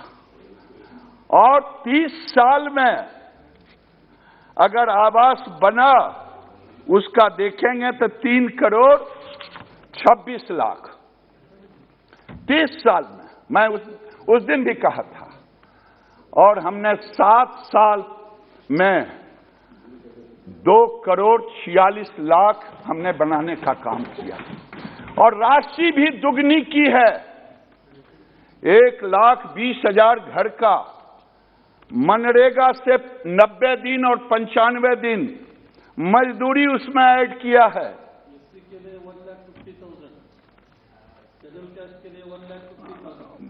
मैं बोल रहा हूं।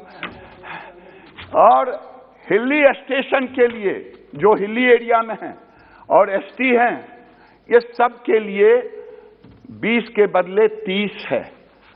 मिला जुला करके घर भी दिया, राशि भी दोगुना की, बिजली भी दी, शौचालय भी दिया, और साथ में साथ उज्ज्वला भी दिया।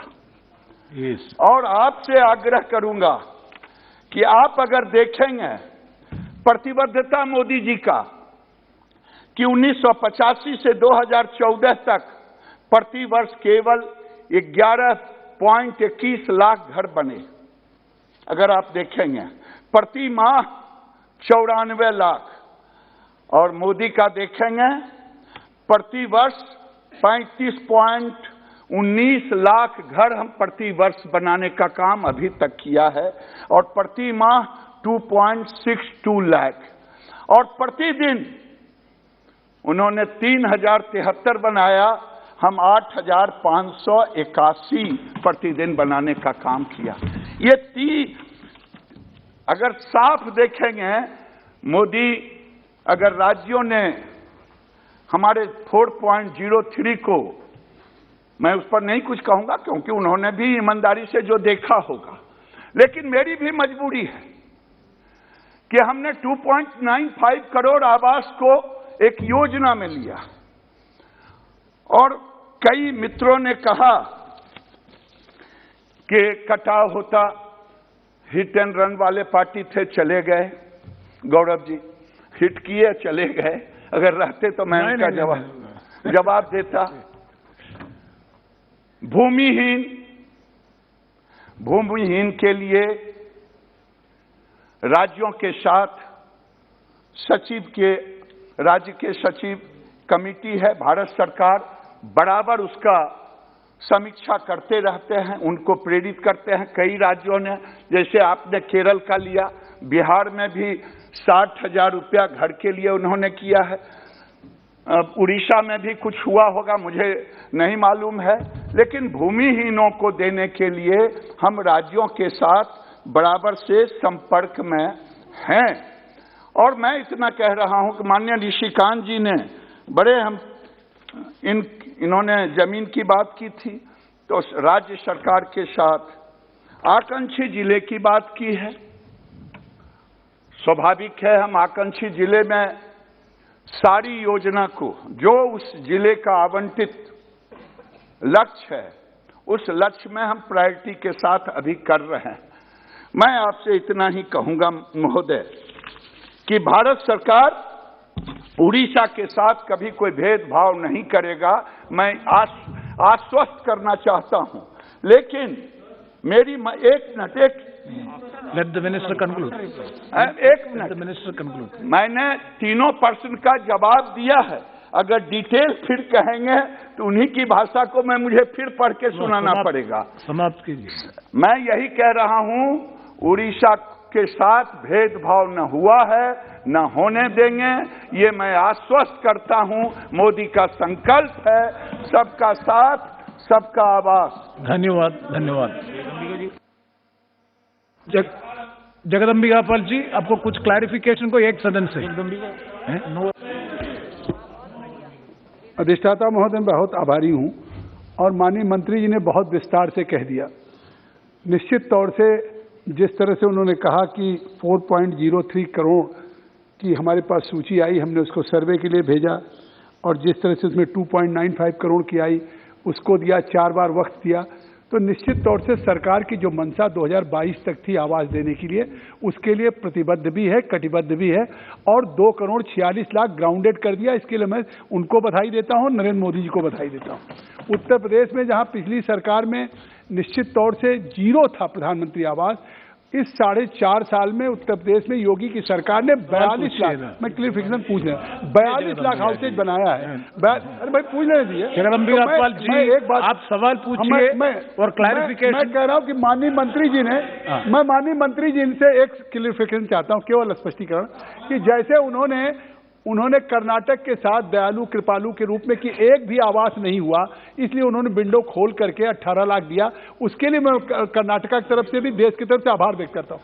ऐसे सिद्धार्थनगर मेरा जनपद, एक मिनट रुक जाओ, सिद्धार्थनगर मेरा जनपद है, एस्पिरेशनल डिस्ट्रिक्ट है, जैसे हमारे निशिकांत जी का, उसके 3 ब्लॉक में एक आवास नहीं किया। तो जैसे ये दया किया उन्होंने कि कर्नाटक में अगर एक आवास नहीं किया, तो मेरे जिले के 3 ब्लॉक में एक भी आवास नहीं किया है। अगर उस 3 ब्लॉक में आवास को फिर से दे दे, क्योंकि और जगह आपने दिया तो सारे ब्लॉक में लगता है कि आवास तो बहुत तेजी से मिल रहा है, लेकिन वो 3 ब्लॉक में अब मंत्री जी प्लीज कुछ क्लैरिफिकेशन से आ पाया था। जी धन्यवाद।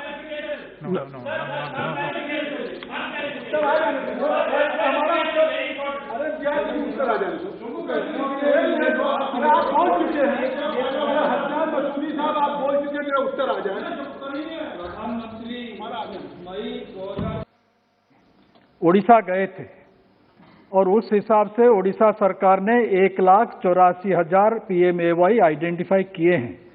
प्राइम मिनिस्टर ने एश्योर किया था, वो एश्योरेंस आप नहीं मानेंगे, और उसके साथ 6 लाख सम ऑड PMAY, उसको विंडो खोलने, आप कह रहे हैं कि 2,94,00,000 PMAY आपके मंजूरी हुई है। मंत्री जी, माननीय महताब साहब से मैंने आग्रह किया हूं और सदन को कहा हूं कि उड़ीसा के साथ कोई भेदभाव हम नहीं होने देंगे। धन्यवाद। Now we will move to the private members business. We have to receive the private members resolution. Sri Rajinder Agarwal ji has to resume his speech, I think. Agarwal ji. धन्यवाद आदरणीय सभापति जी। मैं श्री रितेश कुमार पांडे जी द्वारा जो प्रस्तुत प्रस्ताव है वेलफेयर ऑफ आंगनवाड़ी वर्कर्स उसके संबंध में पिछले सत्र में बोल रहा था। अपनी बात को आगे बढ़ाते हुए मैं कुछ और निवेदन करना चाहता हूं। इसमें कोई संदेह नहीं, जिस बात का मैंने पिछले अपने भाषण में भी उल्लेख किया था। इस सेशन में आपका मेडन स्पीच है। जी जी कि आंगनवाड़ी वर्कर्स की बहुत बड़ी भूमिका, खास तौर से जो लास्ट माइल डिलीवरी जिसको कहते हैं, हनुमान बेनीवाल जी, उसके संबंध में होती है। चाहे वो पोषण का विषय हो, चाहे वो चाइल्ड केयर का विषय हो, न्यू बॉर्न बेबीज का विषय हो, चाहे वो लैक्टेटिंग मदर्स का विषय हो, और अब तो एनईपी के अंदर जो छोटा बच्चा है उसकी चिंता करने का भी एक प्रकार से काम आंगनवाड़ी के माध्यम से होने की योजना बनाई गई है। तो उनका बड़ा महत्वपूर्ण इनकी भूमिका है। जो नियमित स्वास्थ्य सेवाएं हैं उसके अंदर वो एक अपना रोल अदा करती हैं, और आकस्मिक संकट के समय में भी, जैसा कि कोविड की वैश्विक महामारी आई, उसमें भी उन्होंने बड़ी तत्परता के साथ अपनी जिम्मेदारियों को निभाया है। यानी यदि मैं उत्तर प्रदेश की बात करूं तो जहां माननीय प्रधानमंत्री नरेंद्र मोदी के नेतृत्व में कोरोना के संकट पर विजय प्राप्त करने का या उसको नियंत्रित करने का या उसके खिलाफ कार्रवाई करने का प्रभावी प्रत्येक दृष्टि से जो काम हुआ है, इसका दुनिया में उदाहरण दिया जाता है। उसी प्रकार से उत्तर प्रदेश के अंदर भी जिस प्रकार से हमारे मुख्यमंत्री योगी आदित्यनाथ जी के नेतृत्व में काम हुआ, वो पूरे देश के अंदर भी अनुकरणीय एक उदाहरण बना है। आईआईटी कानपुर ने उसके विषय में एक रिपोर्ट भी बना करके दी है, जो एक WHO ने उसकी तारीफ की है। और इस सारे काम के अंदर जो, जैसा मैंने कहा कि नियमित सेवाओं में भी और तात्कालिक दृष्टि से कोई समस्या पैदा होती है, कोविड जैसी हुई, उसमें भी आंगनवाड़ी वर्कर्स की बहुत भूमिका रही है। और सरकार ने भी इसको मान्य किया है, इसको रिकॉग्नाइज भी किया है, और उसी क्रम में अनेक प्रकार की जो उनको सुविधाएं हैं वो भी प्रदान करने का प्रयास सरकार ने किया है। ये विषय निश्चित रूप से स्वास्थ्य का, खासतौर से प्राइमरी हेल्थ केयर का विषय केंद्र सरकार और प्रदेश सरकार दोनों का रहता है। प्रदेश सरकार की भूमिका है, अलग अलग स्तर पर क्या क्या प्रदेश सरकारें करती हैं वो उनका विषय, और मैं यहाँ उसका उल्लेख मेरी उतनी जानकारी भी नहीं है प्रत्येक प्रदेश सरकार ने क्या किया है। लेकिन केंद्र सरकार के स्तर पर हम देखें तो 2018 में भी पहले 3,000 रुपये एक उनको ऑनरेरियम दिया जाता था, उसको 4500 माननीय नरेंद्र मोदी जी की सरकार ने किया। उनको थोड़ा सा एक आर्थिक दृष्टि से उसके सपोर्ट मिली। उनको जो किसी विशेष कोई कार्यक्रम किया, कोई उन्होंने सेवा प्रदान की, उसके लिए भी 500 रुपये अतिरिक्त देने की व्यवस्था की गई। और ये क्रम लगातार आप ये देखें कि उनके विषय में, उनकी समस्याओं के विषय में संवेदनशील होते हुए और उनके कार्य के महत्व को स्वीकार करते हुए इस प्रकार की सुविधाओं का विस्तार क्रमशः प्रत्येक समय में केंद्र की माननीय मोदी जी सरकार के द्वारा किया गया है। अभी जैसे जो हेल्थ वर्कर्स थे कोरोना के समय में, उसमें उनको लगभग 22.5 लाख ऐसे हेल्थ वर्कर्स हैं जिनको 50 लाख के बीमा की सुरक्षा प्रदान की गई थी। उसमें ये जो हमारी इनकी गिनती इसमें नहीं जोड़ी गई थी, तो हमारी सारी जो ये आंगनवाड़ी कार्यकर्ता हैं या आशा वर्कर्स भी हैं, उनको भी दायरे के अंदर लिया गया है। तो आज उनको 50 लाख का एक सुरक्षा बीमा उपलब्ध है काम करते समय, ये जैसे एक सुविधा दी गई है। इसी प्रकार से अभी इस बजट के अंदर भी जो हमारी वित्त मंत्री महोदय ने प्रस्तुत किया, उसके अंदर भी एक अपग्रेडेशन जो इनका है आंगनवाड़ियों का, और उसके लिए एक श्रेष्ठ आंगनवाड़ी बनाने की दृष्टि से, सक्षम आंगनवाड़ी बनाने की दृष्टि से भी योजना बनाई गई है। उसके लिए बजट का आवंटन किया गया है, और उसमें ये कोशिश है कि टेक्नोलॉजी, प्रोडक्ट्स और सर्विसेज तीनों स्तर पर उनको मदद मिले, और इस प्रकार के बजट का प्रावधान भी वित्त मंत्री महोदय ने किया है। संक्षेप में मैं ये कहना चाहता हूं कि आंगनवाड़ी कार्यकर्ताओं की, वर्कर्स की जो भूमिका है, उसके महत्व को सरकार ने स्वीकार भी किया है, उसको सम्मानित भी किया है, और उनकी सुविधाओं को बढ़ाने का एक कोशिश भी की है। लेकिन जिस प्रकार का रितेश पांडे जी ने उन्होंने ये प्रस्ताव रखा है, बस मैं जरूर कहना चाहता हूं कि क्योंकि ये विषय दोनों केंद्र सरकार और प्रदेश सरकार दोनों के क्षेत्र के अंदर आता है, इसलिए ये हो सकता है, इस प्रकार का विचार किया जा सकता है कि एक बार केंद्र सरकार प्रदेश सरकार के अपने जो मंत्री हैं, स्वास्थ्य से संबंधित जिनका काम है या बाल विकास उससे संबंधित जो विभाग हैं, उनके साथ बैठ करके कोई ऐसी योजना बनाए कि इनको और अधिक स्थायित्व इन आंगनवाड़ी कार्यकर्ताओं को दिया जा सके। उनकी जो यदि नियमित सैलरी हो सकती है, आप भी इस बात को स्वीकार करेंगे कि उसके में कुछ संसाधनों की सीमा रहती है। इसका जो शुरुआत है, इसकी जो डिमांड है वो प्रदेश सरकार के द्वारा ही की जाती है, तो उसको इनिशिएटिव लेना पड़ता है। तो जो भी हो, एक बैठ करके इस संबंध में ऐसी योजनाएं की जाएं कि उनको और अधिक सुविधा मिले और अधिक वो सक्षमता के साथ सेवा कर सकें। और अभी पिछले दिनों ये कोविड के कार्यकाल के अंदर ही उत्तर प्रदेश की सरकार ने उनको मोबाइल ऐप उनको दिए हैं, मोबाइल दिए हैं, जिससे वो बेहतर आंकड़े रख सकें, बच्चों के आंकड़े रख सकें, माओं के आंकड़े रख सकें, उनको ठीक प्रकार से सेवाएं प्रदान कर सकें। मतलब इस प्रकार की और भी जो सुविधाएं हैं वो दी जा सकती हैं। और निश्चित रूप से ये महत्वपूर्ण विषय है, केंद्र सरकार और प्रदेश सरकार बैठ करके इसके ऊपर निर्णय करें और इनकी सुविधाओं का विस्तार हो। इतना ही कह करके आपने मुझे समय दिया, मैं अपनी बात समाप्त करता हूँ और आपका धन्यवाद करता हूँ। Thank you Agrawal ji. Ramesh Bidhuri ji. Nobody is there. Kanakmal Katara. Katara.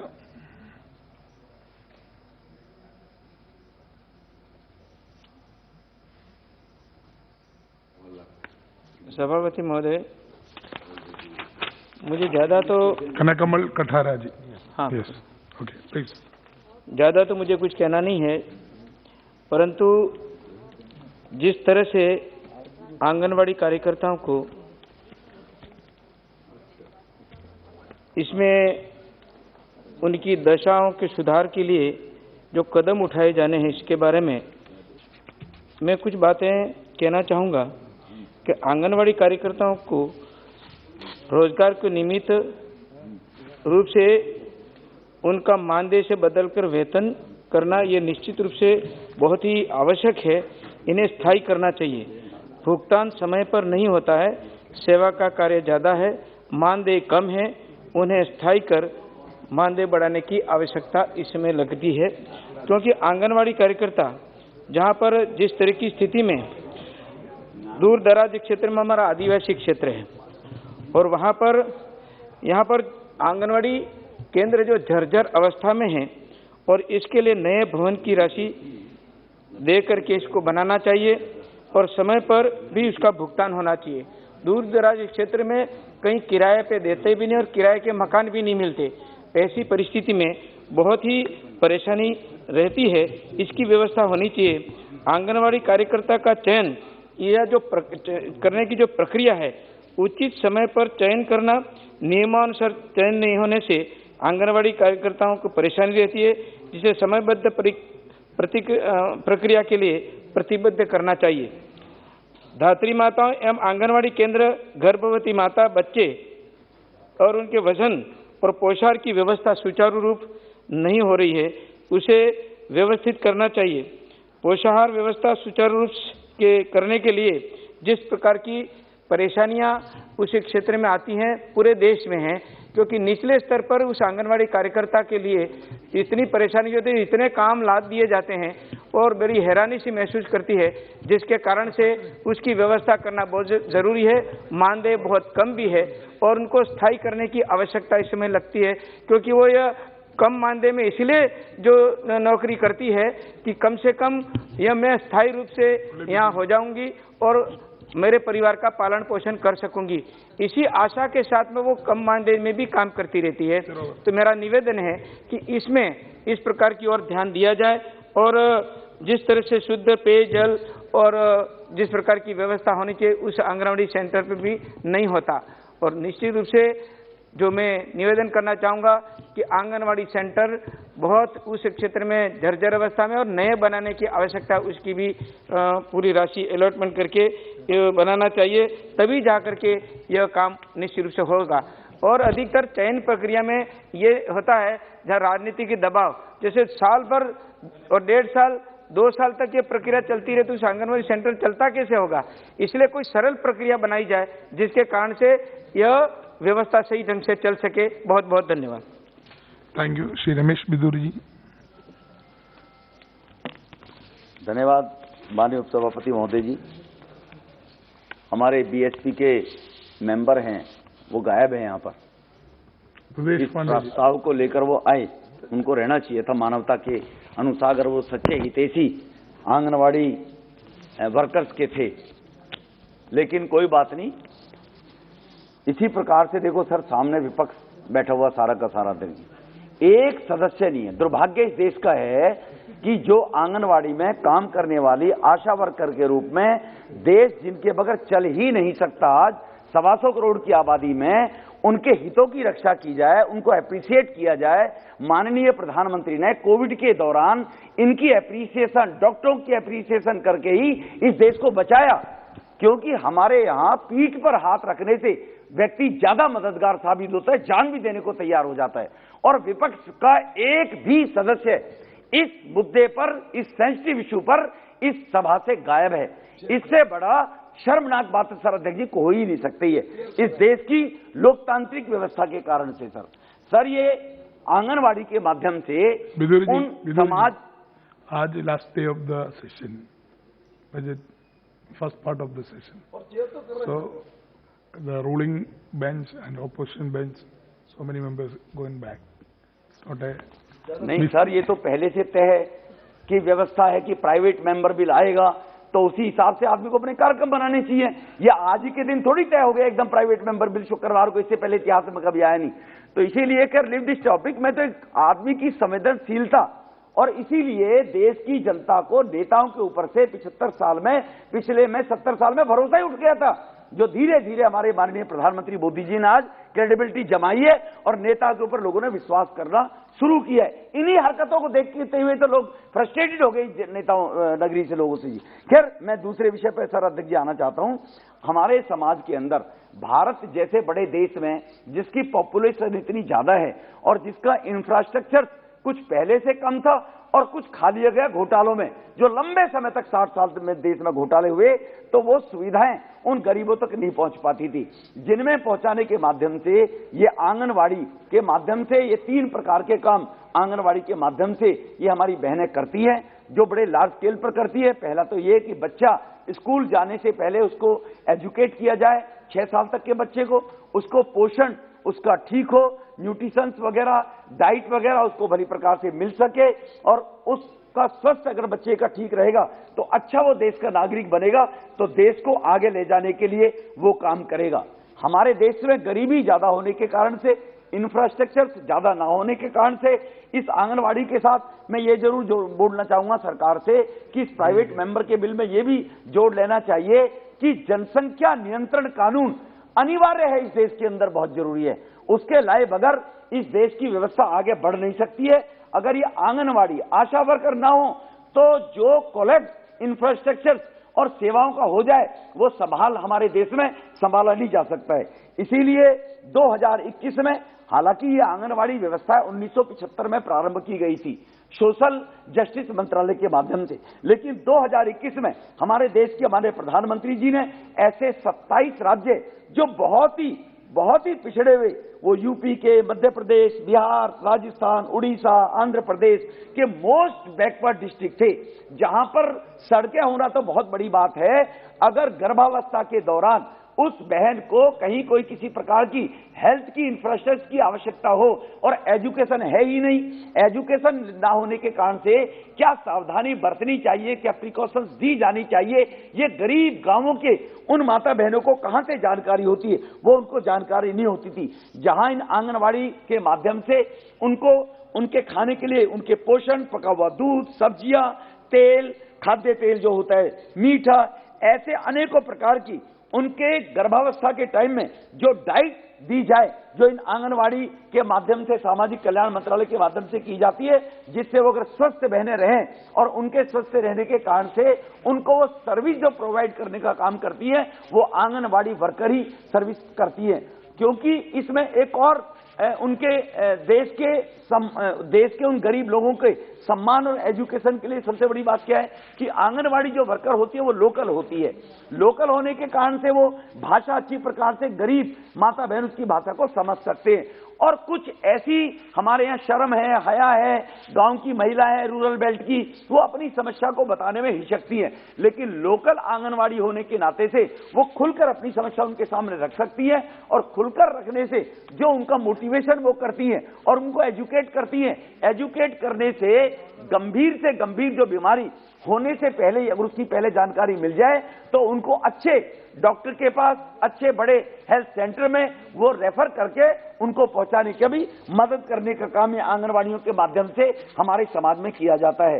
ये काउंसलिंग के माध्यम से आज जो आंगनवाड़ियों के माध्यम से घरों में, पहले तो देखिए इसमें काउंसलिंग के माध्यम से ओल्ड जो थे हमारे वृद्ध लोग, उनको एजुकेशन स्टार्टिंग अर्लियर डेज में तो गांव में घरों में जाकर 20-30 परिवारों में, क्योंकि गांव में अनपढ़ता ज्यादा थी इसलिए एजुकेशन का काम भी आंगनवाड़ियों के माध्यम से ही किया जाता था। लेकिन अब समय के बदलाव आने के कारण से अब जो बच्चे पैदा होते हैं गर्भावस्था के दौरान, बच्चे के पैदा होने से पूर्व उन बहनों की इस प्रकार की चिंता हो कि वो पोलियोग्रस्त ना हो, उनको खसरे जैसी बच्चे को बीमारी ना हो जाए, बच्चा और कुपोषण के रूप में ना पैदा हो, उससे पहले उनको इंजेक्शन लगवाने का काम माता बहनों का, उनको एजुकेशन काउंसलिंग देने का काम ये आंगनवाड़ी की सभी बहनें इनके माध्यम से ये काम उनके वहां से किया जाता है।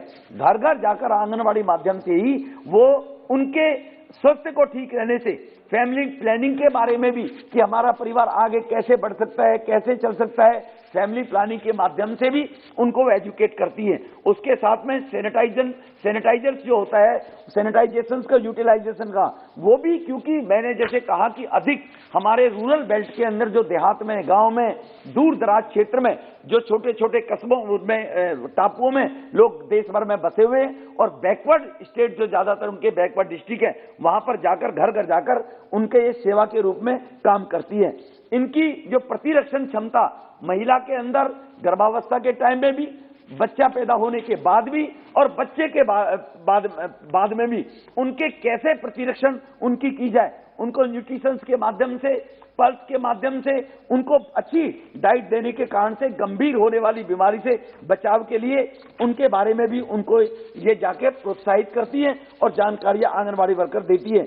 ये उनके परिवारों को भी, कई रूढ़िवादी विचारधारा के कारण से परिवारों में आज भी वो व्यवस्था देश में, अगर हम बिहार, उड़ीसा, मध्य प्रदेश ऐसे राज्यों में चले जाएं जो पिछड़े राज्य हैं, वहां पर आज भी लोग अंधविश्वासी बातों पर विश्वास करते हुए, झाड़ फूक की स्थिति में जाते हुए उन डॉक्टरों से, जो लोकल डॉक्टर है उनसे भी ज्यादा अच्छा काम करने का काम ये आंगनवाड़ी की बहनें करती है। और इनके करने के कारण से ही आज जो हमारे लगभग 2 मिलियन अगर आंगनवाड़ी कहीं मोटिवेशन का काम, सेवा का काम देश के अंदर कर रही है, तो जो नीति आयोग के भी आंकड़े उनके अनुसार भी निकल कर आया कि 7 करोड़ माता बहनों, बच्चों, परिवारों को ये काउंसलिंग देकर उनका जीवन बचाने का काम करती है।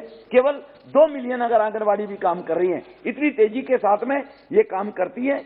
इनके काम करने के साथ साथ जो बेसिक हेल्थ सर्विसेज है, इन आंगनवाड़ियों के माध्यम से ही, इनके माध्यम से ही उनकी जो 6 साल से छोटा बच्चा है उसकी जांच समय समय पर हो जाए, उनको फूड डाइट देने के बाद क्वार्टरली आज उनकी जांच करने का काम माननीय प्रधानमंत्री जी ने से कहा, सभी सांसदों से माननीय प्रधानमंत्री जी ने कहा कि मनुष्य को अपनी मनुष्यता प्रदर्शित करने के लिए सेवा के कार्य करने चाहिए। हम ही सभी सांसदों को उन्होंने कई बार इस बात के लिए कहा कि हम सब लोगों को हर गली मोहल्ले में जाकर इस प्रकार के छोटे बच्चों में कंपटीशन कराने चाहिए कि किसका बच्चा सबसे ज्यादा स्वस्थ है, किसका बच्चा, अगर हम एक बच्चे को कहीं ना कहीं मोटिवेशन करने के बाद ये हेल्थ सेक्टर के डॉक्टर से, आंगनवाड़ियों के माध्यम से वहां पर कैंप लगाकर उनको ये हम काउंसलिंग करें और ये कंपटीशन कराएं, तो किसी परिवार को अगर वहां पर हम उस परिवार को इंसेंटिव देंगे तो और भी परिवार के लोग इसमें आगे, इन इंसेंटिव को देखते हुए माता बहनें सोचेंगी मैं भी अपने बच्चे की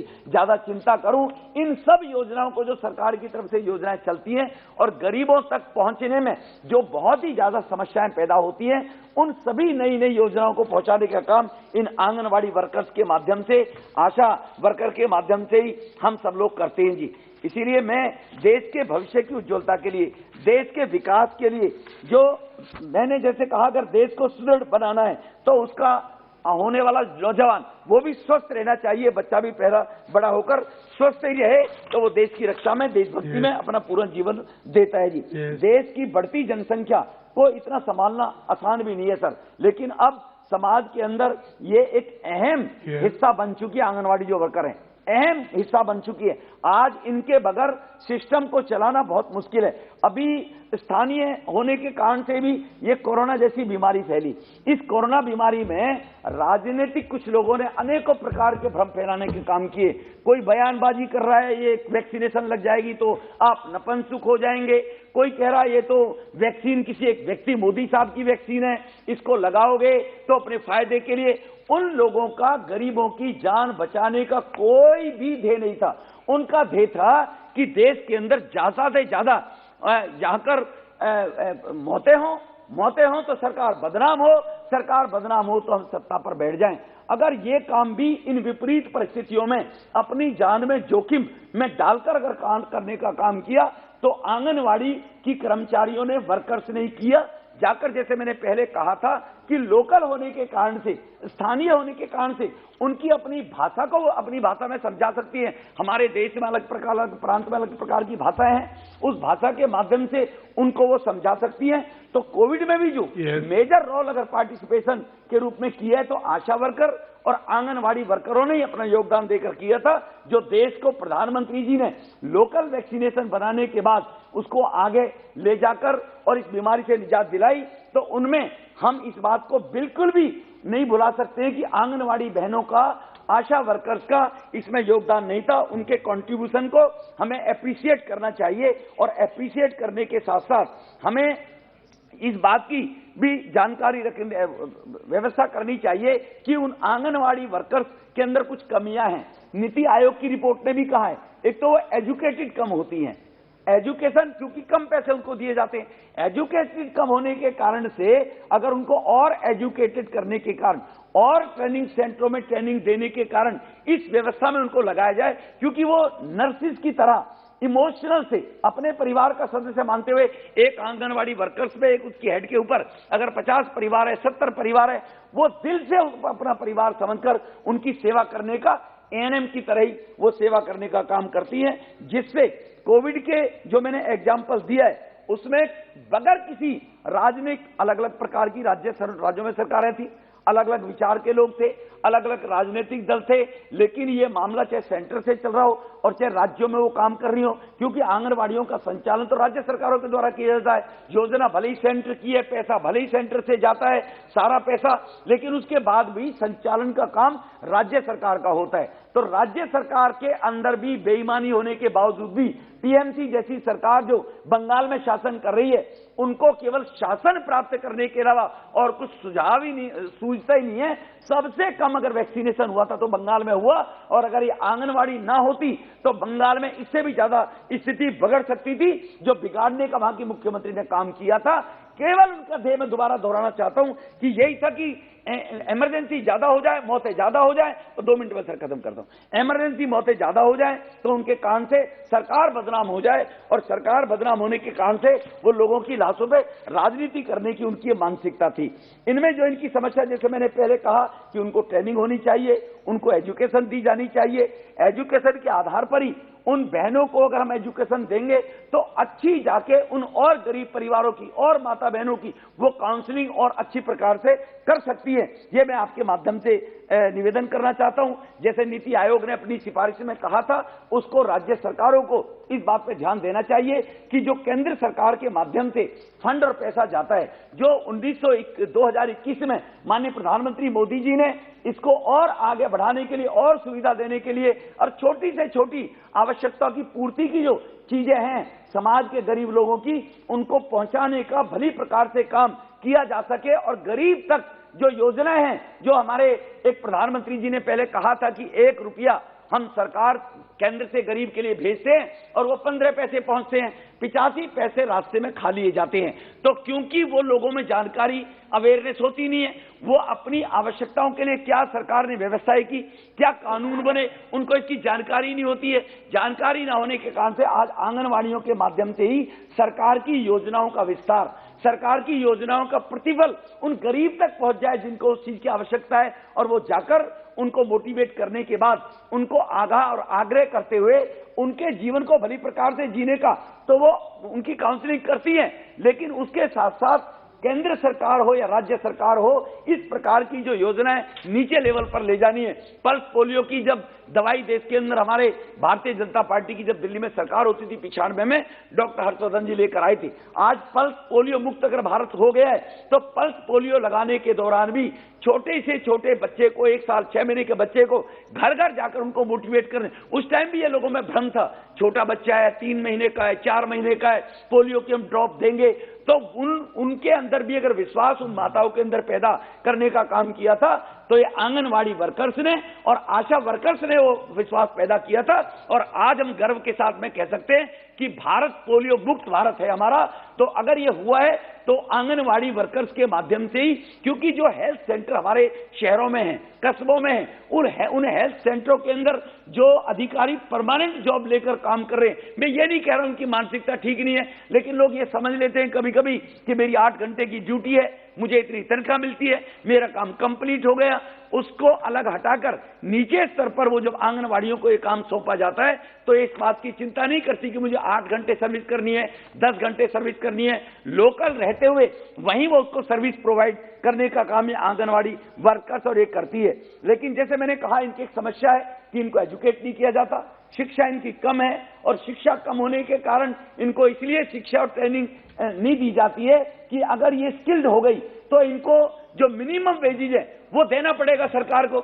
इसलिए सरकार अगर इस व्यवस्था को करे और बच्चा स्वस्थ पैदा हो, और बच्चा स्वस्थ पैदा होते बीमारी ग्रस्त बच्चा ना हो, और वो बड़ा होकर देश की रक्षा के लिए स्वस्थ बच्चा देश को आगे चलाने का काम करे, तो इस काम को हमें और बढ़ाना चाहिए। सरकार को ये और इनिशिएटिव लेकर आगे बढ़ना चाहिए, जिसके कारण से आंगनवाड़ियों के माध्यम से हम अपने सिस्टम को, इंफ्रास्ट्रक्चर्स को नीचे, फाइनेंस कम होने के कारण, जैसे मैंने कहा, हेल्थ सेंटर, अस्पताल, उनमें इनको स्किल करने के लिए जो नीति आयोग ने भी सिफारिश की इस बात को लेकर, और नीति आयोग की सिफारिश के साथ हमारे प्रधानमंत्री जी का पूरा ध्यान इस बात को लेकर केंद्रित है कि देश के 125 करोड़ लोग, उन लोगों की जो आवश्यकताओं की पूर्ति है, वो आवश्यकताओं की पूर्ति क्या पहली सरकारों ने की, लेकिन जितनी करनी चाहिए थे नहीं कर पाए।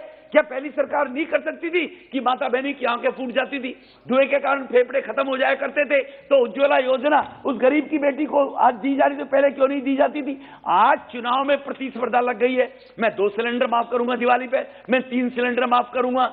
आज ये प्रतिस्पर्धा हुई है तो मोदी जी के कारण, कि मोदी जी ने जब व्यवस्था देने का काम किया। लेकिन अब सरकारें व्यवस्थाएं करती है, पहले भी करती रही होंगी, लेकिन मैं फिर दोहराना चाहता हूं, जितनी करनी चाहिए वो नहीं हो पाई थी अध्यक्ष जी। इसके कारण से अब जो योजनाएं हैं उनको नीचे तक पहुंचाने में, उनको उनका प्रतिफल प्राप्त गरीब आदमी तक पहुंचे, उसको पहुंचाने का काम ये कोविड के अंदर, ये हमारी आंगनवाड़ी जो बहनें हैं और आशा बहनें यही करती हैं। तो इसीलिए इनके काम का इनका जो पारितोष है वो भी सेटिस्फैक्टरी पारितोष नहीं है। वो पारितोष इनका कम से कम उस हिसाब से दिया जाना चाहिए जितना वो फील्ड में, अब उनका कसूर क्या है, वो स्किल्ड तो है नहीं, स्किल्ड ना होने के कारण उनको अनस्किल्ड में डालकर और आप उनको 5-5, 7-7, 4-4, 10-10, 12-12 हजार रुपए देकर काम कराने का सरकारें काम करती है। लेकिन अच्छा काम, ईमानदारी के साथ में काम, सेवा भाव का काम, देश को आगे बढ़ाने का काम, देश की जनरेशन को स्वस्थता की तरफ ले जाने का काम, भारत भी दुनिया में वर्ल्ड पावर की तरफ अगर जाएगा तो दुनिया के अंदर जब रेटिंग तय की जाएगी तो भारत में भी जैसे पल्स पोलियो मुक्त भारत हो गया है, ऐसी सभी बीमारियों से जो छोटे छोटे बच्चे ग्रसित होते हैं उनके जीवन को बचाने का जो कार्य हमारी समाज कल्याण मंत्रालय, हेल्थ मिनिस्ट्री के माध्यम से किया जाता है, उसको बलीभूत पूरा करने का काम ये आंगनवाड़ी की हमारी बहनों के द्वारा ही किया जाता है। तो इनकी सर्विस जो कंडीशन है वो निश्चित रूप से सुधारी जानी चाहिए। इनके पास भी एक उस प्रकार की ड्रेस कोड इनका आंगनवाड़ी महिलाओं का होना चाहिए कि उस ड्रेस कोड को एक रिस्पेक्ट होती है। नर्स जो होती है एएनएम अस्पताल में काम करती है, अगर वो नर्स उस ड्रेस को पहनकर जब डॉक्टर पेशेंट के सामने आती है तो पेशेंट की आधी बीमारी तो इस बात के लिए दूर हो जाती है कि नर्स के पेशे में काम करने वाली जो मेरी बहन है वो ईमानदारी के साथ में सच्चे भाव से सेवा भाव से वो उसका इंजेक्शन लगा रही है, दवाई दे रही है। तो अगर ड्रेस कोड के बगैर अगर नर्स सामने आएगी तो आधे लोगों में कम विश्वास होता है, पता नहीं ये ट्रेंड नर्स है नहीं है, पता नहीं इसने नर्सिंग कोर्स किया हुआ नहीं किया हुआ है। तो आंगनवाड़ी की भी इन बहनों को इनका एक ड्रेस कोड भी बनाया जाना चाहिए, सरकार की तरफ से व्यवस्था होनी चाहिए। वो जब गली मोहल्ले में निकलें तो रिस्पेक्ट भाव से उनकी तरफ लोग देखें। कोविड के दौरान देखा होगा बैग को लेकर वैक्सीन को लेकर देवे जाती थी, पथराव लोग कर रहे थे, बदतमीजियां लोग कर रहे थे। उन चेहरों को भी हमने देखा है जो पथराव करते हुए, बदतमीजी करते हुए, अपमान करने का प्रयास कर रहे थे।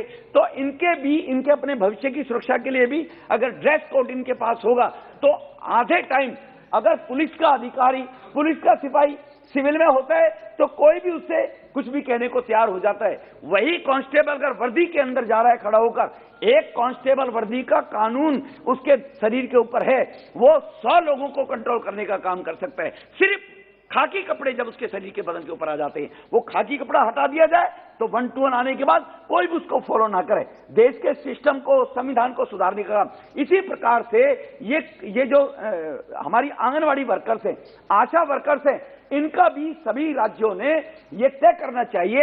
एडवर्टाइजमेंट, प्रचार प्रसार में जो पैसा बहाते हैं लोग अपनी वाहवाही करने में, वाहवाही लूटने में, कम से कम इन लोगों को, आशा वर्कर्स हो, आंगनवाड़ी बहनों को You can continue. No, please. Sit down. No, please sit down. Anganwadi बड़ी मुश्किल से तो बेशरम होकर आए हो आप लोग कि जब मैंने ऐसे आवाज लगा दी सुन के भागे होगे।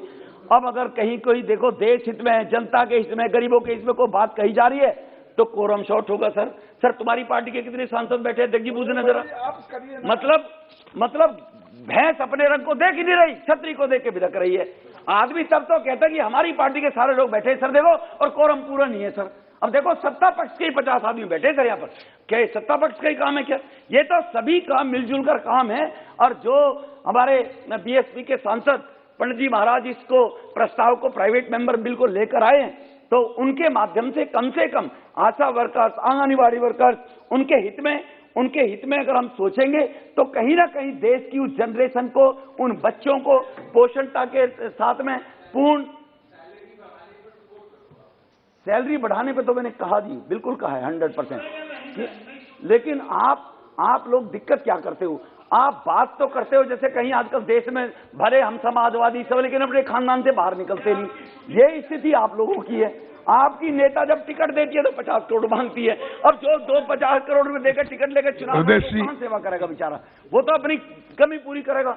नहीं सर, ये मान्य सदस्य हैं, इनके माध्यम से प्रस्ताव लाया गया है। मैं इनको इस बात के लिए इनको मान्य सदस्य जी को please 1 minute।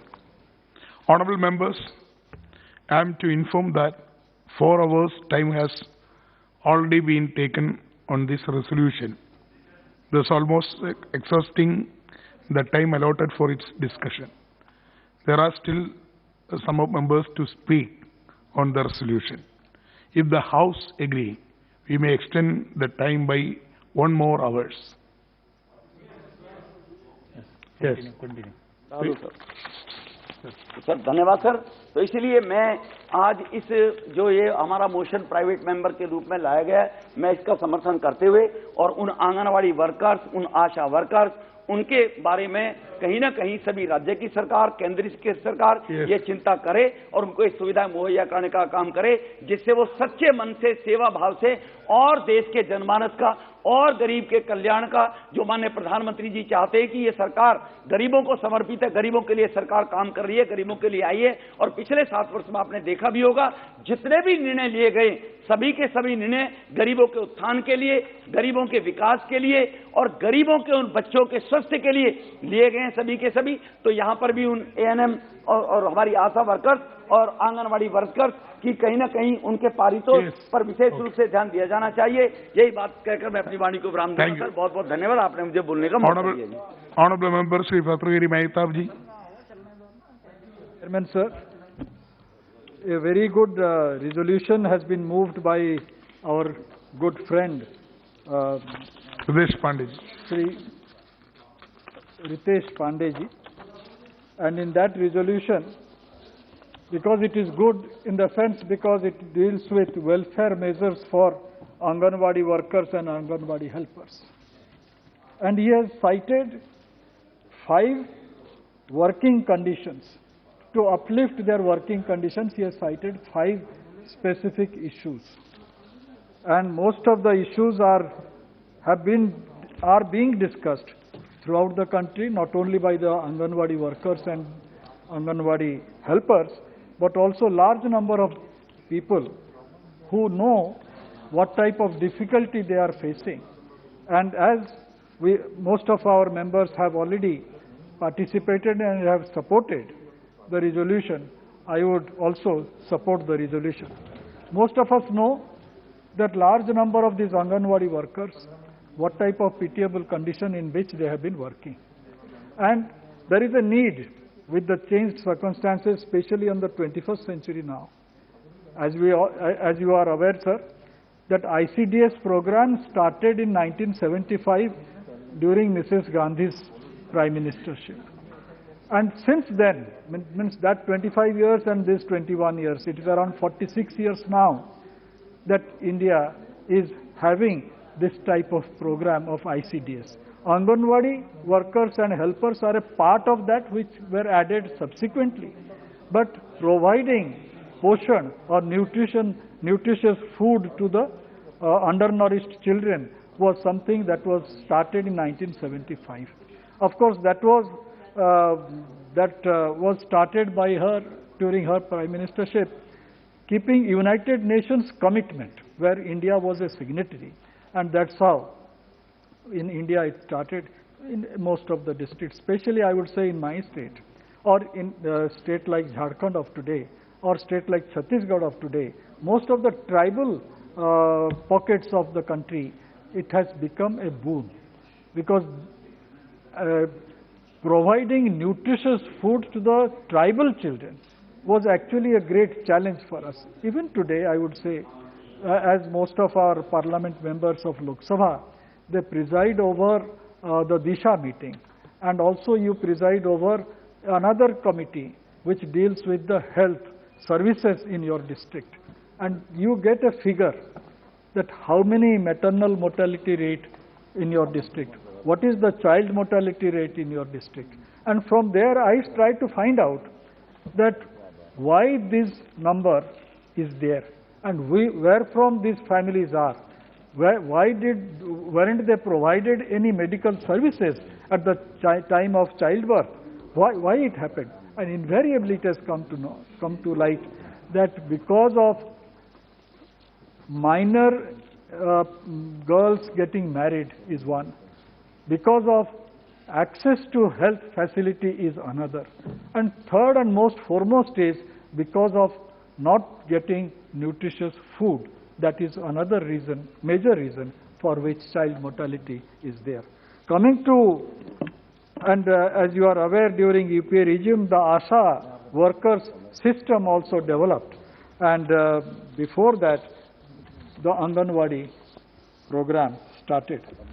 And as you are aware, sir, basically I will deal my speech here on 4 specific aspects. As you are aware, Anganwadi services is a centrally sponsored scheme which is implemented through state governments. The recruitment of Anganwadi worker is undertaken by the concerned state government, and there is specific guidelines.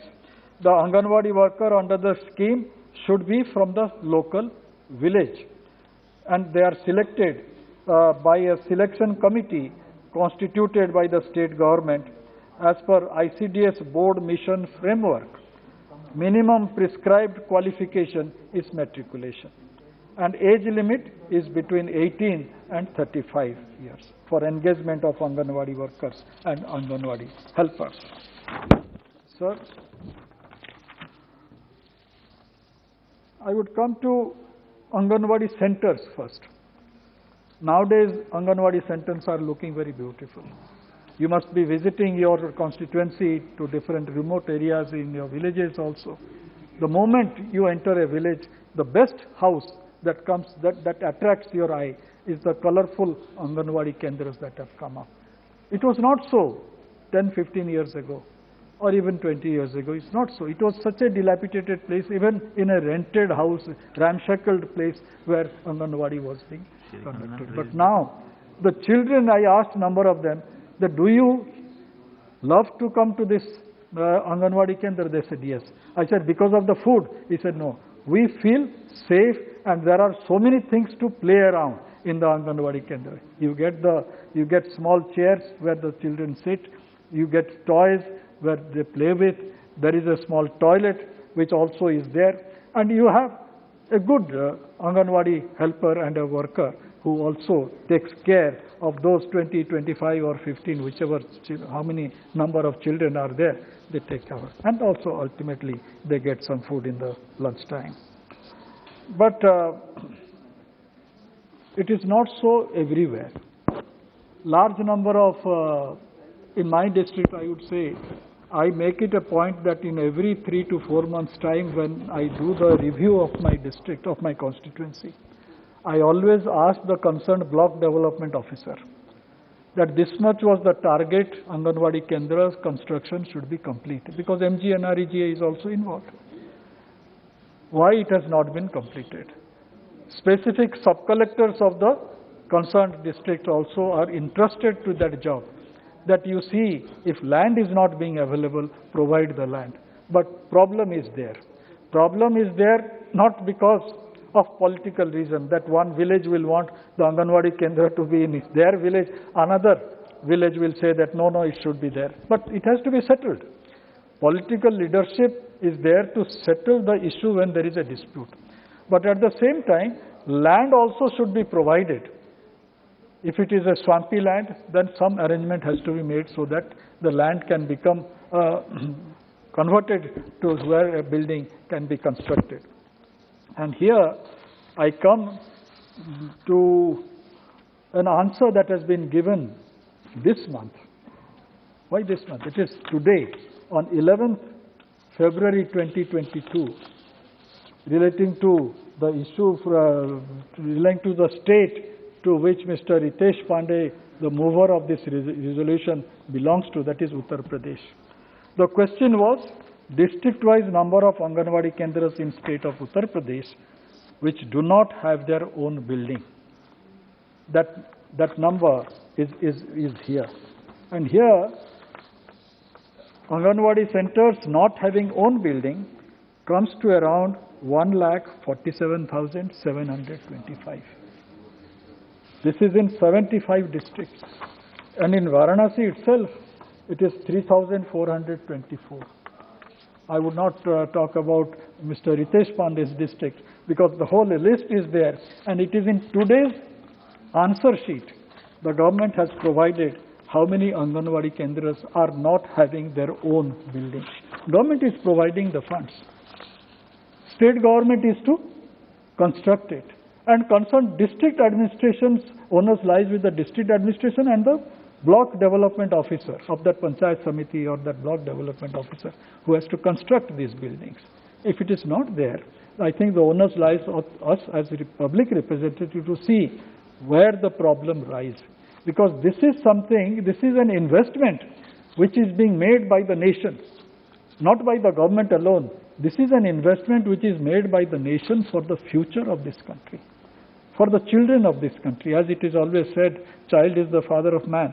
So in that respect, I would say greater stress also should be made on construction of these buildings. And there are rented places also.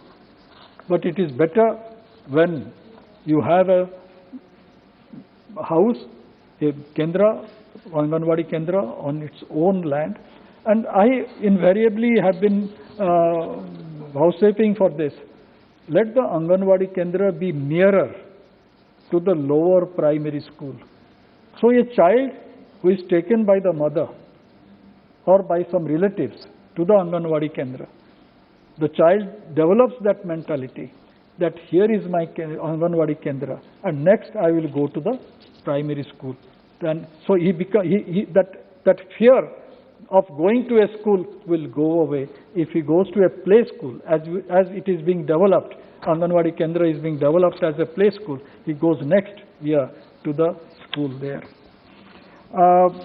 Coming to the budget, because budget has been placed very recently.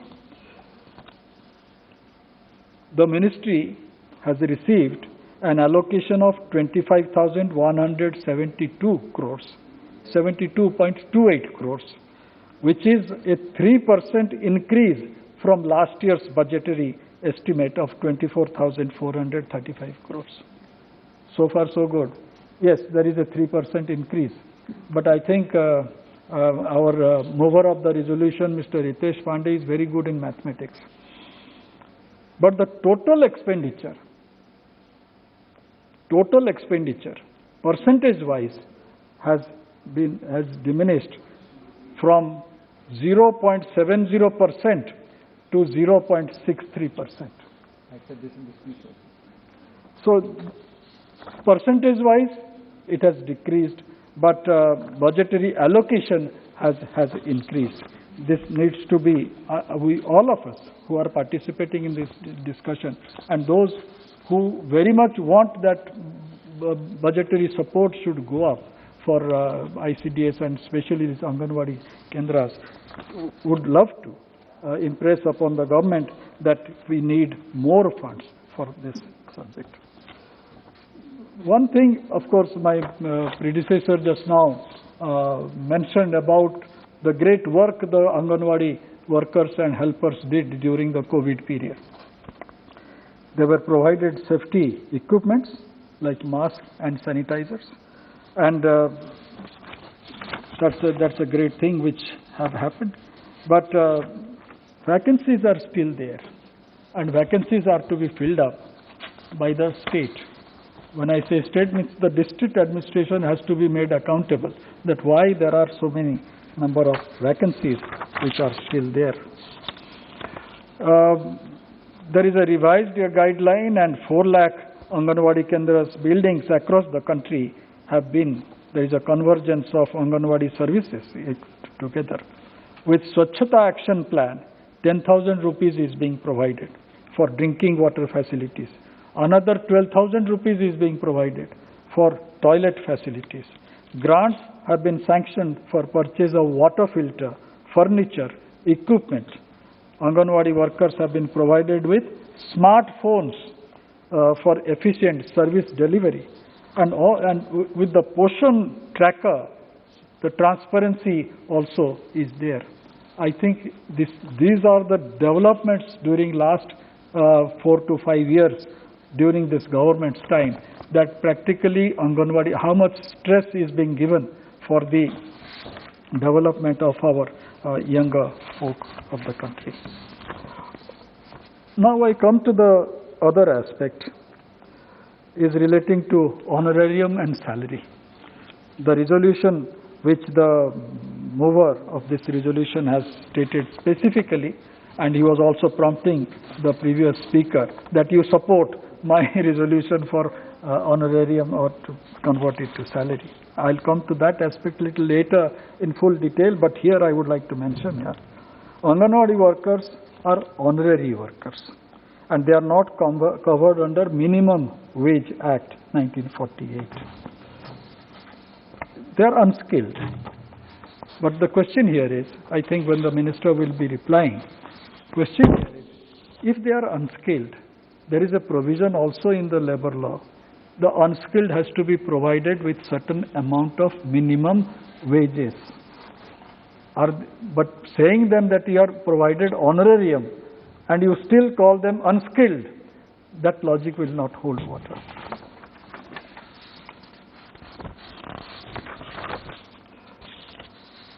Recently, I would say in near past, Honorable Supreme Court of India, in a ruling in a civil appeal, State of Karnataka versus Amrebi and others, has held that Anganwadi workers, helpers do not hold any civil post. Saying this as civil post, I think everybody would understand that they cannot be government employee. But there is a very small distinction between a worker and an employee. And I'll come to that aspect, what is the view of our standing committee on labor, textile and skill development have stated while deliberating on labor code, which we deliberated, of course, in this house. I would say, when I was talking about there is shortage of Anganwadi workers, the sanctioned post, if I say in taking all the 36, including the Union Territory into view, it is 13,99,697. This is the sanctioned post of Anganwadi workers in the country. And in position is 13,26,982. So there is a shortfall, 99 minus 26, in roughly will be how much one can calculate. This needs to be filled up. Of course, when we talk about Anganwadi workers and Anganwadi helpers, especially during the COVID period, as we are undergoing now, witnessing now, number of packages have been provided by the government. Pradhan Mantri Garib Kalyan package, insurance scheme for healthcare workers. Similarly, they are also covered under Pradhan Mantri Jeevan Bima Yojana, that is a life coverage of 2 lakhs. There is Pradhan Mantri Suraksha Bima Yojana, 2 lakhs. Anganwadi Karyakarti Bima Yojana, that's a life cover. Pradhan Mantri Shram Yogi Man Dhan pension scheme for the unorganized sector. This is invariably for all the unorganized sector. And there is an assured pension of 3,000 per month through this scheme. These schemes are there, but how many of Anganwadi workers and helpers have actually availed this? That thing also needs to be looked into. Respective state governments have to look into this aspect. And many state governments have their own pension and insurance schemes other than the union government having it. But I think it is necessary that this type of support have be provided to Anganwadi workers. Lastly, I would say, this is a reply which was submitted in Loksabha last December, 3rd December 2021, to a question from an honorable member from our party. The Standing Committee on Labour, in its 25th report on the Unorganized Sector Workers Social Security Bill, recommended that the benefit of social security proposed under the bill should also be extended to Anganwadi workers who are not covered by the existing laws relating to social security either in the organized or unorganized sector. Today, Anganwadi workers and Anganwadi helpers are organized. They are sitting together in thousands in numbers to protect their interest and calling the attention of the government. They are all called Anganwadi workers. It's not that they are not part of a concerned trade union, but they are organized. But still we term them as unorganized, because there is no regular appointment and all those laws that come to it is not being affected. So keeping this in mind, when the labor code was being framed, specific direction the government had that we should also cover the unorganized sector. What is the position in our country? For last so many years, since 19th century when the Industrial Revolution started, the concept of organized labor force came into being. When trade unions started working, that time organized labor was only confined to, even today it is only confined to industry. And that percentage is not more than 8 crores in our country. Little up and down might be, but it is not then 8 crores. The unorganized sector is more than 48 crores in our country. And I would not be at fault to say this, that most of the trade unions in our country always vouchsafe and plead for the organized workers. Be it bank, be it industry, be it anywhere, it's for the organized sector. Very rarely trade unions come out and declare something for the interest of unorganized sector. I would credit this government for the first time. They said unorganized sector also should be covered under the labor code. And our Standing Committee on Labor, while deliberating on social security, there were a number of laws earlier, we codified it. In our report, I happen to be the chairman of that committee. So in that report, we brought in the gig workers.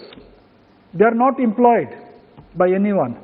They work for specific purpose. The platform workers, they are not employed, but they earn and they work. So they are all in the unorganized sector. Similarly, we had recommended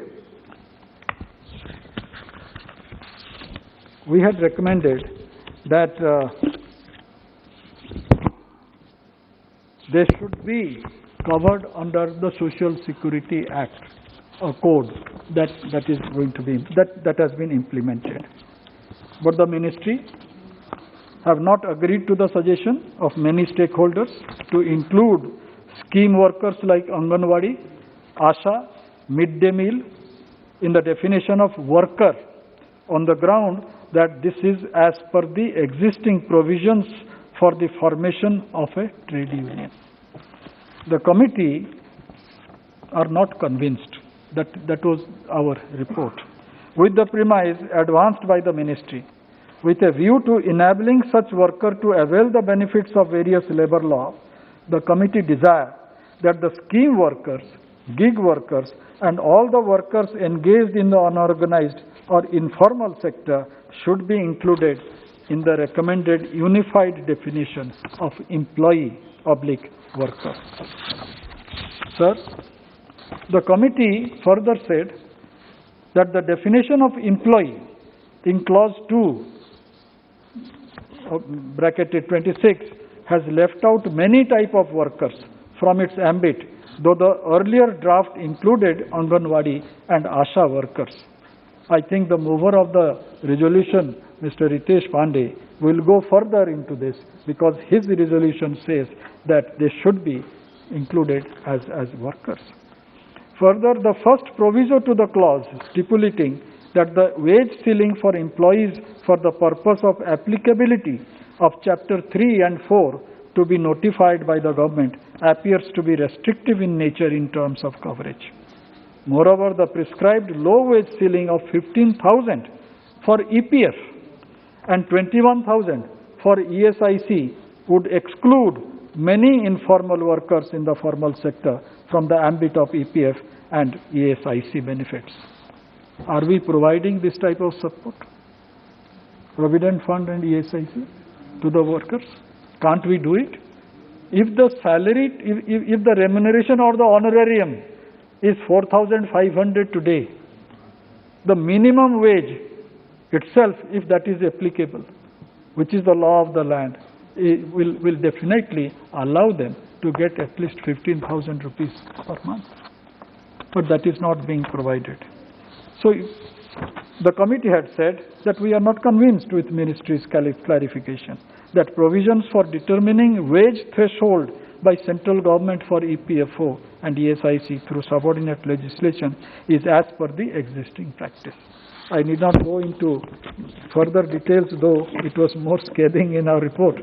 But I would only say that, yes, you may say that Anganwadi workers and helpers are working in a very part-time basis.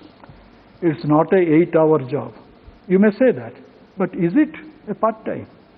The worker or helper who is looking after 20 to 25 or 30 children looks after them throughout the day. It's not that at the Anganwadi Kendra, she just looks after them. Even when the child falls ill, that Anganwadi worker is always referred to. The helper is always referred to because she feeds the child for some time.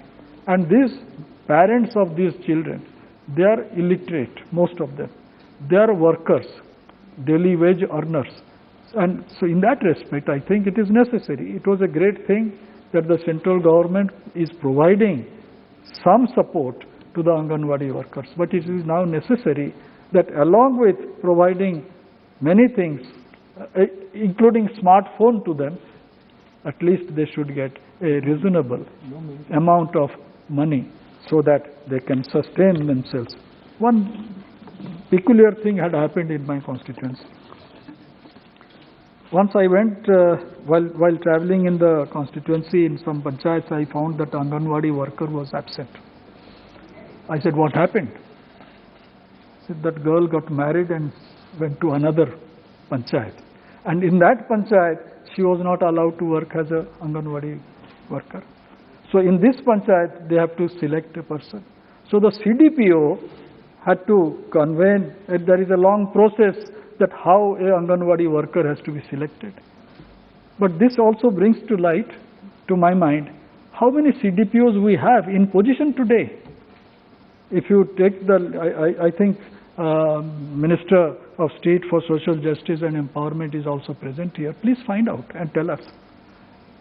Which are the states which do not have adequate CDPOs or in full strength in their state? And which are the districts where CDPOs are not there? Because they are in charge of looking after the functioning of the Anganwadi workers and helpers. With these words, I support the resolution that our friend Mr. Ritesh Pandey has moved fully, all the 5 resolutions. Thank you. Thank you. Honorable Member Imtiaz Jalil ji. Thank you अध्यक्ष महोदय जी। जितने भी सम्मानीय सदस्यों ने इस बारे में बोला है, तकरीबन सभी मेंबर्स की वही मांग है और मैं भी हमारे सम्मानीय सदस्य रितेश जी ने जो रेजोल्यूशन मूव किया है, मैं उसका पूरी तरह से समर्थन करता हूं। एक लोक प्रतिनिधि होने की हैसियत से जब भी कोई आंगनवाड़ी सेविका, आंगनवाड़ी वर्कर या आशा वर्कर से मुलाकात होती है तो वो यही बात कहती है कि हमारे लिए कुछ करिए। उसे ऐसा लगता है कि हम लोक प्रतिनिधि हैं तो बड़ी उम्मीदें हैं और मेरी ज़िंदगी में अगर कुछ बदलाव आ सकता है तो आप कर सकते हैं। ये अलग बात है कि इसके अंदर कितनी सच्चाई है, हम यहाँ पर बोल कर तो जाते हैं।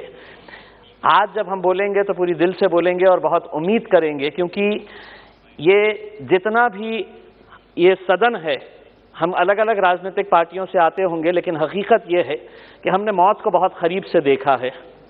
कोरोना के पीरियड के अंदर कौन अमीर था, कौन गरीब था, कितना बलवान था, किस राजनीतिक पार्टी, किस जाति, किस धर्म का था, कोई मायने नहीं रखा। मौत आई और सबको लेकर चली गई। ये तो हम खुशनसीब है कि हम जिंदा रह गए और अब हमारा ये दायित्व है कि जो लोग मौत के करीब जा रहे हैं उनको कैसे जिंदा रखा जाए करके। आंगनवाड़ी आशा वर्कर्स 1975 के अंदर उस वक्त की प्रधानमंत्री इंदिरा गांधी के दौर में ये शुरू हुई थी।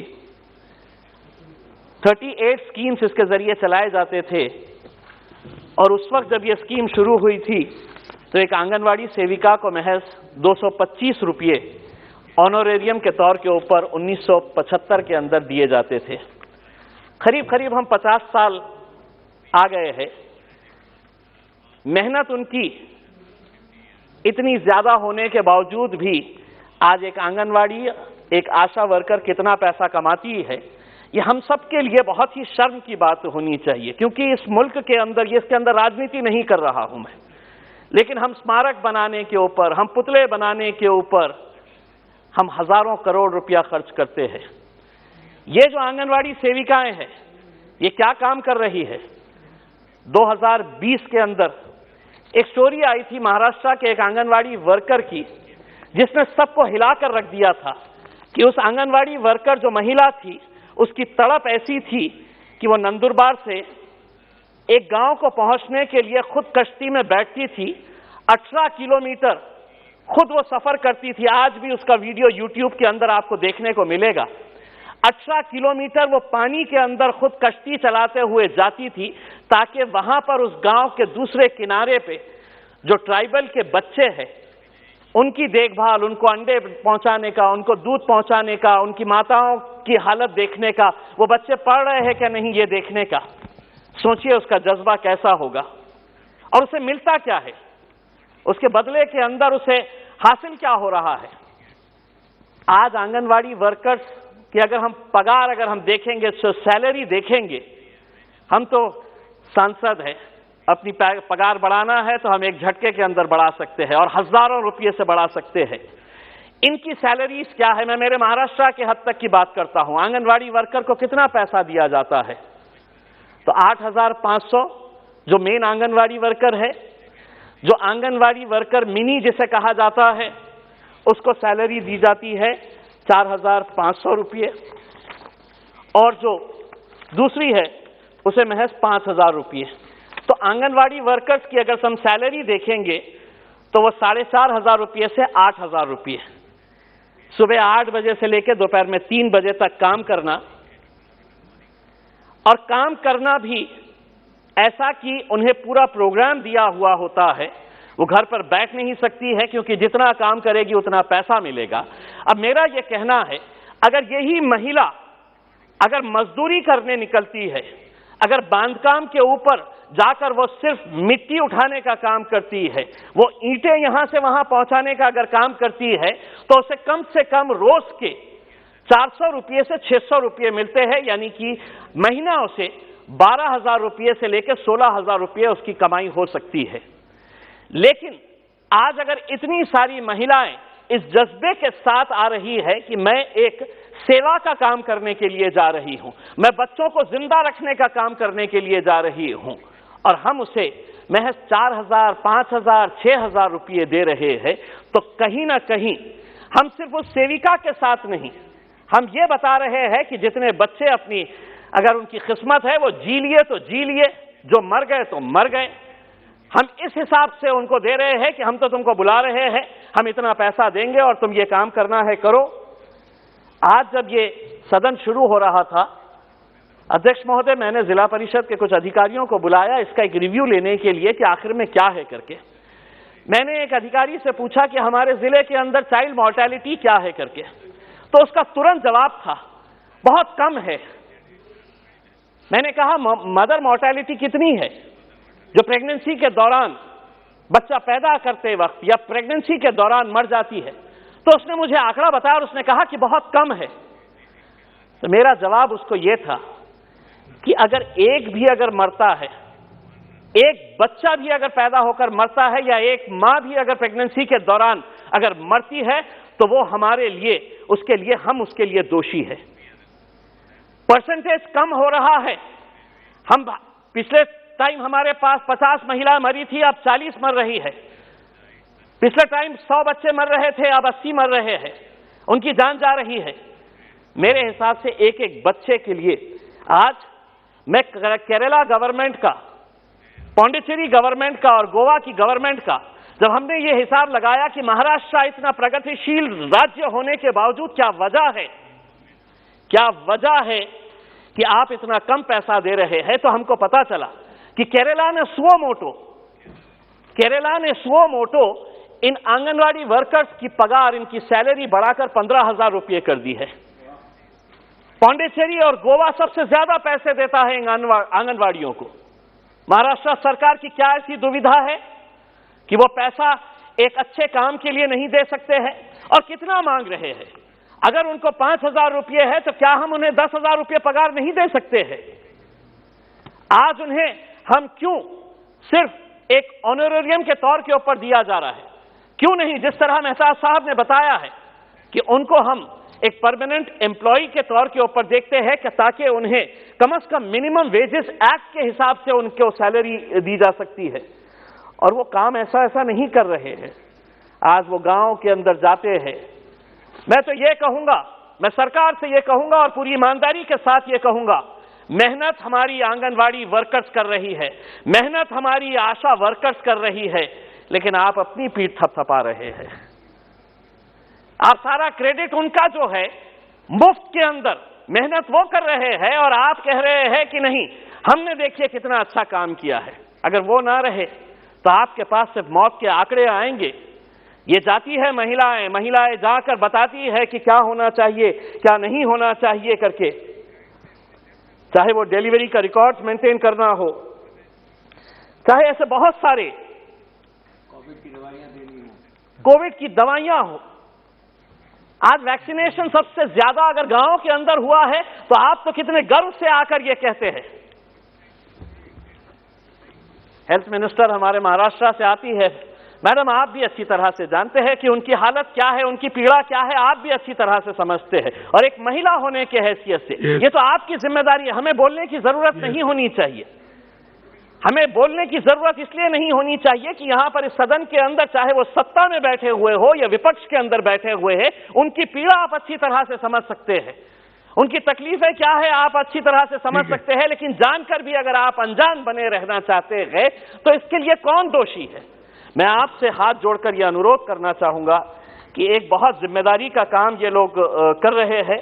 अगर हम इन्हें थोड़ा सा और सहारा अगर हम दे देते हैं तो मेरे हिसाब से एक बहुत अच्छा काम जो है वो हो जाएगा। मैं मैडम आपको ये बताना चाहता हूं कि पिछले साल सारे मराठी चैनल्स के ऊपर एक खबर आई थी कि आंगनवाड़ी सेविकाएं जितनी भी है उनको सरकार ने, महाराष्ट्र सरकार ने मोबाइल फोन दिया था, वो चलता ही नहीं था। तो 1 लाख महिला आंगनवाड़ी जो सेविकाएं थी उन्होंने ये तय किया कि हमको ये मोबाइल फोन नहीं चाहिए या आप रख लीजिएगा करके। यानी कि सोचिए कि उसके अंदर भी भ्रष्टाचार, कि आप एक अच्छा काम करने के लिए एक महिला गांव गांव घूम रही है, काम करने के लिए जा रही है और वो फोन जो दिया गया वो फोन ही नहीं चलता था। तो 1 लाख आंगनवाड़ी सेविकाओं ने ये तय किया कि अब हम ये वापस कर देंगे करके, और उन्होंने वापस करने का फैसला लिया है। मेरा सरकार से यही अनुरोध है। मैं सबसे पहले तो इस मामले के अंदर हमारे सम्मानीय सदस्य रितेश जी का बहुत बहुत धन्यवाद अदा करता हूं कि एक ऐसे लोगों की आवाज उन्होंने इस सदन तक पहुंचाई है।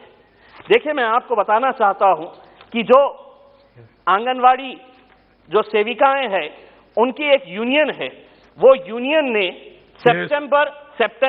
एक मिनट से आंगनवाड़ी कर्मचारी यूनियन के लीडर्स ने हमारे फाइनेंस मिनिस्टर आदरणीय निर्मला सीतारमण जी से मुलाकात की सितंबर 2021 के अंदर, और उनसे यह अनुरोध किया कि आने वाले बजट के अंदर हमारे बारे में कुछ सोचा जाए करके। उन्होंने women and child development minister केंद्र सरकार की, उनसे भी मुलाकात की, और उन्हें क्या मिला बदले में वो इंतजार करते रही कि अब बजट आएगा उसके अंदर कुछ ना कुछ हमको मिलेगा। तो उन्हें क्या मिला? तो सिर्फ आश्वासन मिला। और यही आश्वासन के ऊपर वो कितने सालों से काम कर रही है कि नहीं आज नहीं तो कल मेरे भी अच्छे दिन आएंगे, क्योंकि मेरे वजीर आजम ने कहा है कि सबके अच्छे दिन आएंगे, तो आंगनवाड़ी वालों के भी, हमारी बहनों के भी अच्छे दिन आए। यही उम्मीद करते हैं और सरकार से अनुरोध करते हैं कि इसके बारे में कुछ ना कुछ फैसला लीजिएगा। उनके घर भी है, उनको खुद को भी बारे में सोचना है, वो दूसरों के बारे में सोचकर बाहर निकलती है, उनके बारे में सोचने की जिम्मेदारी हम सबकी है, पूरे सदन की है। बहुत बहुत धन्यवाद। Honourable member Umen Singh Damor ji. धन्यवाद सभापति महोदय, आपने मुझे आंगनवाड़ी कार्यकर्ता और हमारी आंगनवाड़ी सहायिका बहनों के कल्याण के संबंध में बोलने का अवसर दिया। मैं आपको बताना चाहता हूं कि आंगनवाड़ियां विशेषकर जो हमारे गरीब क्षेत्र हैं उनमें आशा और विकास का केंद्र है। हमारे जो गरीब परिवार हैं उन गरीब परिवार के बच्चों को हमारी आंगनवाड़ी एक प्रकार से उनके विकास के लिए हर प्रकार के कार्य करती हैं। हमारे देश के यशस्वी प्रधानमंत्री परम आदरणीय मोदी जी ने हमारे देश के सभी सांसदों और सभी समाज सेवियों से आह्वान किया कि हम आंगनवाड़ियों को गोद लें। और मुझे ये कहते हुए खुशी है कि हमारे मध्य प्रदेश के कई जिलों में आंगनवाड़ियों को गोद लेने की एक होड़ सी लगी है और उसका जो फायदा है वो हमारे जो नन्हे मुन्ने बच्चे हैं उनको मिलेगा। आंगनवाड़ी गोद लेने से ये होगा कि हम जाएंगे आंगनवाड़ी में और हम ये देखेंगे कि हमारे बच्चों का स्वास्थ्य कैसा है, उनकी देखभाल कैसी हो रही है, उनको भोजन कैसा मिल रहा है, और अगर हमारा कोई जन्मदिन या खुशी का त्योहार ऐसा मौका आता है तो हम हमारा जन्मदिन या खुशी का मौका उन बच्चों के साथ मनाएंगे।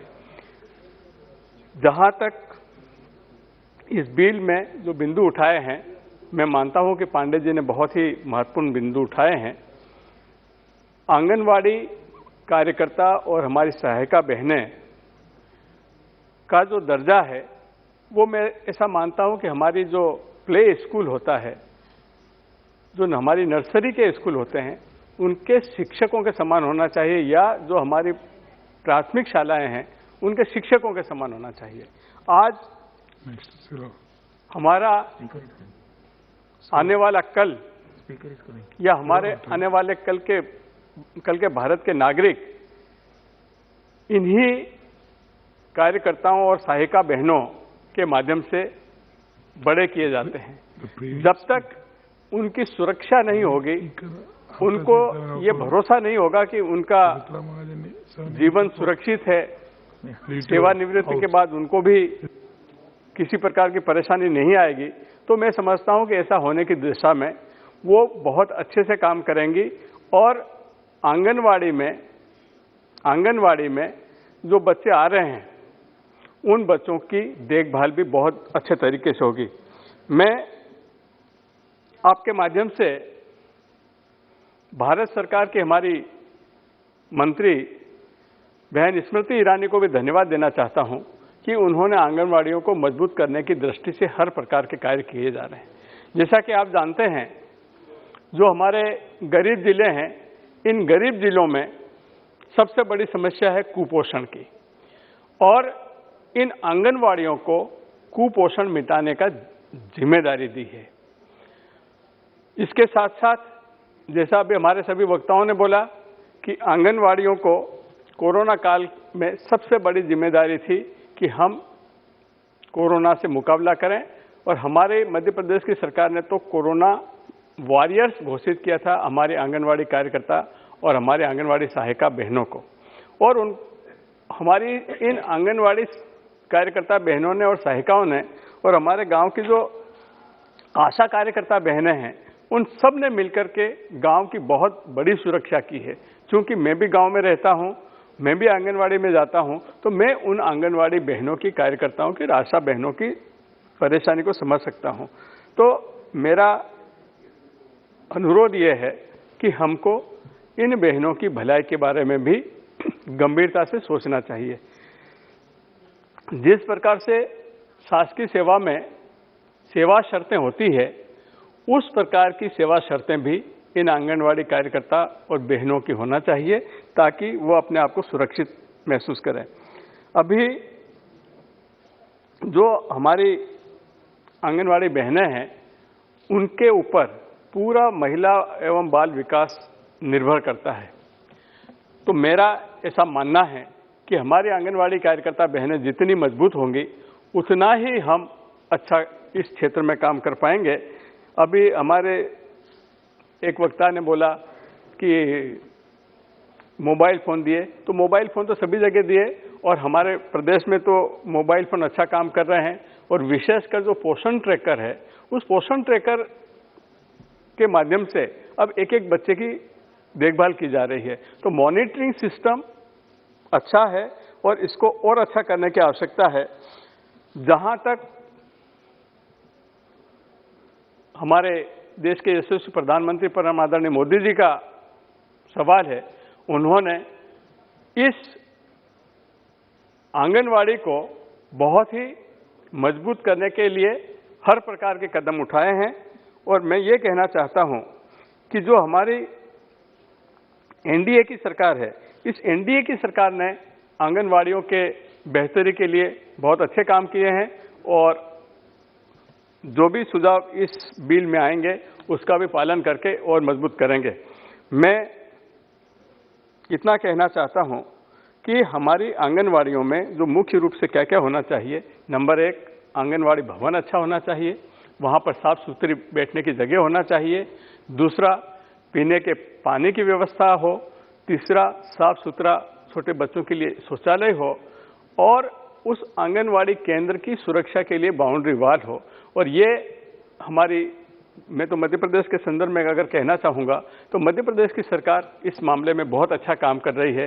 नए नए आंगनवाड़ी भवन बन रहे हैं और हमारे यहाँ जिस प्रकार से ड्रेस कोड की बात की थी तो हमारे मध्य प्रदेश में तो ड्रेस कोड भी लागू हुआ है और काफ़ी कुछ काम हो रहा है। परंतु इस बिल के माध्यम से जो कुछ छोटी मोटी बातें उठाई गई है तो मैं इस बिल का समर्थन करता हूं और मैं मानता हूं कि हमारी आंगनवाड़ी कार्यकर्ताओं को और हमारी सहायिका बहनों को नियमित वेतन मिले, उनकी सेवा शर्तें बने ताकि उनका भी परिवार सुरक्षित रहे। धन्यवाद। माननीय सदस्यगण, अब सभा की सहमति हो तो इस विषय को अगली बार ले लिया जाए। शून्यकाल के कुछ माननीय सदस्य बाकी हैं। श्री आलोक कुमार सुमन, श्री सेंथिल कुमार डीएम के। Vanakkam Speaker Sir, 6 faculty members of the IIT Madras have complained about an attempt by the institute to sabotage the ongoing mission mode recruitment for SC, ST, OBC faculty. The allegation is that areas advertised are very narrow, meant to limit the eligible candidates. Also, Dalit studies was removed from the advertisement. In this context, Dr. Vipin has resigned from IIT Madras because of mental harassment caused by caste discrimination. Many faculty and students of IIT Madras are targeted because of their caste. Hence, requesting Minister of Education to consider a committee to inquire into the sabotage of the ongoing mission mode special recruitment drive for SC, ST, OBC faculty in IIT Madras and an inquiry into the caste discrimination and administrative harassment of Dr. Vipin faced while working IIT Madras. Thank you, sir. Shri Alok Kumar Suman. धन्यवाद अध्यक्ष महोदय। इस सदन के माध्यम से मैं सरकार का ध्यान सॉफ्टवेयर टेक्नोलॉजी पार्क सेंटर की स्थापना के लिए आग्रह कर रहा हूं। महोदय, वर्तमान में पूरे देश में 60 सॉफ्टवेयर टेक्नोलॉजी पार्क सेंटर की स्थापना की गई है, जिससे इंफॉर्मेशन टेक्नोलॉजी की सहायता से सर्विसेज को बढ़ावा मिलता है, जैसे कि high speed data in rural areas. पूरे बिहार में 34,495 आईटी के कॉमन सर्विस सेंटर फंक्शनल है, जिसमें 29,684 कॉमन सर्विस सेंटर ग्राम पंचायतों में है। इन सबको हाई स्पीड नेटवर्क से चलाने के लिए सॉफ्टवेयर टेक्नोलॉजी पार्क्स की बिहार में बहुत आवश्यकता है महोदय। अतः महोदय, मैं आपके माध्यम से माननीय संचार, इलेक्ट्रॉनिक और सूचना प्रौद्योगिकी मंत्री जी से निवेदन करता हूं कि बिहार मेरे संसदीय क्षेत्र गोपालगंज में सॉफ्टवेयर टेक्नोलॉजी पार्क सेंटर की स्थापना की जाए, जिससे कि हजारों युवाओं को रोजगार मिल सके। धन्यवाद महोदय। श्री जीटी नामग्याल जी। बहुत बहुत धन्यवाद अध्यक्ष महोदय। मैं यूनियन टेरिटरी ऑफ लद्दाख के एम्प्लॉयमेंट रिलेटेड विषयों को उठाना चाहता हूं। सर, यूटी लद्दाख में थाउजेंड्स ऑफ पोस्ट जो है अभी वैकेंसी है और ऑन द अदर साइड बेरोजगारी यूथ भी थाउजेंड्स के संख्या में है। ये जाहिर सी बात है, नया यूटी बनने के बाद रिक्रूटमेंट रूल बनने में टाइम लगा है, जम्मू कश्मीर से अपॉर्चुनिटी होने में टाइम लगा है और मैं सरकार को धन्यवाद भी देता हूं, रिक्रूटमेंट रूल टाइम पे बना और उसमें 2 साल के रिलैक्सेशन भी दिया और लद्दाख रेजिडेंस सर्टिफिकेट भी दिया। अब मेरे आपके माध्यम से मांग है कि जितना भी पोस्ट खाली पड़ा है डिस्ट्रिक्ट कैडर का हो, वो सारा अर्ली जो एडवर्टाइज करके अर्ली अपॉइंटमेंट करके उसमें जल्द से जल्द एक्सपर्टाइट करे और रिक्रूटमेंट का प्रोसेस जल्दी करे और विशेष रूप से 830 करीब पोस्ट एसएससी को रेफर किया है, वो जल्दी से जल्दी उसका रिक्रूट करे।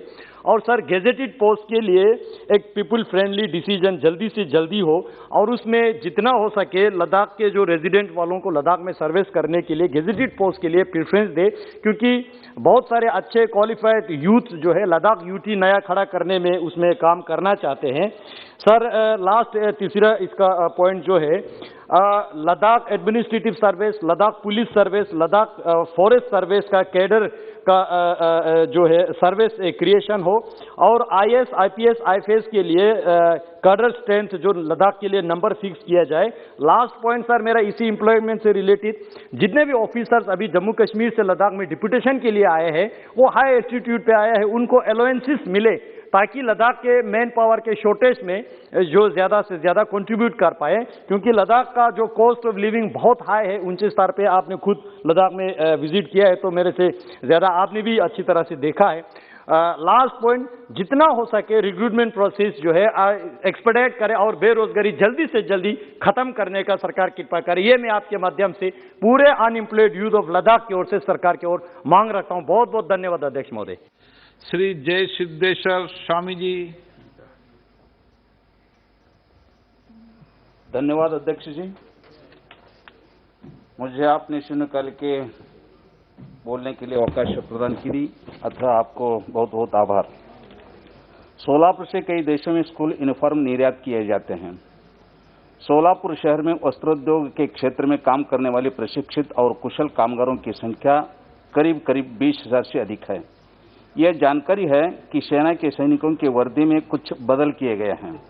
सैनिकों की वर्दी सिलाई का काम सोलापुर गारमेंट एसोसिएशन को सौंपा गया तो निर्धारित समय में तथा सेना के मापदंड के अनुसार सेना की वर्दी सिला के देने की तैयारी सोलापुर गारमेंट एसोसिएशन की है।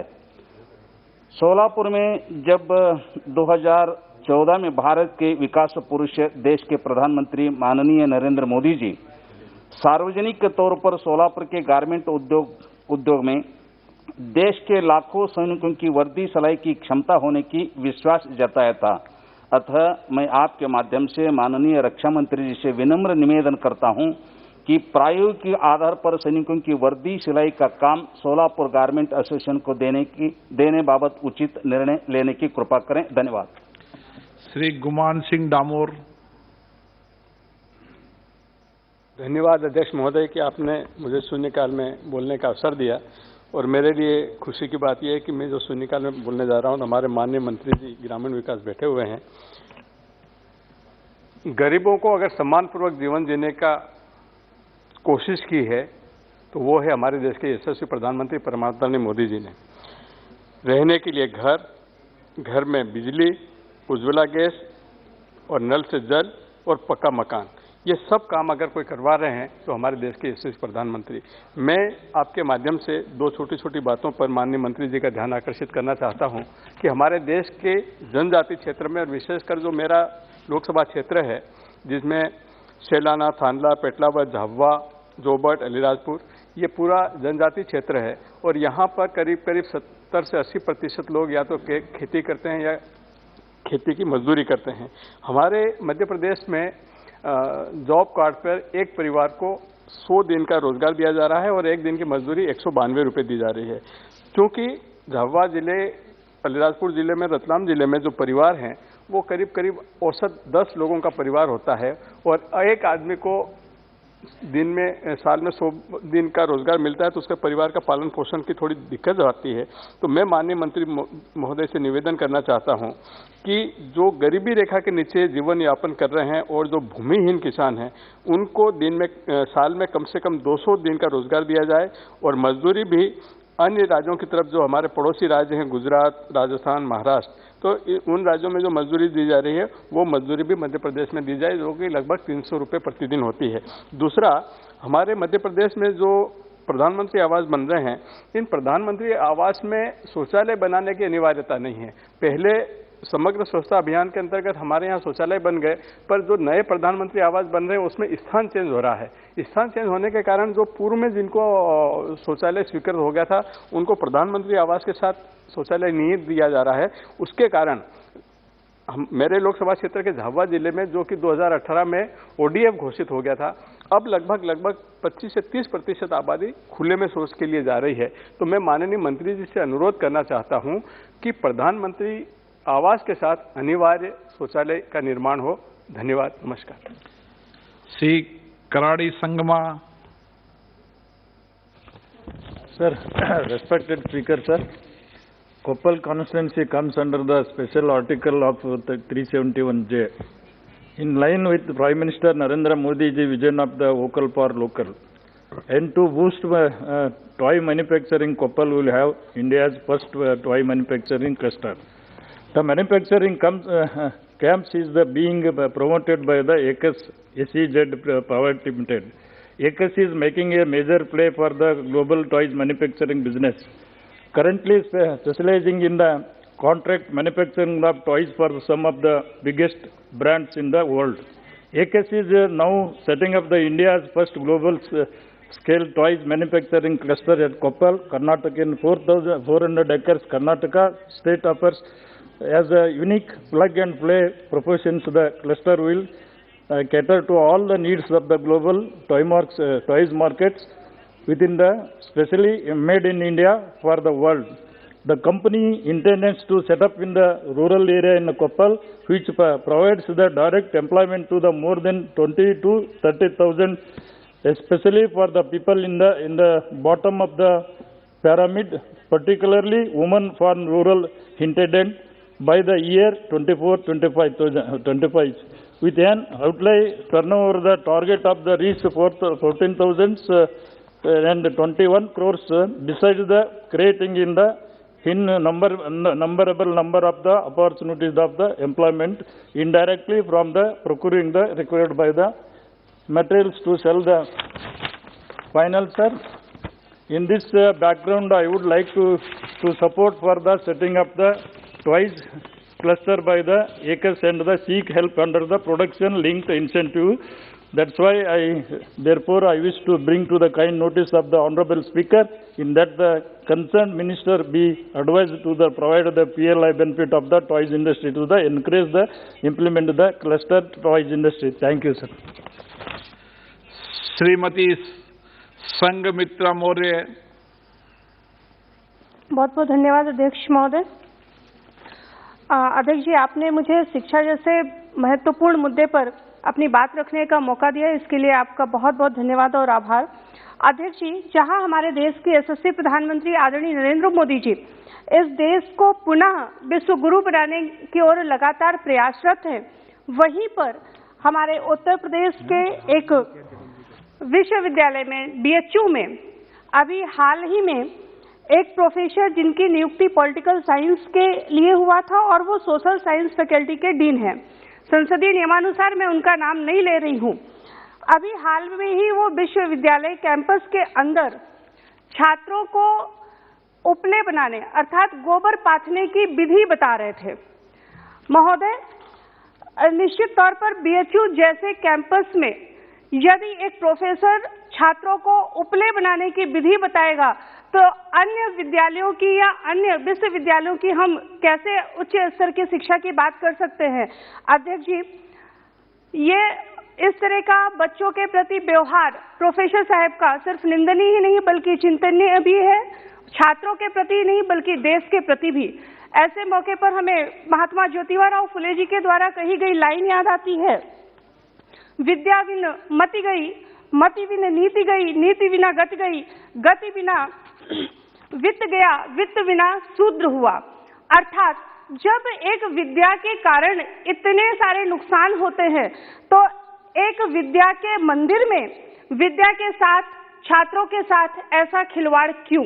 मैं आपके माध्यम से सरकार से चाहती हूं कि शिक्षा के मंदिर में इस तरह की हरकत करने वाले शिक्षकों के प्रति कड़ी कार्यवाही हो, जिससे हमारे छात्रों का जीवन भी सुरक्षित रह सके और हमारा देश आगे बढ़ सके. आदरणीय प्रधानमंत्री जी के नेतृत्व में यह देश पुनः विश्व गुरु की ओर बढ़ सके और वो तभी होगा जब हमारे बच्चे सुरक्षित होंगे, शिक्षित होंगे. इसलिए आदरणीय अध्यक्ष महोदय, आपने मुझे समय दिया, इसके लिए बहुत बहुत धन्यवाद और आभार व्यक्त करते हुए एक बार पुनः यही मांग करती हूँ कि ऐसे शिक्षकों के प्रति कार्यवाही होनी चाहिए. धन्यवाद. श्रीमती रंजीता कोली. धन्यवाद अध्यक्ष महोदय, आपने मुझे सदन में बोलने का मौका दिया, इसके लिए आभार व्यक्त करती हूँ. मैं आपका ध्यान अपने संसदीय क्षेत्र भरतपुर की सड़क छोकड़वाड़ा से धौलपुर तक वाया भुसावर, ब्याना, बंदबाराठ, बाड़ी, बसेड़ी की सड़क की ओर आकर्षित करना चाहती हूँ। महोदय, छोकड़वाड़ा से ब्याना होते हुए धौलपुर तक सड़क की लंबाई लगभग 105 किलोमीटर है। ब्याना की वंशी प्लेटफॉर्म में विश्व प्रसिद्ध लाल पत्थर की मंडी है। यह लाल पत्थर पूरे देश की ऐतिहासिक इमारतों में लगाया है एवं हमारा सौभाग्य है से वर्तमान में भव्य राम मंदिर के निर्माण में भी इस पत्थर का उपयोग हो रहा है, जिसके कारण इस सड़क पर वाहनों का आवागमन बहुत ज्यादा है, जिससे इस सड़क की स्थिति बहुत खराब हो रही है तथा जगह जगह सड़क की कम चौड़ाई के कारण आम जन को इस सड़क पर जाम के साथ बड़ी दुर्घटना का सामना भी करना पड़ता है। यदि इस सड़क की राष्ट्रीय राजमार्ग में सम्मिलित कर 4 लेन का बना दिया जाए तो व्यापारियों के साथ साथ आम जन को भी इसमें काफी लाभ मिलेगा। महोदय, इसके साथ ही आपसे सदन के माध्यम से अनुरोध करती हूं कि राजस्थान एवं उत्तर प्रदेश को जोड़ने वाले तथा पर्यटन की दृष्टि से बहुत महत्वपूर्ण राष्ट्रीय राजमार्ग 21 जयपुर से आगरा को भी अधिक आवागमन तथा व्यवस्थित होने के कारण जनहित के लिए 6 लेन का किया जाए। धन्यवाद अध्यक्ष महोदय। Shrimati Geeta Viswanathan.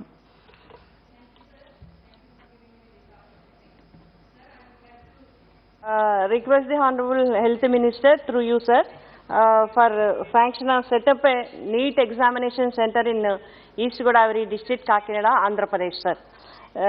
Sir, the parents and students are suffering a lot to go to long distance to appear the NEET examination, sir. That's why people are, since long time they are asking for the sanction of NEET examination center, sir. Sir, in this regard, I would like to reiterate that nearly 12,000 students are appearing NEET examination from East and East Godavari, sir. There is no NEET center at the East Godavari and West Godavari. So, if they the students are travel to appear the examination nearly 250 to 300 kilometers to Vizag, Visakhapatnam or Vijayawada. I would like to request the Honorable Health Minister. I already given representations to Education Minister, Health Minister, and I met the NEET examination chairman also, but there is no result, sir. Once again, I request the Honorable Minister, my fortune Honorable Minister also here, Madam, please take it serious. Sanction NEET examination center at 2022 in this year in East Godavari. Thank you, sir. Sri Manikam Tagore ji. Thank you so much, sir. Today is an important day as Loksabha has worked more than our productivity, 126% of this session. And I'd like to speak about the voiceless Sivagasi firecrackers industry and the matchbox industry.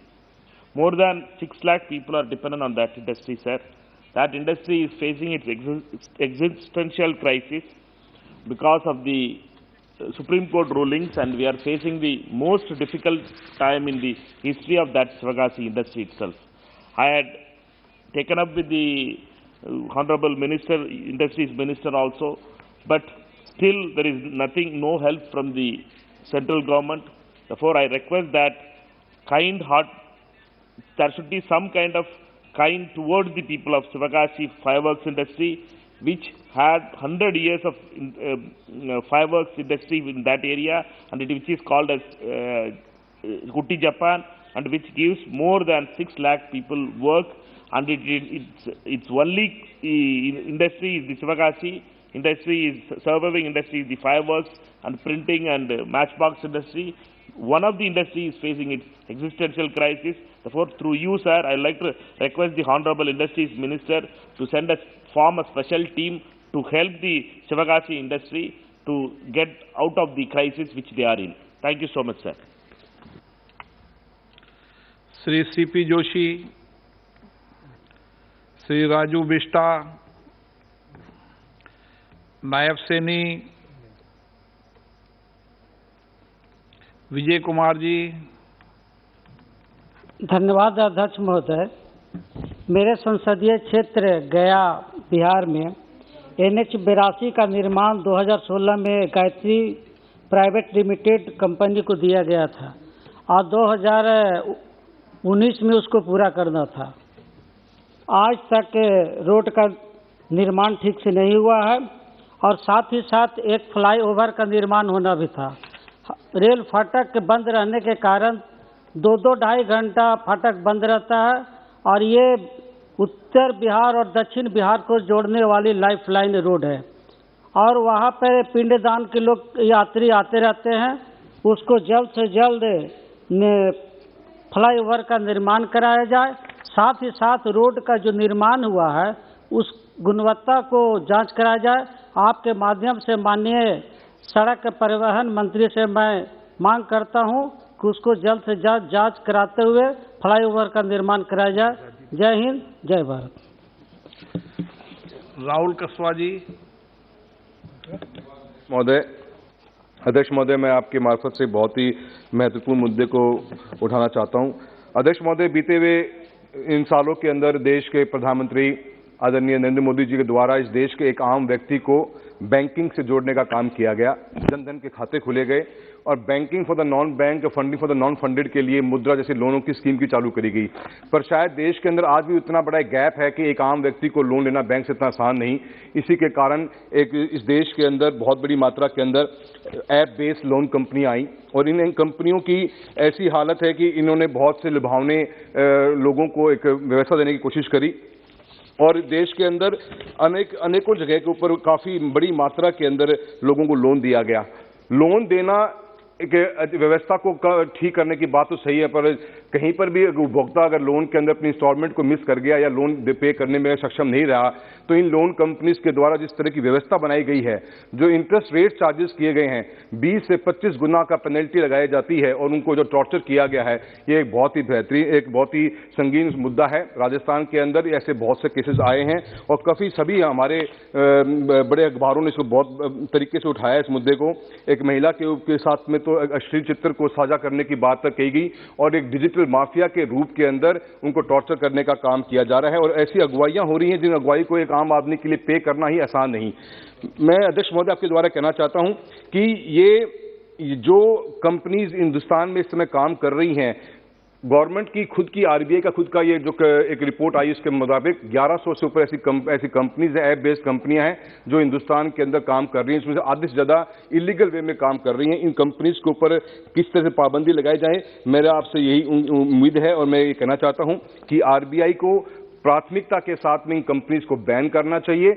इनकी interest rate और इनकी penalty interest के ऊपर जो लगती है उसको पाबंद करना चाहिए और पब्लिक एट लार्ज को एजुकेट करने का काम टॉप मोस्ट प्रायोरिटी पे करना चाहिए। मैं आपके मार्फत से आईटी मिनिस्ट्री से भी रिक्वेस्ट करना चाहूंगा कि जो ये कंपनीज हैं, जिन कंपनीज के ऊपर गूगल ने ऐप के ऊपर, एंड्रॉइड्स के ऊपर काफी कंपनीज को सीज करने का काम भी किया, पर बहुत टॉप मोस्ट प्रायोरिटी के ऊपर ऐसी कंपनीज जिनकी शिकायतें आती हैं, जो आरबीआई के पोर्टल पर रजिस्टर्ड भी होती हैं, उन कंपनियों को हैंड टू हैंड बंद किया जाना चाहिए। और अध्यक्ष महोदय, अंत में पुलिस के द्वारा भी कॉपरेशन स्टेट्स में नहीं मिलता, एफआईआर दर्ज नहीं होती और इन लोगों को जो टॉर्चर होना पड़ता, काफी लोगों ने सुसाइड तक की भी नौबत आई है, बहुत शिकायतें आती हैं। मैं आपके मार्फत से होम मिनिस्ट्री से रिक्वेस्ट करना चाहूंगा कि ऐसी कंपनीज के ऊपर जो इनकी शिकायतें अगर एक उपभोक्ता लेके आता है तो टॉप मोस्ट प्रायोरिटी के ऊपर उनके एफआईआर दर्ज हो और उन पर सख्त से सख्त कार्रवाई की जाए, क्योंकि देश बहुत बड़ा है और आने वाले समय के अंदर इंटरनेशनली आज हिंदुस्तान में सबसे अधिकतर कंपनियां हैं और भविष्य में ये माना जाता है कि ये मार्केट करीब 30,000 करोड़ के लगभग पहुंच जाएगा 2025 के आस तक। तो हमें इसके ऊपर जागरूकता लानी बहुत जरूरी है। बहुत से लोगों के घर बर्बाद हो रहे हैं और मैं सरकार आपके मार्फत से सरकार से निवेदन करता हूं कि आरबीआई इसमें स्ट्रिक्ट से स्ट्रिक्ट एक्शन लेने का काम करे। श्री ढाल सिंह बिसेन। अध्यक्ष महोदय, बहुत बहुत धन्यवाद, आपने मुझे शून्यकाल में बोलने का अवसर दिया। अध्यक्ष महोदय, आप जानते हैं कि समय जल कितना आवश्यक है और हमारी सरकार जल के संरक्षण के लिए किस तेजी से काम कर रही है। अध्यक्ष महोदय, मैं कहना चाहता हूं कि कृषि और पेयजल के लिए तालाबों का संरक्षण अति आवश्यक है। लगभग अंग्रेजों के पहले के समय और अंग्रेजों के बाद तो लगभग स्वतंत्रता के बाद ही 75 साल हो गए हैं, तो जो तालाब निर्मित किए हैं और उनकी जो नहर प्रणाली है, तो ये नहर प्रणालियाँ लगभग छिन्न भिन्न हो गई हैं। इनके रखरखाव के कारण से कृषकों को ठीक से पानी नहीं मिलता। यद्यपि पुराने तालाब जितनी क्षमता के थे उससे आज की तारीख में दुगनी क्षमता से उनको सिंचाई दे रहे हैं। तो मेरे लोकसभा क्षेत्र के अंतर्गत अध्यक्ष महोदय एक सर्राटी टिकाड़ी गांव में तालाब है जो 105 साल पुराना है, उसकी नहर प्रणाली लगभग समाप्त हो गई है और इसलिए उसके आपके जो है सिंचाई ठीक करने जाने के लिए उनकी नहर प्रणाली को ठीक करने के लिए उसके लिए राशि दी जाए। लगभग उनके गेट कुलापे जो भी हैं वो सब बर्बाद हो गए हैं। इसी तरह से ढूटी एक बड़ा पुराना जलाशय बैनगंगा नदी पे जिसमें इतनी सिल्ट हो गई कि अब उसमें 1 फुट भी पानी नहीं भरता, तो उसको रीसिल्टिंग की जाए और जितने भी हमारे क्षेत्र में ये 70, 80, 100 साल के तालाब है इनकी नहर प्रणालियों को सीमेंटीकरण करें ताकि सिंचाई की जो क्षमता हमने दुगनी विकसित की है और ज़्यादा विकसित करें और हमारा पानी बर्बाद ना हो, सिंचाई के लिए पूरा पानी मिले। बहुत सारे तालाबों में हम पेयजल के लिए भी पानी देते हैं तो पानी बर्बाद ना हो, तो डैम सेफ्टी के अंतर्गत उन तालाबों का भी पुनः संरक्षण करने के लिए केंद्र सरकार अधिकतम राज्यों की मदद करे। आपने मुझे अवसर दिया, बहुत बहुत धन्यवाद अध्यक्ष महोदय। श्री मलुक नागर जी। सब बहुत बहुत धन्यवाद। सब बहुत बहुत धन्यवाद, आपने बोलने का मौका दिया। और मैं गंगा मैया के बारे में कहना चाहता हूं। पार्लियामेंट में मेरी पहली स्पीच गंगा मैया से संबंधित थी और मोदी जी जब वाराणसी जाते हैं तो बहुत अच्छा लगता है, इससे संबंधित थी। तो जो अब का बजट आया है इसमें 25 साल तक के लिए आगे प्रोविजन रखा है। तो मैं कहना चाहता हूं आपके माध्यम से कि गंगा नदी की सफाई और गंगा नदी का बांध हरिद्वार से निकलते ही आगे और जहां तक भी गंगा जाती है ऐसा प्रोविजन कुछ जरूर हो जाए कि गंगा नदी को एक साल में कम से कम 20 किलोमीटर, 25 किलोमीटर या 10 किलोमीटर दोनों तरफ से बांध बनेगा और उससे जो गंगा नदी के दोनों तरफ लोग बाढ़ में जो बह जाते हैं उनसे बचाव मिलेगा और गंगा नदी को पूरा एक खूबसूरत एक दिशा मिलेगी। और जो विदेश से आते हुए लोग जो गंगा मैया के बारे में सुनते हैं, जब गंगा मैया को इतना खूबसूरत देखेंगे तो एक पर्यटन को भी बहुत बढ़ावा मिलेगा। और जैसे ही सब बस खत्म कर रहा हूँ, बस जैसे ही हरिद्वार से आगे निकलते हैं तो पुरका जी पड़ती है जो मेरी लोकसभा में ही है और फिर मीरापुर भी, हस्तिनापुर भी और बिजनौर भी, चांदपुर भी, सारा वाराणसी की तरह ही गंगा नदी के किनारे किनारे मेरी लोकसभा पड़ती है। तो पुरका जी विधानसभा जहाँ है उसमें पुरका जी एक कस्बा है, वहाँ पे एक ऐसे प्रशिक्षण केंद्र, ट्रेनिंग सेंटर की स्थापना की जाए जिससे मोदी जी की जो सोच है माननीय प्रधानमंत्री जी की कि किसान की आय दोगुनी कैसी हो, डिजिटल करेंसी से पेमेंट्स कैसे हों, ड्रोन से खेती को बढ़ावा कैसे मिले, जिससे इसमें माननीय प्रधानमंत्री जी की जो सोच है वहाँ के पश्चिम उत्तर प्रदेश के किसानों को फायदा मिल सके। बहुत बहुत धन्यवाद साहब। श्री इम्तियाज जलील जी। अध्यक्ष महोदय, मैं आपका संरक्षण चाहता हूं एक मुद्दे के ऊपर कि मैं जिस चुनावी क्षेत्र से आता हूं औरंगाबाद में, वहां पे 2 मंत्री बनाए गए हैं, एक डॉक्टर भगवत कराड़ है और दानवे साहब है। आपको पता है कि दिशा जो है वो सबसे इम्पोर्टेंट कमेटी है जिसके अंदर केंद्र सरकार की जितनी भी स्कीम्स है हम उसको मॉनिटर करते हैं। दिक्कत ये हुई है कि मतलब चूंकि अब ज़्यादा वक्त ये नहीं दे पाते हैं तो दिशा की मीटिंग्स हो नहीं पाती है। अब मैं आपको एक छोटा सा उदाहरण देना चाहता हूँ। मेरे साथ में यहाँ पे जगदम्बिका पाल साहब बैठे हुए जो सीनियर सदस्य है और ये हमारे अर्बन डेवलपमेंट कमेटी के मेंबर है। अध्यक्ष महोदय, जब मैं यहाँ पर आ रहा था तो सिर्फ एक रिव्यू ले रहा था कि प्रधानमंत्री आवास योजना का मेरे चुनावी क्षेत्र के अंदर क्या है। 52,000 लोग एलिजिबल हुए थे लेकिन अभी तक मिला था 355 लोगों को। मुझे खुशी है आज ये बताते हुए कि पूरे महाराष्ट्र के अधिकारियों को इस कमेटी ने समन किया और आज चूंकि हमने उसका रिव्यू लेकर आए थे दिशा के बाहर, तो आज 50,000 लोगों को मेरे चुनावी क्षेत्र के अंदर जमीन देने का सरकार ने तय किया है, महाराष्ट्र की सरकार ने। तो ये एक बहुत बड़ा काम है। तो मैं आपसे ये संरक्षण चाहता हूं कि अगर मंत्री बन गए तो मंत्री तो कभी भी रिव्यू ले सकते हैं, लेकिन उनके मंत्री बनने से है तो मुझ जैसे एक सांसद को नुकसान ये हो रहा है कि मैं केंद्र सरकार की कमिटीज को रिव्यू नहीं कर पाता हूं, उनके प्रोग्राम्स को रिव्यू नहीं कर पाता हूं। तो मैं चाहता हूं कि कुछ इस तरह का इंतजाम किया जाए कि अगर मंत्री बन गए हैं तो वो तो जब चाहे वो मीटिंग बुला सकते हैं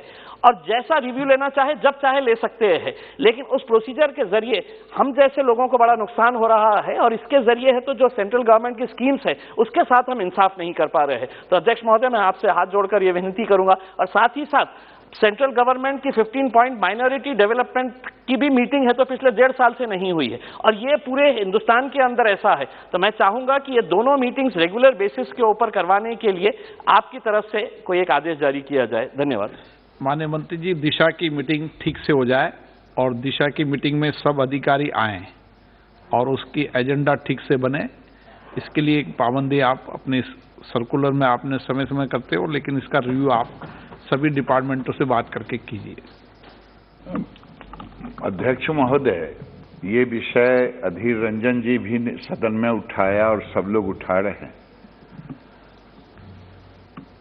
आज मैं बड़े ही भारी मन से कह रहा हूं कि पूरे देश में जो दिशा की बैठकें होनी चाहिए उसका 1/4 हो रहा। तो आपका जैसा दिशा निर्देशन होगा, क्योंकि जो दिशा की मीटिंग आहूत करते हैं वो चेयरमैन करते हैं, लेकिन कलेक्टर के ऊपर भी दायित्व होता है। तो ये अगर आपके दिशा निर्देशन हो कि सबकी कमेटी, डीओपीटी, आरडी के सेक्रेटरी, तब इसका कुछ रास्ता निकल सकता है। ठीक है।